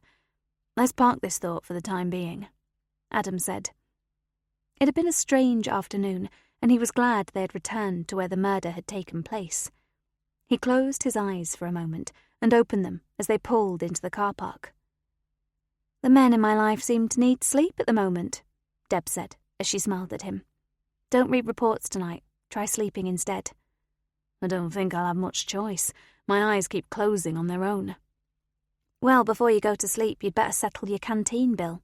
I hear they did really well in sales of bacon butties this morning." Adam groaned. "Don't remind me. I'll go do that now. You want a coffee while I'm there?" "Yes, please. It might calm my brain down. It's got all sorts of strange thoughts going through it. We're not working this weekend, are we?" "The rest of the country doesn't appear to have returned to work yet, so no. We're having the weekend off unless something dramatic happens before we go home tonight. Deal?" "Deal," she said, and got out of her car. She watched as he headed towards the canteen and grinned. This could definitely be a credit card purchase, she figured. It was fairly quiet in the briefing room, despite it being full of people. Everyone looked in Deborah's direction as though expecting some great news, but she just waved a hand and headed for her own desk. Vicky strolled over. "You dumped the boss?" Deborah smiled. "He's gone to the canteen to pay his debts. We've been out to the churchyard, just looking and being still. Apart from him trying to slit my throat and bash my head on a gravestone, that is. It's dangerous having Adam France for a boss. It was a good exercise to do, though, in all fairness. Just talking it through led us down other possible avenues, but we're putting everything on hold until Monday, when we firmly trust the whole bloody country will be back at work." "We've got the weekend off?" Vicky looked suitably impressed. "Yep, unless something dramatic comes through that door in the next half hour or so, I reckon we have. It's been so frustrating not being able to work properly because of Christmas family time, and that's basically what it is. And church people take it even more seriously than the rest of us." Vicky couldn't resist a laugh bubbling out of her. Could that be because it's nothing to do with Christmas trees and fairy lights, more to do with the birth of the Christ child? "Oh, shut up, you know what I mean. Would you believe none of the 4 lads that visited today have arrived back home from visiting their relatives, or simply being on holiday? It's a pain, I'm telling you." Vicky walked away, still laughing. She rarely saw the grumpy side of Deborah, but today it was showing. She opened her desk drawer, took out the packet of Rolos she had been dipping into all day, took 2 out, and left the last one in the packet. She returned to Deborah's desk and took hold of her hand, dropping the chocolate still in the packet into it. Deborah gazed at it for a moment, recognised the significance of it, and burst into tears. "See, I love my boss enough to give them my last Rolo," Vicky whispered, and gave Debs a hug, just as Adam appeared with the coffees he had been instructed to bring. "Debs," he said, "go home, now. Go and make sure he's okay, and if he isn't, get an ambulance. If he is, make him some tea and toast. But go home. Vicky can have your coffee." Vicky removed Deborah's jacket from where she had placed it on the back of her chair and helped her put it on. "Dave's no better?" she asked quietly. "I'm hoping so, but the worry just overwhelmed me when you gave me the Rolo." She turned to Adam. "Thanks, boss. I'll ring you later if I have any problems, okay?" "Make sure you do," he said, and I definitely don't want to see you again until you're sure it's safe to leave Dave." Adam handed the spare coffee to Vicky. "Enjoy it. I don't buy coffee for just anybody, you know." "You bought it for everyone today," she pointed out. "And you bought this for Deborah, so it doesn't actually count against me because I got it accidentally." "Smart ass," Adam muttered as he walked away. "And there's no sugar in it." "Good job I don't take it then," was her rejoinder. Adam placed his coffee on his desk and leaned back in his chair. Deb's crying. He felt quite shocked. It did occasionally happen, tears in the office. They covered some pretty brutal crimes, but it was usually Deborah who was the one mopping up others' tears, not her own. He felt as though he'd missed something, or maybe it was that she'd held back on how poorly Dave actually was. He'd talk to Elise about it when he got home, maybe take some flowers round on Saturday and see for himself how she was coping. He opened his computer, saw there were no new filed reports, and literally gave up. This country needed to grow up and not be on holiday en masse. Christmas needed to become a spread-out holiday, not a period of frivolity and Christmas crackers squashed into a 2-week period where people stopped doing everything. Policemen had jobs to do, and they couldn't do them if there was nobody to talk to. He could feel his anger against the world growing by the second, and he knew it was because he felt so upset that he hadn't picked up on Deborah's issues before they reached the tearful stage. He was a bad DI, he decided. Although he had just spent a small fortune on bacon sandwiches and coffees for the troops, so he couldn't be bad all the way through, could he? But would he have thought of giving someone he loved his last Rolo? No, he flipping wouldn't. He liked Rolos. Although maybe Elise might be the exception to that rule. Maybe he could think about giving her his last one. But would Alfie and William then start to feel left out of the Rolo love fest? He closed down his computer, realised he'd removed his jacket down in the canteen and left it there, and walked out of the briefing room, telling everybody to go home and not return, unless any other bodies were found, until Monday morning at 7. There was a universal clapping of hands and a chorus of "Thanks, boss" from various points in the room. And as he walked back down to the canteen, he finally felt a smile creep across his face. Chapter 23. Deborah arrived home feeling utterly drained. With a case that was seemingly going nowhere, a man with a close connection to their victim who had completed suicide as a possible way out of a terrible situation, and a truly poorly husband who wouldn't see a doctor, she felt completely fed up and tearful. She unlocked the front door, hung her coat in the cloakroom, and went into the lounge to close the curtains and switch on the tree, possibly for the final time that year. The weekend would be spent turning her Christmassy home back into a normal one, and she couldn't wait. Dave was on the sofa, nursing a mug of something warm. He smiled up at his wife. "You're early, sweetheart. Don't tell me you're starting with this." She stared at the man who had coughed all the way through the night until he had finally hit exhaustion so deep his body had shut down into a really deep sleep. "You feeling better?" "I ache a bit, and my chest feels sore, but in comparison to this time yesterday, I feel 100% better." "When did you last have some medication?" "About an hour ago, but I'm feeling so much better. I'm not sure I could do a Highland jig yet, but I'm getting there." "You've never done a Highland jig." Deborah felt the tears from earlier begin to resurface. "I cried at work." "What?" Dave looked horrified. "Because of the case, because of you, and because Vicky gave me her last Rolo, and Adam threw me out, told me to go home and stay home until Monday. It's been such a frustrating time. Everybody's away visiting relatives, or at Meadowhall for the sales, or just doing stuff because it's Christmas. And then I popped in at lunchtime and you were in exactly the same position, fast asleep, as I'd left you in when I went to work this morning, so I hoped it meant that being able to sleep was helping you heal. And it was. I hardly dared move when I finally woke up in case it triggered off a coughing bout, so I carried on lying in bed. But eventually I had to get up to go for a wee, and I wasn't wobbling all over the place. I know I'd turned a corner, but I'll continue the meds for the next couple of days. I know we joked about man flu, but this has been the worst thing I've ever experienced." Did you try the sandwich I left? Dave shook his head. I didn't. He held up his cup. This drink is from the flask, and it's totally delicious. I feel as if I've had nothing but water for days. She laughed, all stress gone, now he seemed to be recovering. You have had only water for days. You think you could manage something now? He shook his head. I'm not hungry. I just needed a warm drink. And maybe somebody's last Rolo. I haven't had a Rolo for years. Didn't even know they still made them. She walked around the sofa and, leaning over the back of it, she wrapped her arms around him, kissing the top of his head. I'll buy you a whole packet of them if it'll make you feel well again. I was so worried, so scared it was going to lead to hospitalisation. Is Cara still at your mum's? Yes, I didn't want her coming down with this. We'll both FaceTime her tonight so she can see you're getting better. She let go of him and stood up. And now I'm going to make a coffee because Adam threw me out and gave my coffee away to Vicky. Dave looked at her, a frown creasing his forehead. What? Don't ask. Everything's okay, and I'm under instructions to forget everything until Monday morning.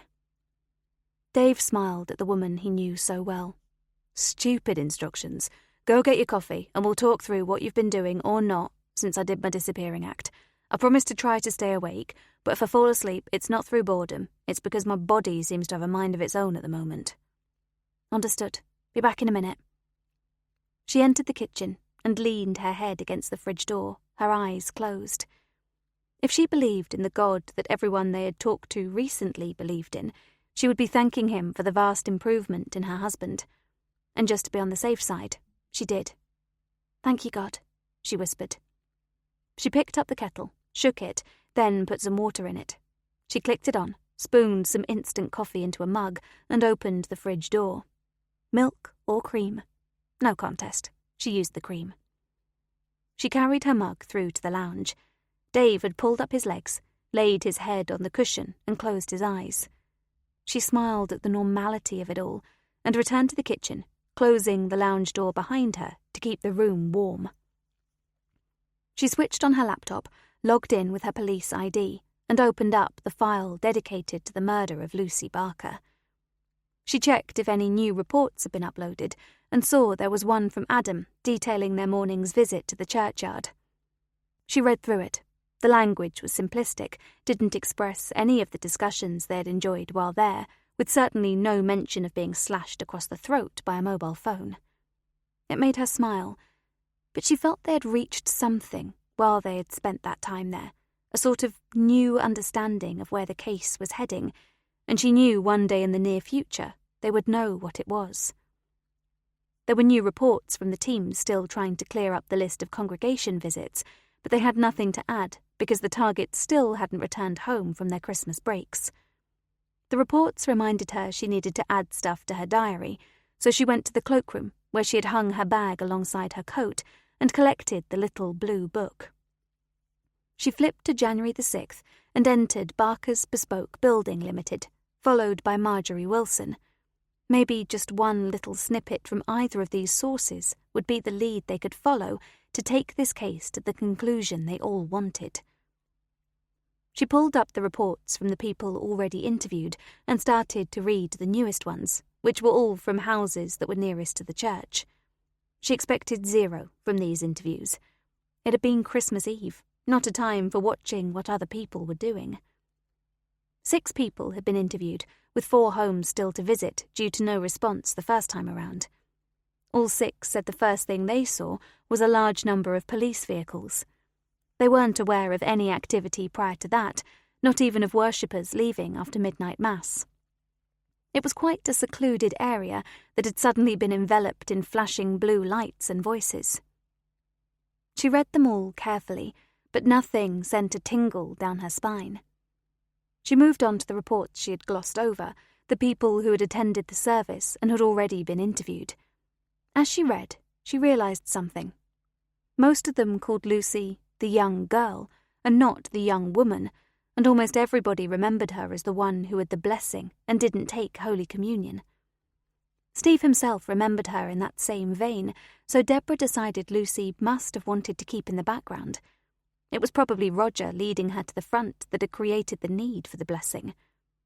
I bet she would have simply sat at the back and just watched if it hadn't been for the old man, she said quietly.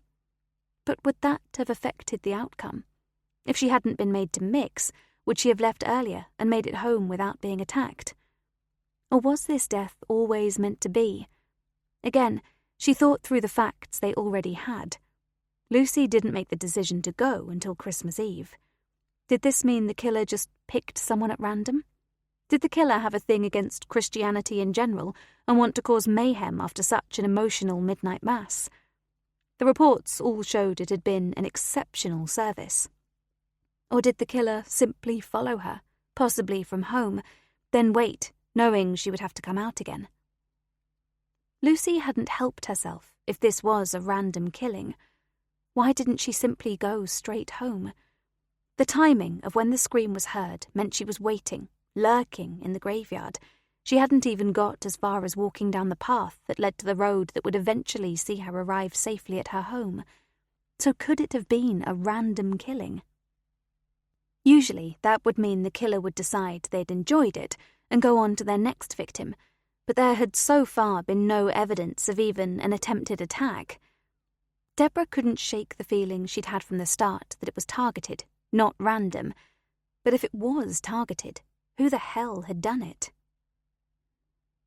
Questions had been asked of the one person who should have known, Angela Barker, but she had been unable to come up with anyone who would want her daughter dead. Everybody loved Lucy. She sat back, deep in thought. She felt as if she was simply regurgitating earlier thoughts, but she also acknowledged she was tidying up her mind. And going to that churchyard today had been the key to that. Adam's actions might have been unusual, but they both had a greater understanding of the crime and how it happened, and she hoped that somehow on Tuesday they could speak with Steve Rainforth and find out if he knew why Lucy would be hanging around after everyone had left, if it wasn't to see and speak with him. She picked up her cup. All this thinking was creating a thirst. It was her first sip, and it was cold. She tutted in frustration, stood up, and clicked on the kettle. She seemed destined not to get a coffee this afternoon, and that couldn't happen. She needed thinking time, and the caffeine would help with that, as would a piece of Christmas cake. It did. The cake was rich, and now the coffee was hot. She relaxed, staring at her screen before logging out of the session. Then she typed in Barker's Bespoke Building Limited. It would be good to try and get a feel for the place before they arrived on Monday morning for a chat. James Lucas was a good-looking chap. On the website he was dressed in a smart suit, and he sported a huge smile. He was standing in front of the building that housed the company, and she credited him with some sense for keeping the original name of Barker's. She guessed Philip Barker had enjoyed an enviable reputation for excellence. She had seen his own home, the one he had created for his family, before alcohol replaced people in his life. She was looking forward to speaking to James Lucas. Maybe they would learn more about the late Philip and why he couldn't resist the lifestyle he chose. And just maybe, Lucas would know a little more about Lucy, about the relationships within her family, and about how Philip felt about her knowing she wasn't his genetic child. Chapter 24. Weekends begin with a lie-in, but Adams began with him wondering why he was wide awake at 6 o'clock, hungry as a horse, and in definite need of caffeine in a big mug. The Christmas mug the kids had bought him would do nicely, thank you very much, he decided. He popped a pod into the coffee machine, ran it through, then he put a second one in. It was a very large 2-pod-sized mug, and exactly what he needed.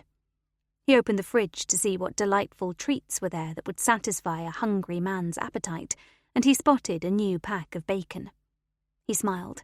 He might just manage a bacon and tomato sandwich, then he would decide what to do with his day.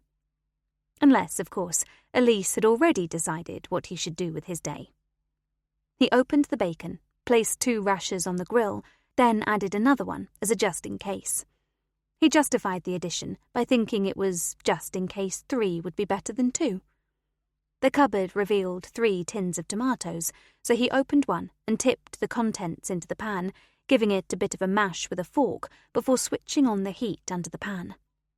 The bacon was starting to sizzle, and he sat down with the huge Father Christmas mug that said "World's Best Dad" on it and sipped slowly.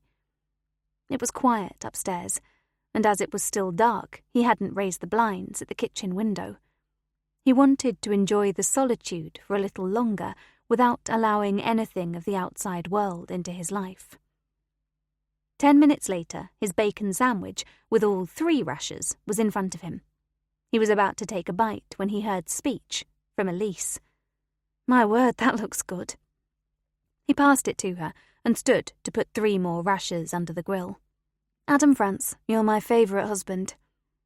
"That's good to know, favourite wife. Would you like a coffee as well?" "That would be lovely. Yep, definitely my favourite." She took a bite at the sandwich, and he watched with a small feeling of satisfaction as the tomato fell out and landed on her pink dressing gown. She looked down. "Oh dear," she said. "Did you wish that on me?" He handed her the newly brewed coffee with a smirk. "Of course not, favourite wife. Do we have plans for today?" "You're not working?" "No, just find it impossible to stay in bed after 6, it seems.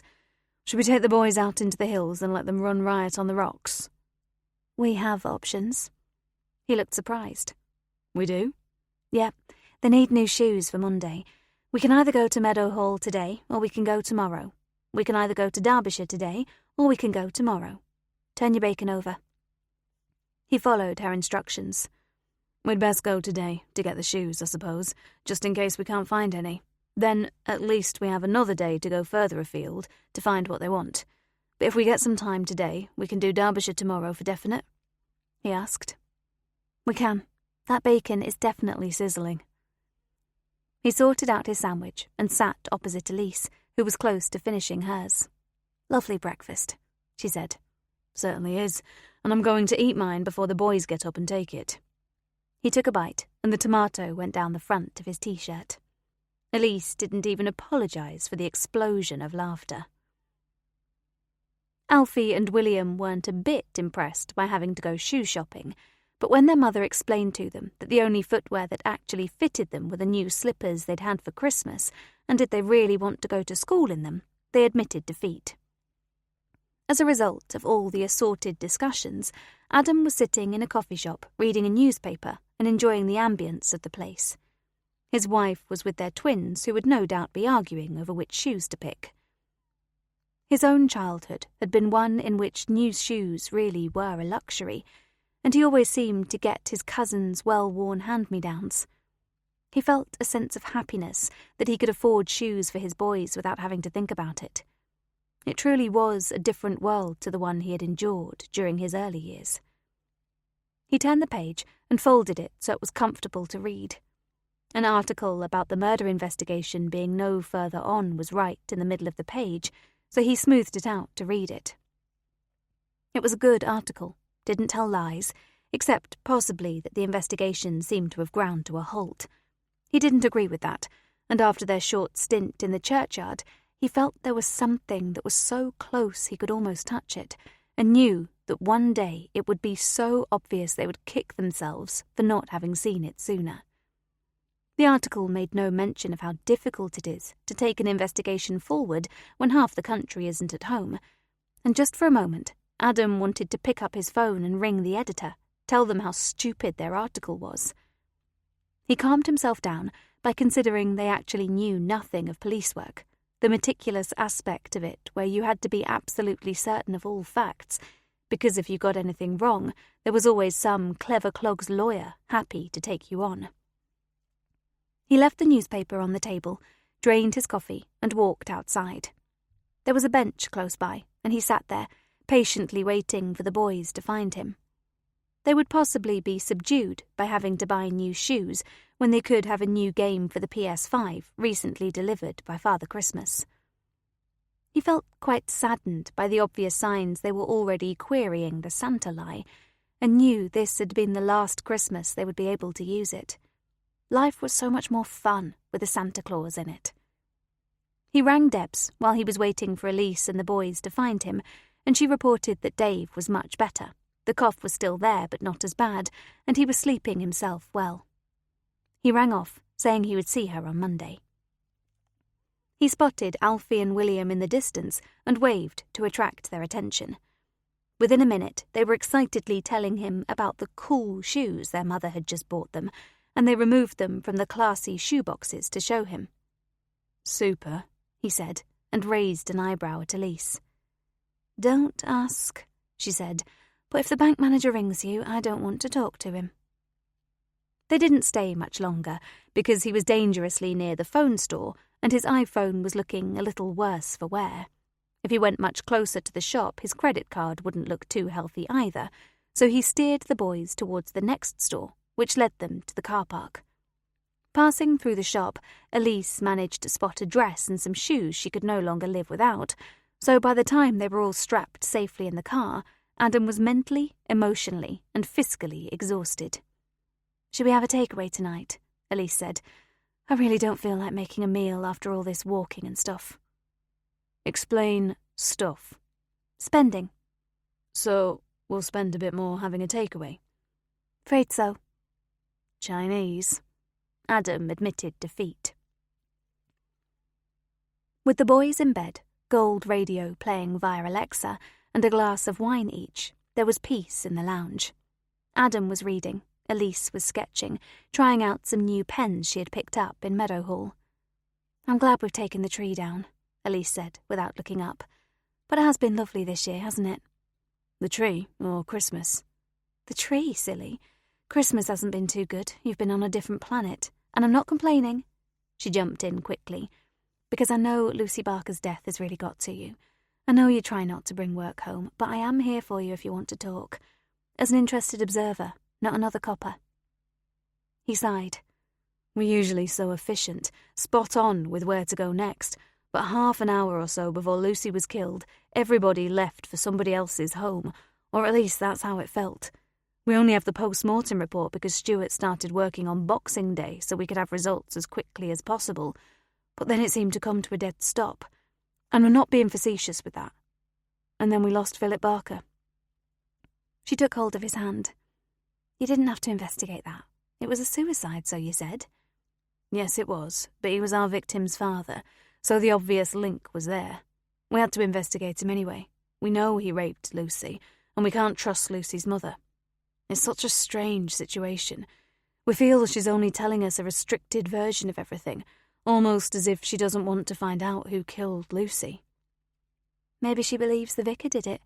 You told me at the beginning that she knew your vicar when you took him with you to do the notification of death visit. Adam stared at Elise.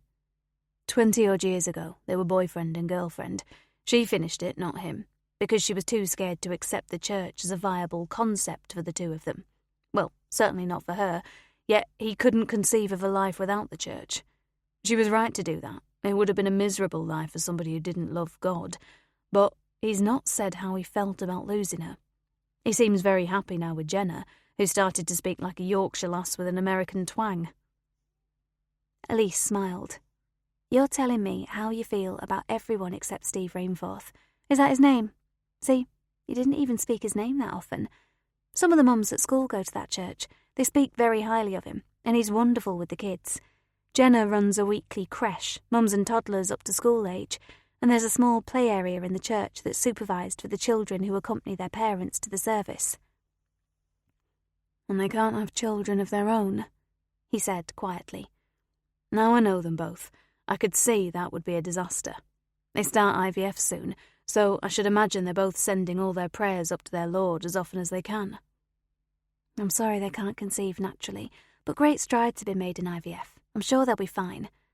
How on earth did we manage to get 2 at one go without even trying? I've absolutely no idea. I'm sure I wasn't even there that night.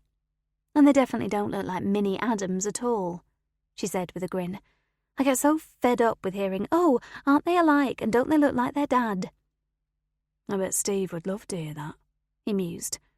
I might have to pop along to one of his services, just to observe.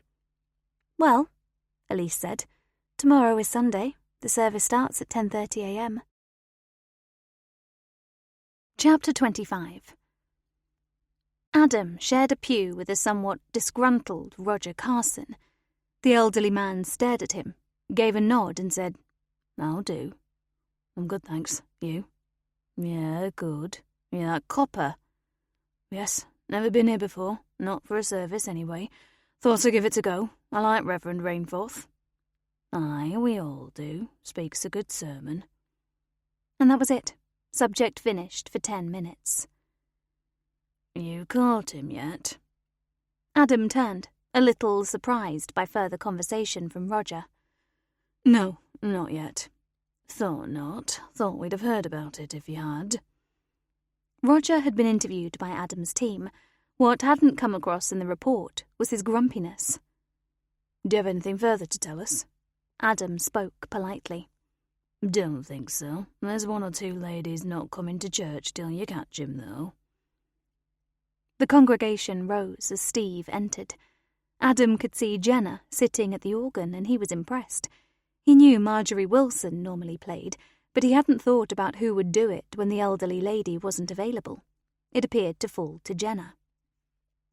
Adam could tell from Steve's reaction that he had spotted him. He began the service, and his sermon led on to the unexpected death at Christmas. As he drew near to the end, Steve added a bit that clearly hadn't been in the piece he had put together.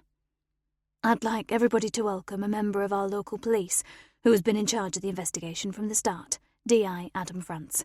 He's sitting on the back pew, so if you have anything you feel should be passed on, please have a quick word with him. I'm sure he won't mind, despite him not being here in his official capacity, but as a newcomer to our congregation. And welcome to anybody who is new here today. Thank you for attending." Holy Communion was celebrated, and the service was soon over. Jenna had played the organ faultlessly, clearly a talented musician, and Steve announced that tea, coffee, and mince pies were being served in the church hall for those who fancied a drink or just wanted to stay and chat. On reflection, and to his surprise, Adam had enjoyed the whole thing. He had remained in his seat during communion, but had joined in with everything else, and found it a most pleasant experience. In the hope that somebody might want to pass on some information, he followed people into the church hall, where he had a cup of tea and a mince pie. Homemade. There's a difference. He tried not to laugh, because he knew Elise would be jealous that he'd had a homemade mince pie. He looked around for Jenna, intent on congratulating her on her musical talents, but Steve said she had returned to the vicarage to see to their meal. "Will it be Marjorie next week?" "It will be Marjorie until she decides she's had enough. I hope she's our organist for many more years, but she's nearly 80, and one day she may just think enough is enough." "I enjoyed the service," Adam said. "I came really to make myself available if anyone wanted to talk.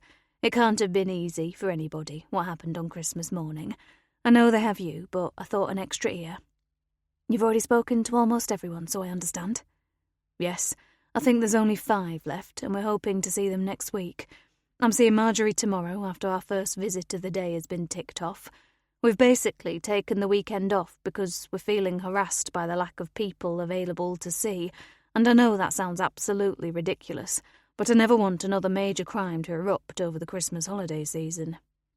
"It's a hectic time, but for the church I think we find Easter more in your face. There's lots of services during Holy Week between Palm Sunday and Easter Day, whereas the services are different at Christmas, but still only once a week, with the addition of midnight mass. So the populace disappearing is actually not the church's fault. It's more a family gathering issue when people become inaccessible." He gave a slight laugh. "It will all be over tomorrow, Adam, and you'll be overrun with people wanting to talk to you." It was Adam's turn to laugh. "Now you're frightening me. I'll have to pass everyone on to Deborah. Although, if they all have as much to say as Roger Carson did today, they will be very short conversations." "You sat on his pew. That was very brave of you. That's 2 of you that's done that, you and Lucy, and he'll be going into a decline if it continues. Did he glare at you?" "He did, but we spoke. Not a lot, but he seems convinced it was a man who killed Lucy." "And you? Do you have any such feelings?" "It could be either. It was one slash with a sharp knife. Doesn't take a man's brute strength to do that. It also didn't need to be a big knife, just a sharp one. Either sex could easily have done it. I just think Roger was being a gentleman and not believing a woman could have done it. He does seem to be a bit old school." Could he have done it, Steve? Well, let's look at it carefully. He was first out of the church alongside Lucy. He said Happy Christmas to Jenna and I, and shook our hands. Then he said Happy Christmas to Lucy before heading off down the path, leaning carefully on his stick, which he has to use. He walks slowly, but he does keep active. I kept half an eye on him as he walked down towards the gate because our church path isn't the smoothest, and I know he has to be really careful. Just as an aside, we're having it relaid this summer, much to the relief of everybody. He paused. As a result, because I daren't take my eyes off Roger, I completely missed seeing what happened to Lucy. I've no idea where she went, and I also didn't think about it. It was a well-attended midnight mass, they always are, and I was so busy wishing everybody well. I was really looking forward to a last hot chocolate with Jenna, so I finished my night off with a prayer in the church, and then came out to complete locking everything up. And yet you had no idea she was anywhere near. I wonder what she wanted. Did she speak to you at all? Only to respond with amen to her blessing, and she wished both of us a happy Christmas. She seemed a lovely woman. It's an absolute tragedy, and has given me sleepless nights, as I'm sure you realise. Adam's mind went back to Friday, to the visit he and Debs had made to the churchyard. He needed to watch Steve's face for the next question. Do you think Lucy could have been hanging around the churchyard to speak with you? Steve frowned. But why? I didn't know her. Couldn't even use her name for the blessing because I'd never seen her before. A lot of our little ones who aren't old enough to be confirmed have a blessing, but I always use their Christian name. I couldn't do that without looking a bit stupid and saying, "What's your name?" before placing my hand on her head.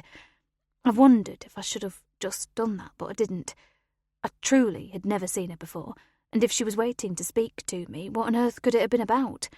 It was hardly the right time and place to talk about joining our church, although she would have been very welcome, but it was in the first hour of Christmas Day. Adam nodded. I'm not saying anything you did was wrong.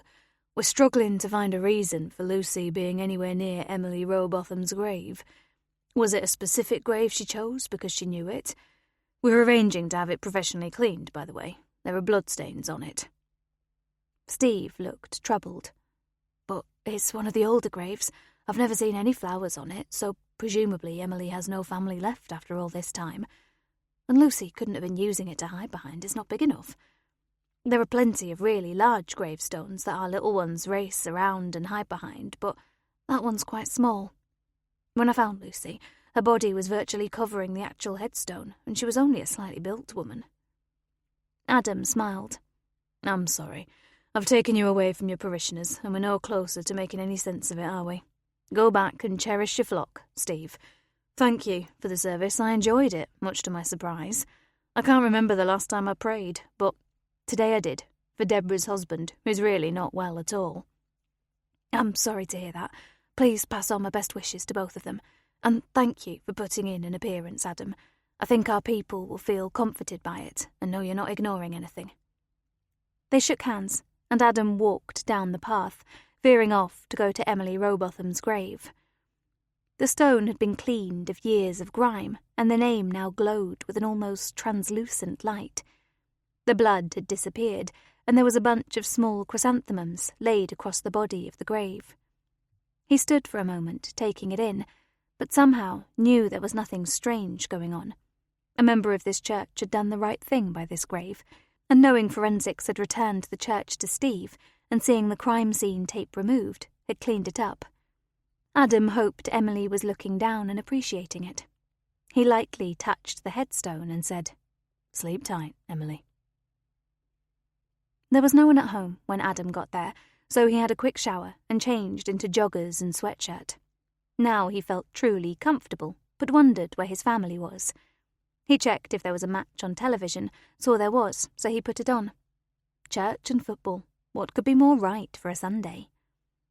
Just as the match was starting, the boys came tearing through the back door and hurtled around looking for him.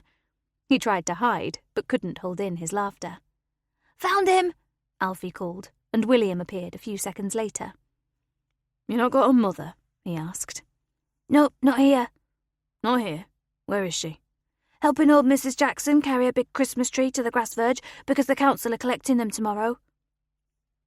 Adam looked out of the window and sure enough, Elise was across the road, a huge tree now decorating the verge. She had clearly already completed the job and was chatting with the old lady. He wasn't required as backup muscle, and he knew Elise wouldn't have asked anyway. "Anybody want a hot chocolate? And where have you been? You're scruffy." "Yes, please, Dad." Both boys spoke at once, so he pulled out 4 hot chocolate pods, checked the water level in the machine, and began to make the drinks, leaving Elise's until she arrived home. "We've been at the park," William started to explain their mucky state.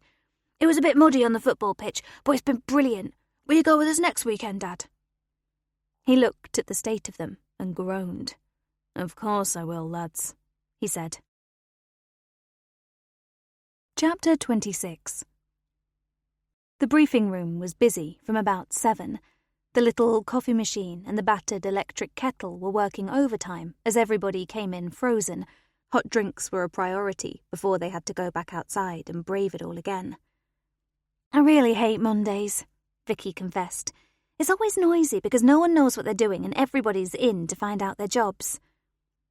"I really hate Mondays just because they're Mondays," one of the uniforms grumbled. "If Monday was Friday, it would all be a lot better." Nobody had an answer to that, and they all turned as Adam walked through the door. He looked around, his eyes wide. "Couldn't you lot sleep? It is Monday, you know, and this could be a long week because I want a murderer locked up by the end of it."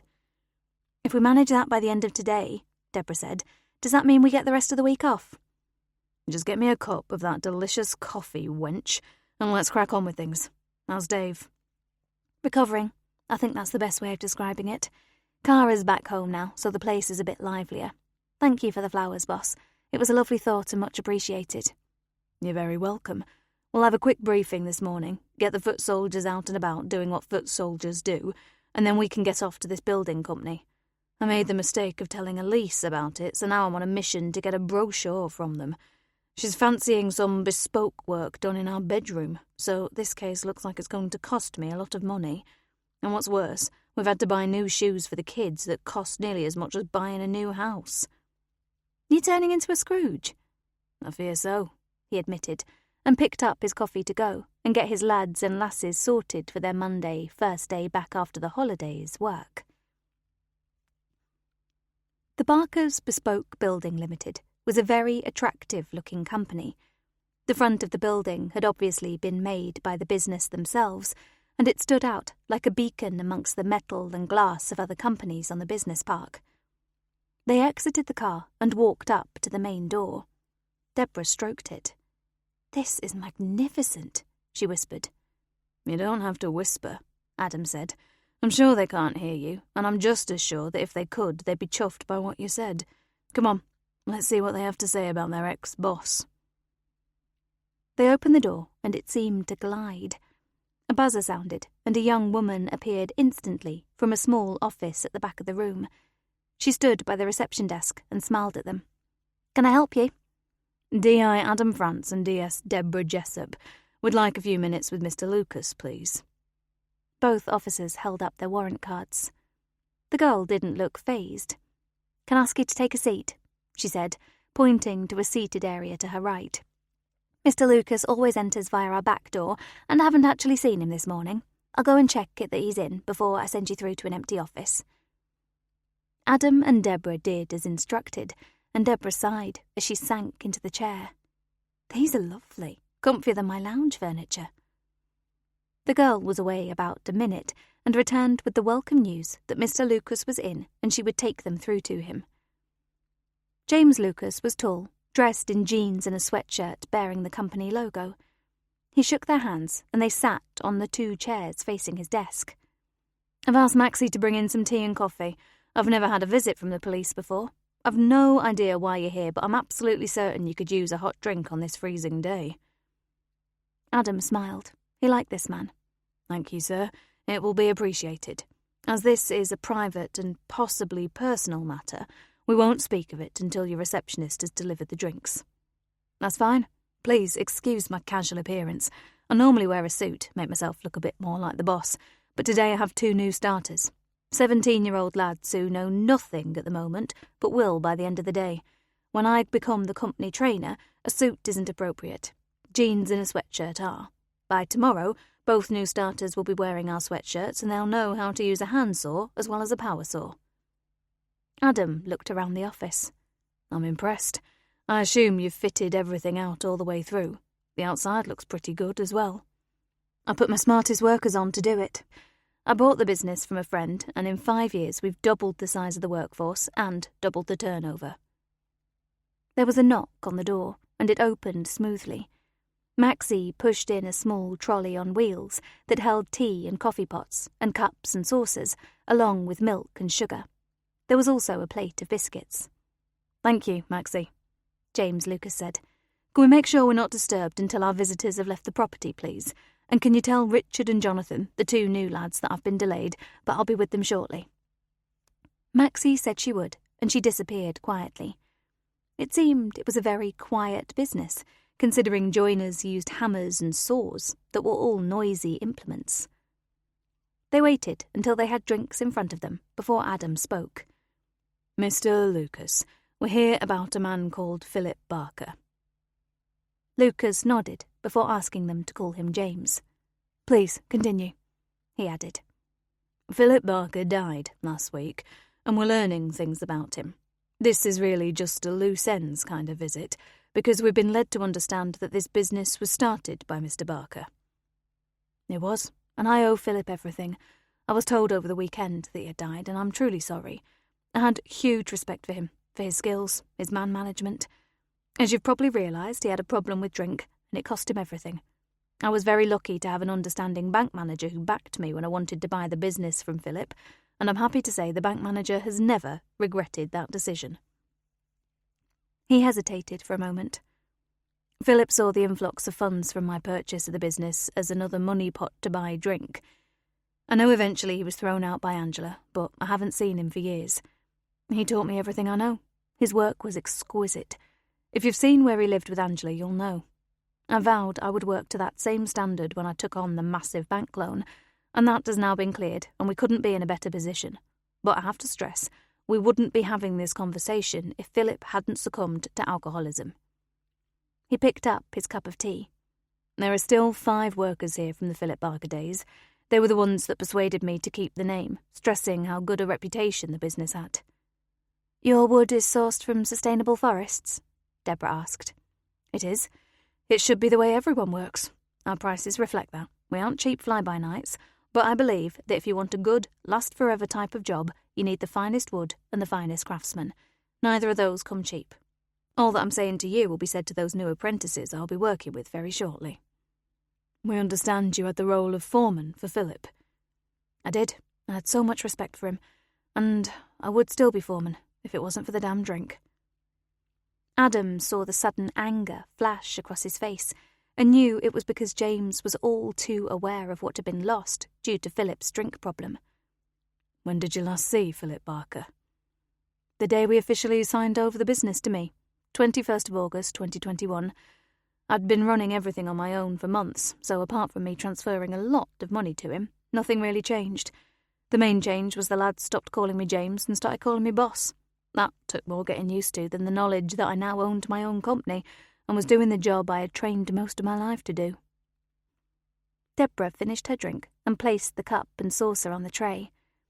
I might just say we don't get cups and saucers back at our station, she said with a smile. We treat everyone the same. It doesn't matter if they're buying an entire bedroom suite costing thousands of pounds or just popping in to organise getting a quote. Every customer is a cup and saucer customer. And now we seem to include police officers in that as well. Do you have a brochure? I'm under instructions from my dearly beloved to bring something back with me, said Adam. She's after having a complete built-in suite of furniture in our bedroom, and maybe needing a bank manager as friendly as yours was. James slid open his side drawer and took out 2 brochures. He handed one to each of them. The handwritten number on the back is my personal number. Call that if you ever want to open a discussion. Some jobs are personal, some are done by my staff. Is there anything else you need to know? Both officers stood. I don't think so, James. Thank you for your cooperation. It's been a pleasure to sit just for a few minutes in this little haven of timber, Adam said. He reached across to shake his hand, and Deborah followed on with the same action. I'll walk out with you, then I'm off to get to know my new lads. If you need anything further, you have my personal mobile. Adam turned as they reached the door. How much do you know of the relationship between Angela and Philip? Precious little. Angela said they were splitting up because of the alcohol problem, so I didn't ask any more. Everything has been the alcohol problem in his life. They thanked him once again, turned to wave as they reached their vehicle, but he had disappeared back into the warmth. They sat in the car, once again shivering. Nice fella, Deborah said. He is, very polite, and obviously still in touch with Angela Barker. She frowned as she looked at him.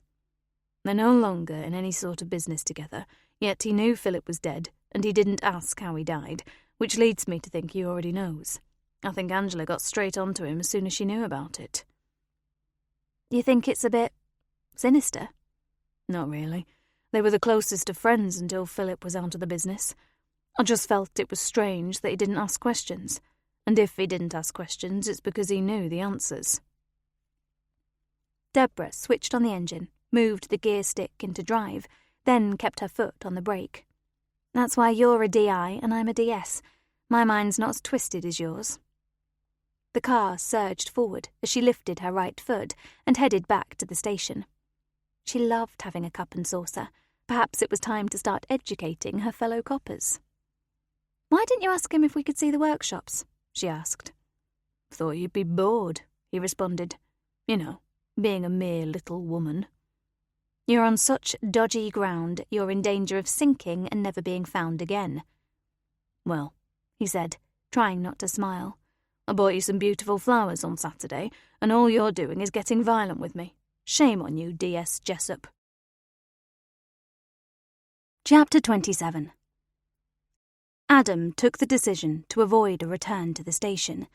While they were out, they would call round to see if Marjorie the organist was available. He hoped she was home from her Christmas break with her family, but he knew there were no guarantees. The elderly lady was actually outside in her front garden when they pulled up beside her cottage. "Hello," she said as they walked up her path. "You're my police visitors." "We are," Adam responded. DI Adam France and DS Deborah Jessup. Once again, they produced their warrant cards, but she didn't even check them. "Cataracts," she explained. "Having them done in a couple of weeks, but for now I just don't bother trying to read anything. Come inside, it's far too cold out here." The heat in the cottage was stifling, but nobody complained. "Can I get you two a drink?" "No, thank you, Mrs. Wilson. We've just had one. We want to ask you a couple of questions about Christmas Eve, then we can leave you to whatever you were doing outside. I need to record our chat so I can type up your statement accurately. Is that okay?" Deborah asked. "Of course. You do what you have to do. I was only checking if any plants needed some protection in this bitter cold. We could really do with a couple of warmer days. It was even colder on Christmas Eve. I walked down to the church for Mass, even though Steve offered to collect me, but I love Christmas and thought a walk would make everything so much more festive." She laughed. "By the time I sat at the organ, I could hardly feel my fingers. I managed to warm them through before I had to play, but didn't manage a little practice session first." Deborah smiled at the old lady. "How do you read music if you can't see?" "I don't," is the simple answer. "I get away with it at Christmas because carols are carols, and I've been playing them for about 70 years. I know the music, play them by ear. It's when we introduce new hymns that I struggle, but Steve's been very good about it and stuck to all the old stuff for the past few months. And of course we can always call on Jenna if there's a real problem." Adam nodded. "It was Jenna on the organ for yesterday's service." "You went?" "I did. Thoroughly enjoyed it. I wanted to make myself available to people in case they had anything to pass on to the police, but nobody did. I had quite a chat with Steve, but he's very easy to talk to." "Oh, he is. He's built this congregation from about 3 regulars a week to what you saw on Sunday. He's a proper community vicar. Puts kids first, which is no bad thing." "So, can we take you back to Christmas Eve? As you know, we're investigating the murder of a 24-year-old woman called Lucy Barker, who was killed in the churchyard. We've spoken to almost every member of the congregation from that night, with absolutely zero information coming from it. Our investigators are out today to clear these last few up, one of which is you. You've had a good Christmas with your family?" "It's been wonderful. I've been so spoiled. I stayed at my daughter's, but also had a couple of nights with my grandson and his partner and their new baby. I've loved every minute, but I'm glad to be back home in my own little place where I can blast the heating out if I'm cold, or turn it off when I start to feel guilty at the money I'm squandering. She laughed as she said the last bit. Don't feel guilty, Deborah said. At your age it's important to stay warm, so if you feel cold, crank it up. No guilt. That is what Steve says about the church. About 2 years ago, we managed to raise enough money to install new heating, and it made such a difference. Now it always feels warm, and it's a pleasure to walk into it. I turned the heating off in here when I walked down to the church on Christmas Eve, knowing my son-in-law, who had earlier collected my suitcase and all my gifts for the family, was making a second trip to pick me up after my organ stint at midnight mass. I figured it was a bit extravagant leaving the heating on for over a week when I wasn't even here. Just a bit, Adam agreed. So you walk down the lane outside your home. It's not too far to the church, is it? No, it's why I started going to that church many years ago. My husband and I bought this place soon after we were married. It's worth quite a bit more now than we paid for it then, but I've loved living so close to the place I feel most at home in. The church is my refuge, just as it is for Steve. I found that if I need Steve for anything, it's advisable to check the church first. He'd set it up, got it toasty warm, and put all the service sheets on the pews well before anyone got there. What time did you arrive? I checked my watch as I passed the vicarage because somebody was knocking on the door. It was 11:20, which I was quite pleased about because it meant I could have a few minutes of prayer before I had to sit at the organ. Can we take a step back? Adam asked. Somebody was at the vicarage door? Yes. I thought it was a bit silly because Steve and Jenna would have been in the church, but actually only Steve must have been in doing the setup. Jenna answered the door at the vicarage. I could see her talking to the person and got the impression there was some sort of upset or disagreement, but please don't take that as being correct. It was only a visual impression, and I have cataracts, she said with a laugh. Jenna could simply have been telling her how to get round to the church door without falling over the gravestones. You probably know there's a direct path from the vicarage that goes across the churchyard and to the front door. Did you recognise the person? Not then. That was later, when the congregation started to come in. I was playing a very quiet and peaceful Silent Night, something that I don't even have to think about, and one or two in the congregation began to sing along to it. It was a very spontaneous act, and I was loving it. Deborah smiled. I wish I'd been here. It sounds perfect. No, it was. It's the first time I've ever experienced spontaneous singing to church music being played in the background, and it was so special. Something I'll never forget. I couldn't stop talking about it when my son-in-law collected me. And the person you later recognised? Adam drew them back into what he really wanted to know. It was that young lady. When I saw her at the door of the vicarage, she was standing under the light of the lamp above their door. I didn't know her, obviously, but she had a light-coloured winter jacket on, a puffer type. The jacket walked into the church a few seconds before the service started, and she sat on the back pew. It made me smile because I could imagine what Roger Carson was thinking. Adam couldn't help but picture that jacket covered in blood, lying on a grave. Everything went smoothly throughout the service. It was so lovely. And I knew we still had verse 4 of "O come all ye faithful to come," which always raises the roof with the volume of the singing. It's a very special moment singing that verse, which is only ever sung on Christmas morning. And Holy Communion was celebrated. Marjorie could certainly talk, but she seemed to have excellent recall of that night, Adam thought. Yes, everyone participated, and the young lady had a blessing. In view of what happened later, I hope she felt the power of that blessing, because it is such a special feeling. And at the end?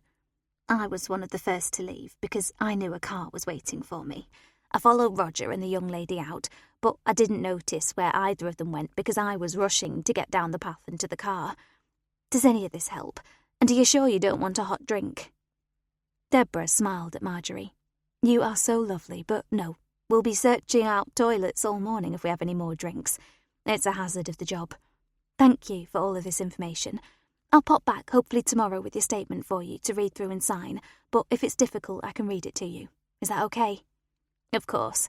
I'm sorry I've rabbited on. Once I start, I have trouble stopping. Adam smiled at her. "I've enjoyed every minute of this. You're a pleasure to interview, and we didn't have to use the handcuffs and taser." I'm relieved about that. It would be difficult playing the organ, or even my own piano, in handcuffs. She walked with them to the door and waved as they drove away. They picked up 2 lattes from the Costa drive-thru and took them back to the station. Neither spoke until they were in Adam's office. "This is the first new piece of information we've had since day one. Why did Lucy Barker go to the vicarage before the church? What the hell don't we know that we should be aware of? Obviously, Jenna must have thought it wasn't worth mentioning, so are we to assume she was merely asking how to get to the main door, or what time the service started? Or could she go in then, or did she have to wait? Behind all of this, we have a newcomer to the church who didn't know the system, especially of an annual service. Why has this not cropped up before now?" Maybe there's only Jenna who knew what Lucy did. If she just wanted information about start times, as you've suggested, it wouldn't be worth mentioning. Maybe Jenna simply forgot about the young woman at her door. I know it's new information, but we do know she arrived safely at the church. The attack happened later, when the service was over. Adam took off his jacket and sat at his desk. "Sit down. We need to think and talk this through, and I want to listen to everything that Marjorie said, just in case we missed anything." He sipped at his coffee. "Ouch, that's bloody hot." "It's coffee, boss. It's meant to be hot. We bought it to warm us up." "Oh, shut up, smart-ass. You sound like my wife when I've made some daft statement." "In your defence," Deborah grinned, "it is bloody hot. Take the lid off. Don't drink it through the little hole." "So, what's our next move? Speak to Jenna? Let's see what she remembers of her visitor. She may not remember much, because nobody knew Lucy, and they were about to start midnight mass, which is stressful enough without having strangers knocking at your door." "Is that tomorrow's plan? Or do you think it's so urgent we need to go back to where we've just left and speak to Jenna right now?" "Are you being a smart-ass again?" Chapter 28. And Tuesday morning brought sunshine. It made the world feel like a better place, even though it was still cold. Reports from all members of the congregation had now been completed and uploaded to the file, with only one person saying they had noticed the young woman, but hadn't seen her after the service had finished. Marjorie appeared to be the only one who had observed anything, and that had simply been seeing Lucy at the vicarage door, which didn't particularly help, because that sighting had been prior to the service and not after. Lucy had definitely been alive immediately after the service, the last official sighting being when she said Happy Christmas on leaving the church. "Let's go ask Jenna if Lucy had anything to say when she knocked on her door. I must admit, if there had been anything significant, like somebody is following me, can you help me, I'd hope Jenna might have thought to mention it." Adam looked at his watch. "It's a bit early to go. We'll hang on an hour." "I agree. I think Jenna would have said something when we first spoke with them, if it held any significance. We're clutching at straws because this is the first new bit of information we've had for days and days." Deborah paused for a moment. "I think we should harass Angela a bit more. We both feel she's holding something back, and that something may just be the missing link in all of this." "Right, here's a plan. Let's drop in on Angela, maybe go out to Chesterfield and take a look at Philip Barker's place, now we have access to his keys after forensics have closed down the case, then come back to Sheffield to see Jenna." They began their plan in Chesterfield, entering the small terraced house with a degree of trepidation. Deborah always felt uncomfortable entering someone's home when it was empty, and this one felt truly empty. It was very clear that Philip hadn't used any of his immense skills to make this a home that was the equivalent of the one he had left. It felt as if it was unloved. It held the bare minimum of furniture, with only a coffee table and one armchair facing a small television perched on a wooden box. Deborah guessed the carpet and curtains had been sold along with the house and were of reasonable quality, but she knew she wouldn't want to sit in that room for any length of time. It was unloved and unwelcoming. There were no drawers to check through, although several empty lager tins were on the mantelpiece above an old electric fire. She wandered around the room, but soon left it. It told her nothing, except Philip Barker hadn't only walked away from his marriage, he'd walked away from the other thing he loved in life, joinery. Adam had taken on the kitchen. He was working his way through the cupboards, but it was clear there was nothing to find. "I'll start upstairs," she said. "It's so sad that he didn't do any joinery in his home. This is nothing like the house he shared with Angela, is it?" "Nothing at all. This is really just somewhere he came home to at night to sleep off the beer. It's so sad. A quick look upstairs and we're done." "I'll make a start in his bedroom." Deborah climbed the stairs, but stopped halfway up. She was wrong. He had done some work, and it was beautiful. The banister had been replaced, along with the spindles and the base plate. It was beautiful to hold, and so smooth she knew he had to have been sober to have created such exquisite workmanship. "Adam," she called, "come and look at this." Adam joined her, and she showed him the banister. My God, he could do something like this as an alcoholic. This is stunning. Such a huge talent. And he took his own life. Just as Deborah had done, he ran his hands down the banister. "This feels amazing, so tactile. What a skill to have." Deborah was sitting on the stairs, just looking at it. No wonder he ran such a successful business, and to pass those skills on to his employees is something else. This sort of stuff comes from more than just a love of woodwork. It's an absolute affinity with the raw product, isn't it? My dad loves wood. He's got a shed, but he didn't go out and buy one. He went and bought the wood and built it to his own specs. And he loves to whittle. Mum has little wooden mushrooms dotted all over the garden, which she loves, and she never knows when he's making one. It just appears. But he's nowhere near this level. She sighed deeply. Such a waste that he's gone. They both sat for a moment, lost in admiration. "You know," Deb said thoughtfully, "I think that's possibly why there's only the minimum of stuff in the lounge. There was literally nothing for me to check in there, but if he had plans in his head, he wouldn't want to be buying stuff until they began to happen. I know there was the awful accusation of rape hanging over his memory, but this wasn't the thing to do, was it? To take his own life. He was still quite a young man, with nothing wrong with him except a love of alcohol." Adam stood. "Let's get on with it. This is too depressing. I'll finish off in the kitchen, then take the bathroom. Are there only 2 bedrooms? "I don't know. I've not got beyond here. This beautiful work stopped me in my tracks. I'll make a start in the main bedroom now." She continued up, running her hand along the banister all the way. Sometimes, she thought, it's a pleasure to climb stairs. And deep in her heart, she knew Philip would have felt like that. The bedroom was disastrous, with a horrible smell of feces, alcohol, and death itself. She stood in the doorway for a minute, just taking in the scene. It was a mess, with the bedding half on the floor and half on the bed.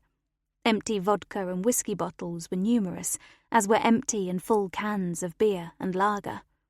There was a small television on the bedside table that had a huge crack across it, and it was just a table, no drawers to keep anything in for her to check.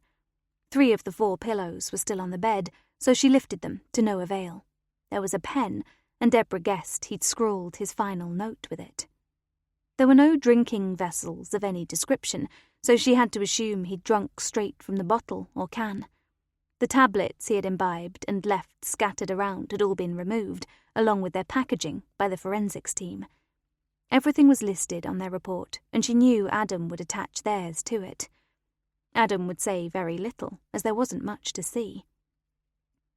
The small wardrobe held a couple of T-shirts and a pair of jeans.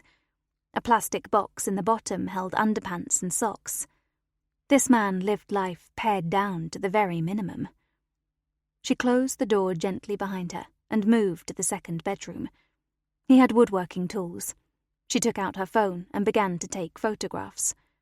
She couldn't put a name to many of them, but they were clean, laid out on a small collapsible table, and none of them were power tools. This man had been of the old school, a woodworking genius. This was clearly his workroom, where he had fashioned all those identical spindles, lovingly carved by hand, probably with a can of beer by his side. Deborah knew that when she returned back downstairs, she would be unable to resist stroking the header of the newel post. She needed to see what he had created at the bottom to enhance his small hallway. This room was tidy. It was nothing like the chaos of his bedroom where he slept. He was proud of this space, proud of his tools, It was a room in which he spent more time than any other, except maybe the public bar of the Brown Bear. She wanted to stamp her feet very loudly and scream what a waste of a life, but her professionalism won through, and she took it all in without disturbing too much. It wasn't necessary. This room was Philip Barker, and Philip Barker appeared to be two different people. She could hear Adam in the bathroom, so she went downstairs, sliding her hand gently down the banister. The header of the newel post was an acorn about 9 inches tall, with oak leaves gently nestling the nut in their veins. Tears touched her eyes. There was love in that acorn, and she hoped that whoever bought this house when it was put on the market would appreciate what Philip Barker had created. They found nothing to help with the investigation, but Deborah's impression of the man had shifted. They could now sign him off as a case concluded, but she would never forget how she had felt seeing what he had created on those stairs. And she would appreciate Angela's home even more now, because that house was filled with Philip's work. She watched Adam descend the stairs and simply pointed to the acorn as he reached the bottom. "My God," he said, "I'd buy this property for that alone." His hand involuntarily moved towards it, and he stroked it. "The second bedroom holds his tools," she said. "No power tools, all hand tools. I think the reason the house isn't particularly cosy isn't just down to alcoholism. I suspect there was an issue on the stairs, maybe missing spindles, or the banister was broken. I think he spent time doing this because it was the urgent bit, and I tell you what, I would have loved to see how he finished off the rest of the house." "And he trained James Lucas," Adam groaned. "I feel a severe drain on our finances coming on, because when my Elise sees that brochure, she's going to be picking out her wardrobes in the first 2 minutes. Deborah couldn't resist a last caress of the acorn before they locked the door behind them and headed back to the car. Adam took the wheel, and Deborah sank back and closed her eyes. What an amazing morning, and I was dreading it. It just shows how we judge people, doesn't it? I feel as though the Philip Barker we've heard so much bad stuff about isn't the same person we've come across today. I allowed myself a bit of pre-judging when I started in the lounge because it was so Spartan, but now I understand. And I don't think I'm wrong. I feel a little overwhelmed by an acorn. I need to go home, find a sharp knife and whittle. I once went to the Louvre, saw the Mona Lisa through tears, and wanted to come home and paint a copy. I think beauty strikes a lot of people like that, and it usually takes us by surprise. It certainly did me, and I'll never forget the things that made me feel that way." She turned her head to look at him. "Through tears? You saw the Mona Lisa through tears?" He nodded. "I did, and if you ever go to the Louvre, you'll know exactly why." Chapter 29. They tossed a coin to decide whether to see Jenna first or Angela. Jenna won on the basis that she would be an easy one because she wasn't really involved in anything, and they only needed a couple of minutes with her simply to confirm Marjorie's story. "You got Marjorie's statement on you?" Deborah patted her bag. "Thought I could nip in while we were here and get a signature. Then that's something else crossed off. For a case that's at a standstill, my to-do list is mighty long." "Did you type it up?" "I did. I actually wanted to listen to it again, so I typed it up while I was doing that. She was so lovely and so interesting. Another talented person. It's been that sort of a case, hasn't it? Even the victim was super talented, with her own craft business. You think Angela will take that on?" "Unless she's a fast learner, I don't see how she can. On your to-do list, have you got a spot to fit in a telephone chat with the 2 ladies who worked part-time for Lucy? Maybe we need their take on things. If the telephone chat reveals anything that requires something deeper, we can go and see them. But they're not really involved, so I'm hesitant to make it an official statement-taking job." Deborah sighed. "I'll add it to my list." She took out her phone, pulled up her notes app, and added the 2 craft ladies to the list. Adam pulled up outside the vicarage. They walked up the path. It was still bitterly cold, but with the sun out, it made things seem vaguely spring-like. There were a few primulas dotted around that were trying their best to appear as though the sun meant it was time to flower, and Deborah fervently hoped they were right. She knocked on the door, and Steve answered. 5 more minutes and you'd have had to track me down in the church," he said. "Sometimes I write my sermon here, but if I'm not sure where it's going, I write it in the vestry. It helps." "We won't keep you. Actually, it's Jenna we want a quick word with. Then we'll leave you alone because we're going over to see Lucy Barker's mother."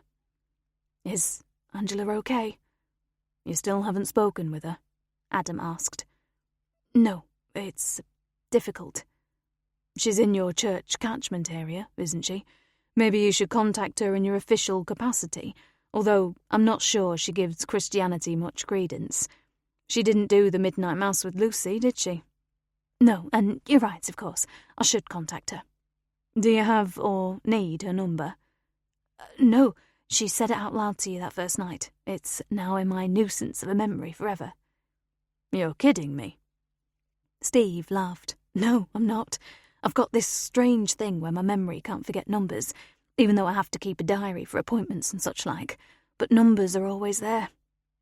He recited Angela's number to prove his point, and Adam took out his phone to check it. He gave a small whistle. "I'm impressed. We've just been talking about all the different talents the people involved in this case have, but this one really impresses me." "It comes in handy. The Bible is numbers. John 1, verse 3, Luke 6, verse 10. It's all numbers. I wish it remembered words and stuff, but it doesn't. So my spelling isn't the best, but my numbers are." Deborah shook her head. "Now I'm totally upset. I don't have any talents or skills. Can't knit, can't crochet, can't ice cakes and keep them looking like cakes. I'm pretty useless." "You solve cases," Steve pointed out with a laugh. "And I don't doubt that over the next couple of days, now the world is back to normal, the killer will be apprehended, and I'll be having to change my sermon yet again to reflect that. It will be a blessed day when that happens, though, so don't let me moaning about having to change my sermon put you off tracking down this killer. Anyway, you want a cuppa?" "A very quick one," Adam said, "just while we're chatting to Jenna. Is she in?" "She will be very shortly. It's been mums and toddlers' morning in church. She'll be putting away the toys right now, so I'll make all of us a drink." They followed Steve through to the kitchen, which was beautifully warm. "Wonderful," Deborah breathed. "We've had a cold, cold morning, and this is heaven." "Coffee?" Steve asked, and they both said yes. It was already brewed, and within seconds cups were in front of them. "We went somewhere yesterday where we were offered a choice of tea or coffee, plus biscuits, with cups and saucers, and this was a factory of sorts." Deborah grinned. "It was wonderful, but I don't think I'll be suggesting it for back at the station. There it seems the bigger the mug, the better." "We've got a China tea service. It's in a cardboard box down in the cellar," Steve said. "Jenna was horrified at the thought of using it because I'd inherited it from my mother. Said we'd break them, so now they're packed away." "Well, I haven't got one," Deborah said, sipping at her coffee. "But it's on my list now I've actually drunk from a china cup. And I'm not waiting to inherit my mum's set, because she's going to live forever, I hope." The front door opened, and they heard Jenna shout, "Do we have guests?" "We do," Steve answered his wife. "You want coffee or tea?" "Coffee if it's done," she said, entering the kitchen. "I've only walked from the church and I'm frozen. What's with this weather? It's absolutely freezing out there." Adam laughed. "It's January. Tends to be at this time of year." Jenna looked at the two detectives. "You have news for us?" Adam shook his head. "Not the sort of news you mean. No news of an arrest. But at least we find people at home now when we call on them. We came to see what you can remember about that night." "Me? Very little. I was too scared to remember much. We were in a graveyard waiting for somebody to come and help us, with a dead body, and we had no knowledge of who had killed her, and it was freezing. That's my main memory. And blood. I tried to help Lucy, but there was so much blood. On her, on the grave, on me, on Steve, and it was all too late." "Can I take you back to a little earlier, to before the service? Lucy knocked at the vicarage door, and you answered." Jenna frowned. Then her face seemed to clear. "Oh my God, was that Lucy? I thought it was a child, possibly a teenager. I couldn't really see because I was about to put my contact lenses in when I heard the knock at the door. She was a bit of a blur, I'm afraid. It was Lucy," she repeated. "It was. She was seen by Marjorie on her way to take up her position at the organ." I didn't know, whoever it was. They asked what time the service started. Was it midnight? I said no, it would be around 11:30, and usually finished around 12:20. I honestly thought it was a young girl. I feel even worse about the whole situation now. No need to, Adam said. No one could possibly have guessed what was to happen later, and that's you crossed off Deborah's famous to-do list. I think I pointed to our private path so she could go directly across the churchyard instead of by the road, but that was it. That poor girl. She could have been watched from before she went in the church and none of us knew. She took her coffee from Steve, sipped at it, and sighed. As Steve says, that warms the cockles of your heart. I'm not sure what cockles of the heart are, but it's in my list of Yorkshire sayings that I've had to learn since marrying Steve. Thanks for clearing that up about your late-night caller, Deborah said. Hopefully we'll have more positive news for you next time we see you. The two officers handed their mugs back to Steve, who walked with them down to their car. I will contact Angela, he said to Adam. I've been a little cowardly about this, but she has neither ex-husband nor daughter now, and, as you pointed out, it's part of my job to shepherd my flock, even when they don't appreciate being part of my flock. Jenna isn't aware you know each other. Not as far as I know. Jenna came into my life as a member of my congregation at the last church I had. That was 5 years or so ago. We married a couple of years ago, but it would have been sooner if I hadn't been so scared of commitment. And I blame Angela for that. I was wholly committed to her. I loved her, but she couldn't love God, she said. She didn't see herself as a vicar's wife, and she walked away. Jenna did see herself as a vicar's wife, and she stayed. It was a real shock that night when Angela opened the door.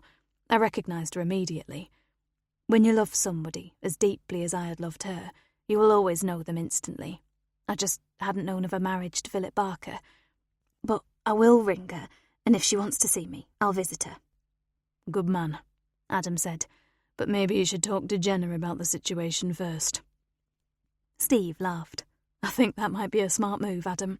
Can I go and write my sermon now? Adam and Deborah drove off with a wave of their hands, and Deborah smiled. I like him. Doesn't make out more than he is. I've known other vicars over the years who look down their noses at you, but he's not like that. Yep, good bloke. They did a quick diversion to Marjorie's cottage, who answered the door, rubbing her eyes. Sorry I took so long. It was warm and I nodded off. You need me to sign something? Adam remained in the car, but gave her a quick wave. Deborah followed her inside and handed the statement to her. I can't read it because of my eyes, so you'll have to read it to me, then I'll sign it. No problem, Deborah said, and they sat at the kitchen table while Deborah read every word to her.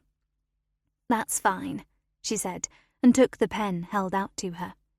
Deborah guided her hand to the signature line, waited until she wrote her name, and then popped the statement back into her bag. Thank you, Marjorie, she said, and stood to leave. No news yet, then? Marjorie asked. No, sorry, but soon. The old lady waved as they drove away.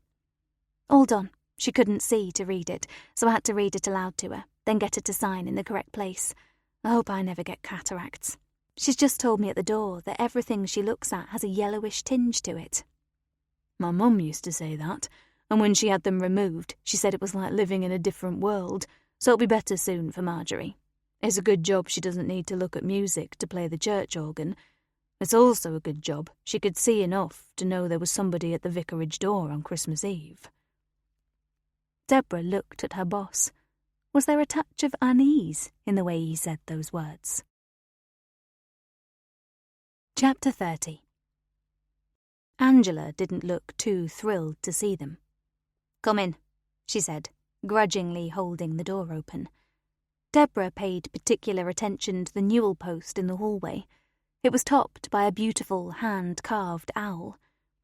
Envy was a word she didn't know much about, but now she did. She couldn't resist touching it as she followed Angela down the hallway. I'm assuming you haven't come to give me news about the killer. No, we haven't, Adam responded tetchily. He was in no mood for a stroppy woman. He also felt they'd done a full day's work that morning, so if she thought she could get antsy with them, she could think again. He could easily get a key to a cell. Deborah saw a grin briefly flash across his face and wondered what he'd thought about in that split second to cause that reaction. She knew he wasn't too keen on Angela Barker. "Okay, Angela," he began. "It seems to me that out of everybody involved in this case, you're actually the only one without an alibi." Deborah said nothing. She was wondering where that had come from. They hadn't even covered an alibi for Angela, but he was right. They didn't have one. She must have words with her boss, explain if he was going to bring up stuff like this. She preferred to be forewarned. Surely, no, he didn't. He couldn't think this woman, who had lost her world, was the killer they had been seeking since Christmas morning. She waited to see what would come next, to see if he would need rescuing from a well-aimed kitchen knife, because as a mother of a child who she loved dearly, she wouldn't take that sort of crap from anybody. She held her breath and watched. Angela stood and walked to the kitchen sink, leaving the two officers seated at the kitchen table. She turned around, holding the glass she had just filled with water.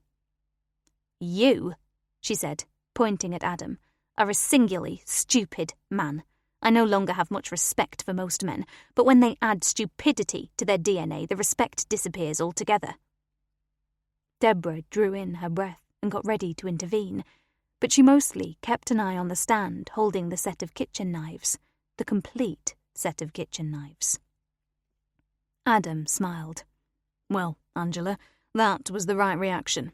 If I'd seen panic, if I'd seen fear, any of the reactions shown by guilty people, you might very easily have found yourself in handcuffs, but you got mad with me. Deborah sometimes does that, but I should tell you that Deborah had no idea I was going to say that to you today. Okay, sit down. Let's start again." Angela brought the glass of water to the table with her, and Deborah somehow knew that if Adam said anything else wrong, the glass of water would end up poured over his head. Justifiably so, probably. "You know," Angela said, enunciating each word clearly and carefully, "that the only thing I had to live for was my daughter. Our relationship was special. She was my friend, my sister, my confidant, my daughter. And at times, when she thought I was being crazy, my mother. I can live without her. I have done for nearly 2 weeks, but I don't want to live without her. And the biggest thing you need to know, D.I. France, is that I didn't fucking kill her. She's never, in her life, had so much as a smacked hand. We never had to tell her off, chastise her in any way. She was perfect, and somebody out there has killed perfection. But it wasn't me. She was conceived in love and with love completely.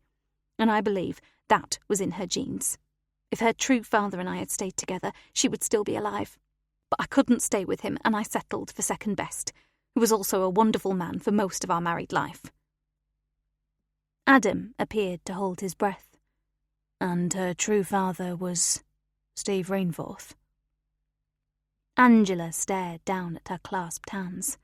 Nobody spoke for a minute, and then she lifted her head, stared at the two officers, and said, "Yes." She picked up the water and drank from it, then placed it back on the table. Adam exhaled. "Thank you for confirming that. Does Steve know?" "Yes, but he didn't know anything about her until the night she died, when he came with you. As you were leaving, I had about 30 seconds to tell him. I'm assuming he got the calculator out when he got home and now believes me. There was never any other man in my life. She was the child of Steve Rainforth. To protect him, me and the baby, I let everybody think it was a one-night stand. That wasn't true. By the time Lucy was born, I was Mrs. Barker, and she took Philip's surname because we were a family. I never saw Steve again because he finished his training and moved down south to his first church." "And you thought you could keep this hidden?" Deborah asked. "Hoped, more than thought. It never sat easily with Philip, you know. We wanted another child, but Philip proved to be infertile. It devastated him, and I believe his drinking began to increase little by little from that day onwards." "So, let me get something very clear. Reverend Rainforth knew nothing about his child until you told him on Christmas morning, after you had been notified of her death?" asked Adam. "That's right. I would never have told him. and I would never have told Lucy. But a few days before Christmas, we'd shared a bottle of wine, and we were talking about people we had loved in our lives, not just partners, but family as well, and I mentioned Steve. She knew straight away, so it was confession time. When she found out where he was, she said she wanted to observe from afar before making contact, so would go to his church. I didn't know at that point she meant the midnight mass. That's not the ideal time to walk up to a man, a vicar, and say, "Hi, I'm your daughter." Adam nodded. And she didn't tell him. That's why she was waiting in the churchyard. She wanted him to be the last one out so she could speak with him and only him. Jenna, his wife, had already returned to the vicarage. And despite all this soul-searching and secrets being revealed, we're still no closer to finding out who was lurking in that churchyard, waiting to kill Lucy.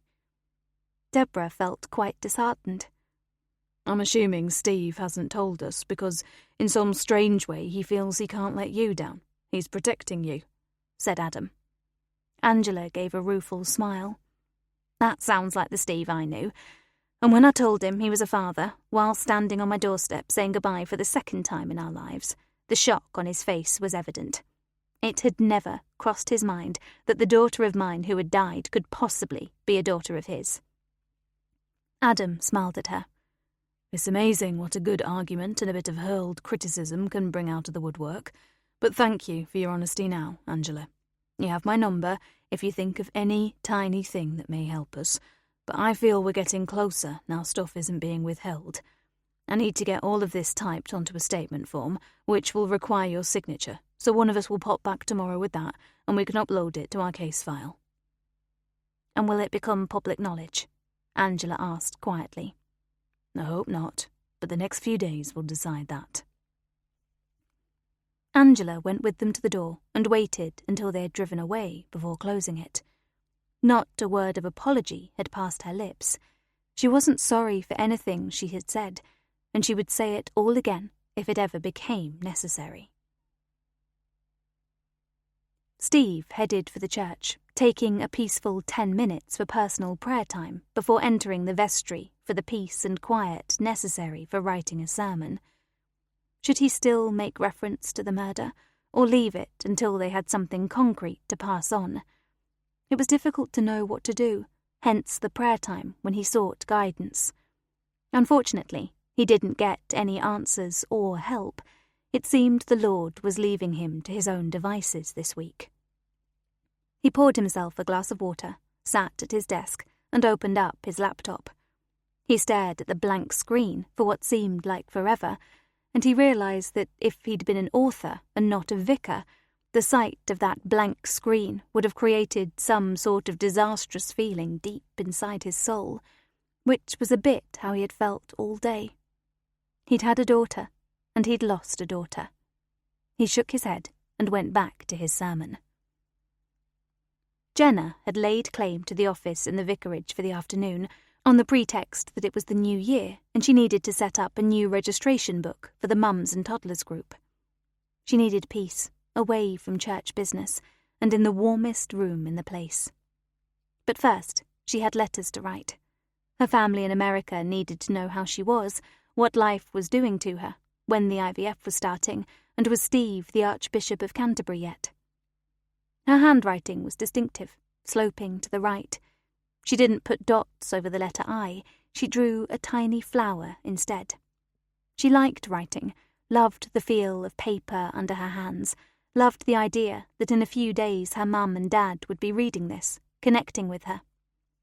She would enclose one for Sandy and Ben as well, and on each letter she would send all her love. After she had completed both letters, she put them into one envelope, addressed it to her parents, and put an airmail sticker on it. She glanced at the clock. She would nip down to the post office and post it within the hour. She took another piece of paper, made herself a hot chocolate, and settled back down at the desk. This letter would take much longer, would be much harder to get right, and she had to let the recipient know everything. She sipped at her drink, began to write, and didn't stop for over an hour. She put it into a plain white envelope, sealed it, and drew a heart over the pointed end of the flap. Then she went upstairs, took down her large backpack and put clothes and memories in it. It didn't take long. She didn't have long before Steve was due back. She zipped the backpack up and took it to the cloakroom, hanging it on a hook, before covering it with her jacket. 10 minutes later, her letters to America had gone, and she arrived back at the vicarage at exactly the same time her husband was walking round the corner, returning from his afternoon in church. She kissed him, and they went inside. It was beautifully warm and cosy, and she wanted to cry. Epilogue. Wednesday, the 8th of January, 2025. Steve woke in an empty bed, and he smiled. Whoever got up first obeyed the unwritten rule of putting on the coffee machine, and it was usually him. He thought it was strange he couldn't smell coffee, but then realized she may have only been up a minute. He swung his legs out of bed and shivered. No heating on. He glanced at his phone and saw it was only 6 o'clock. Why was Jenna up? Was she unwell? He felt a small sense of panic and hunted around under the bed for his slippers before heading downstairs. He clicked on the heating as he passed the control and entered the kitchen. Nothing. No coffee dripping through the machine, no Jenna supervising it, not even any daylight yet.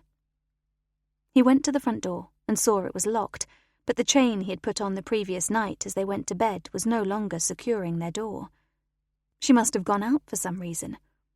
He unlocked the front door and stepped outside. Within seconds he was shivering, but he could see no sign of his wife.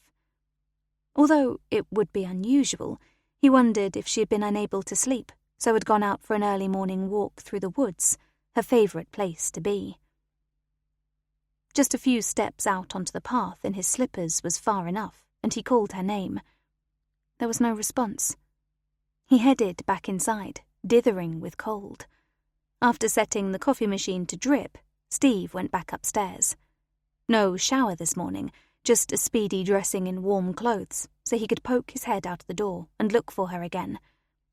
He knew when he confessed his panic about her not being there that she would laugh at him, but in the 5 years since they had been together, she had never simply disappeared without telling him what she was doing first.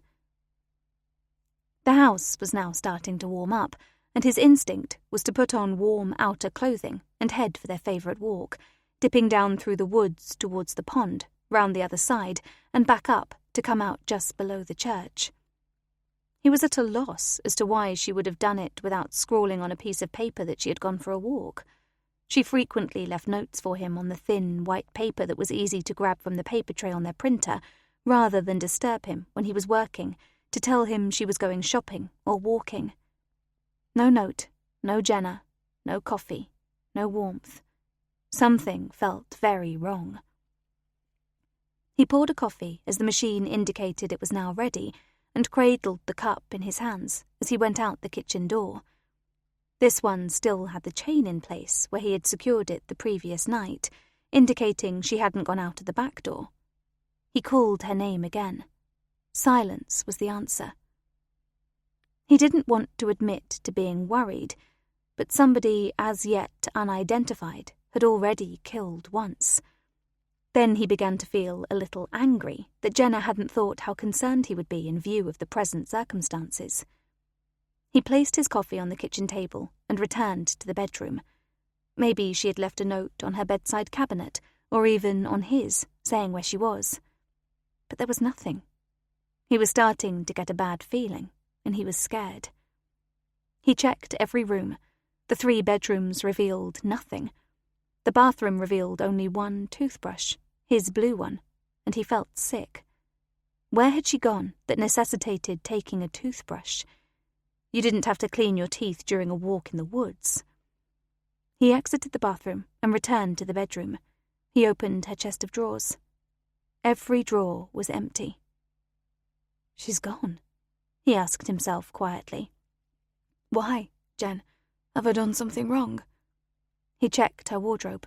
Only a couple of items were still hanging there.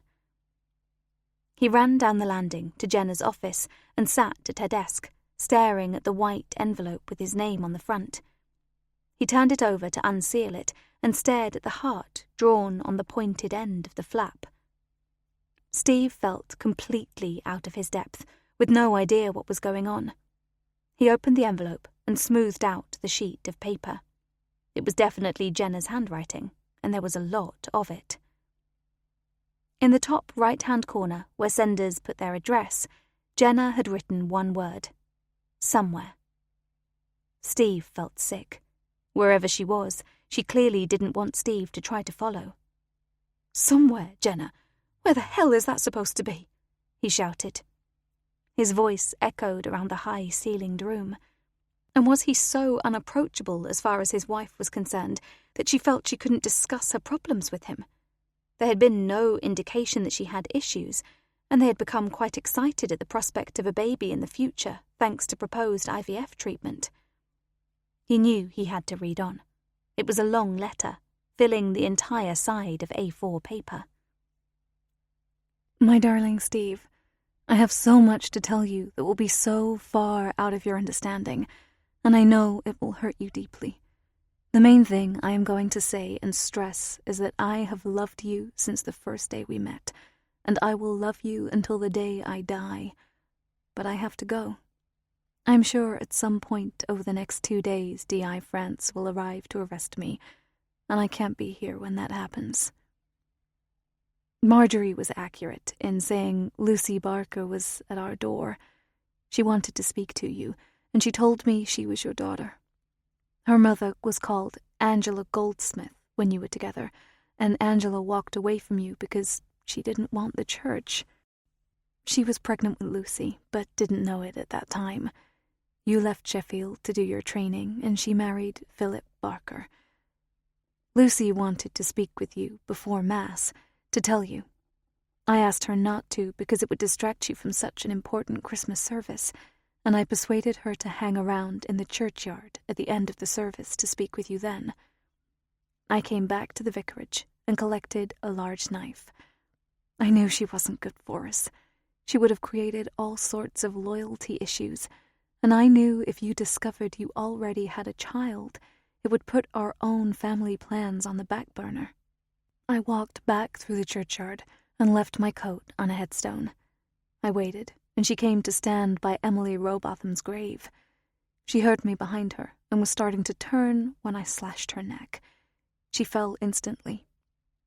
I went back to our home, with my coat now covering any blood I may have accidentally splashed on myself, but I didn't have time to change because you messaged me. When I bent down to check her pulse, I made sure I got some of her blood on me, quite legitimately. I had to do it for us, my love, to preserve what we have. But now I believe Adam and Deborah will work it out. So I am leaving.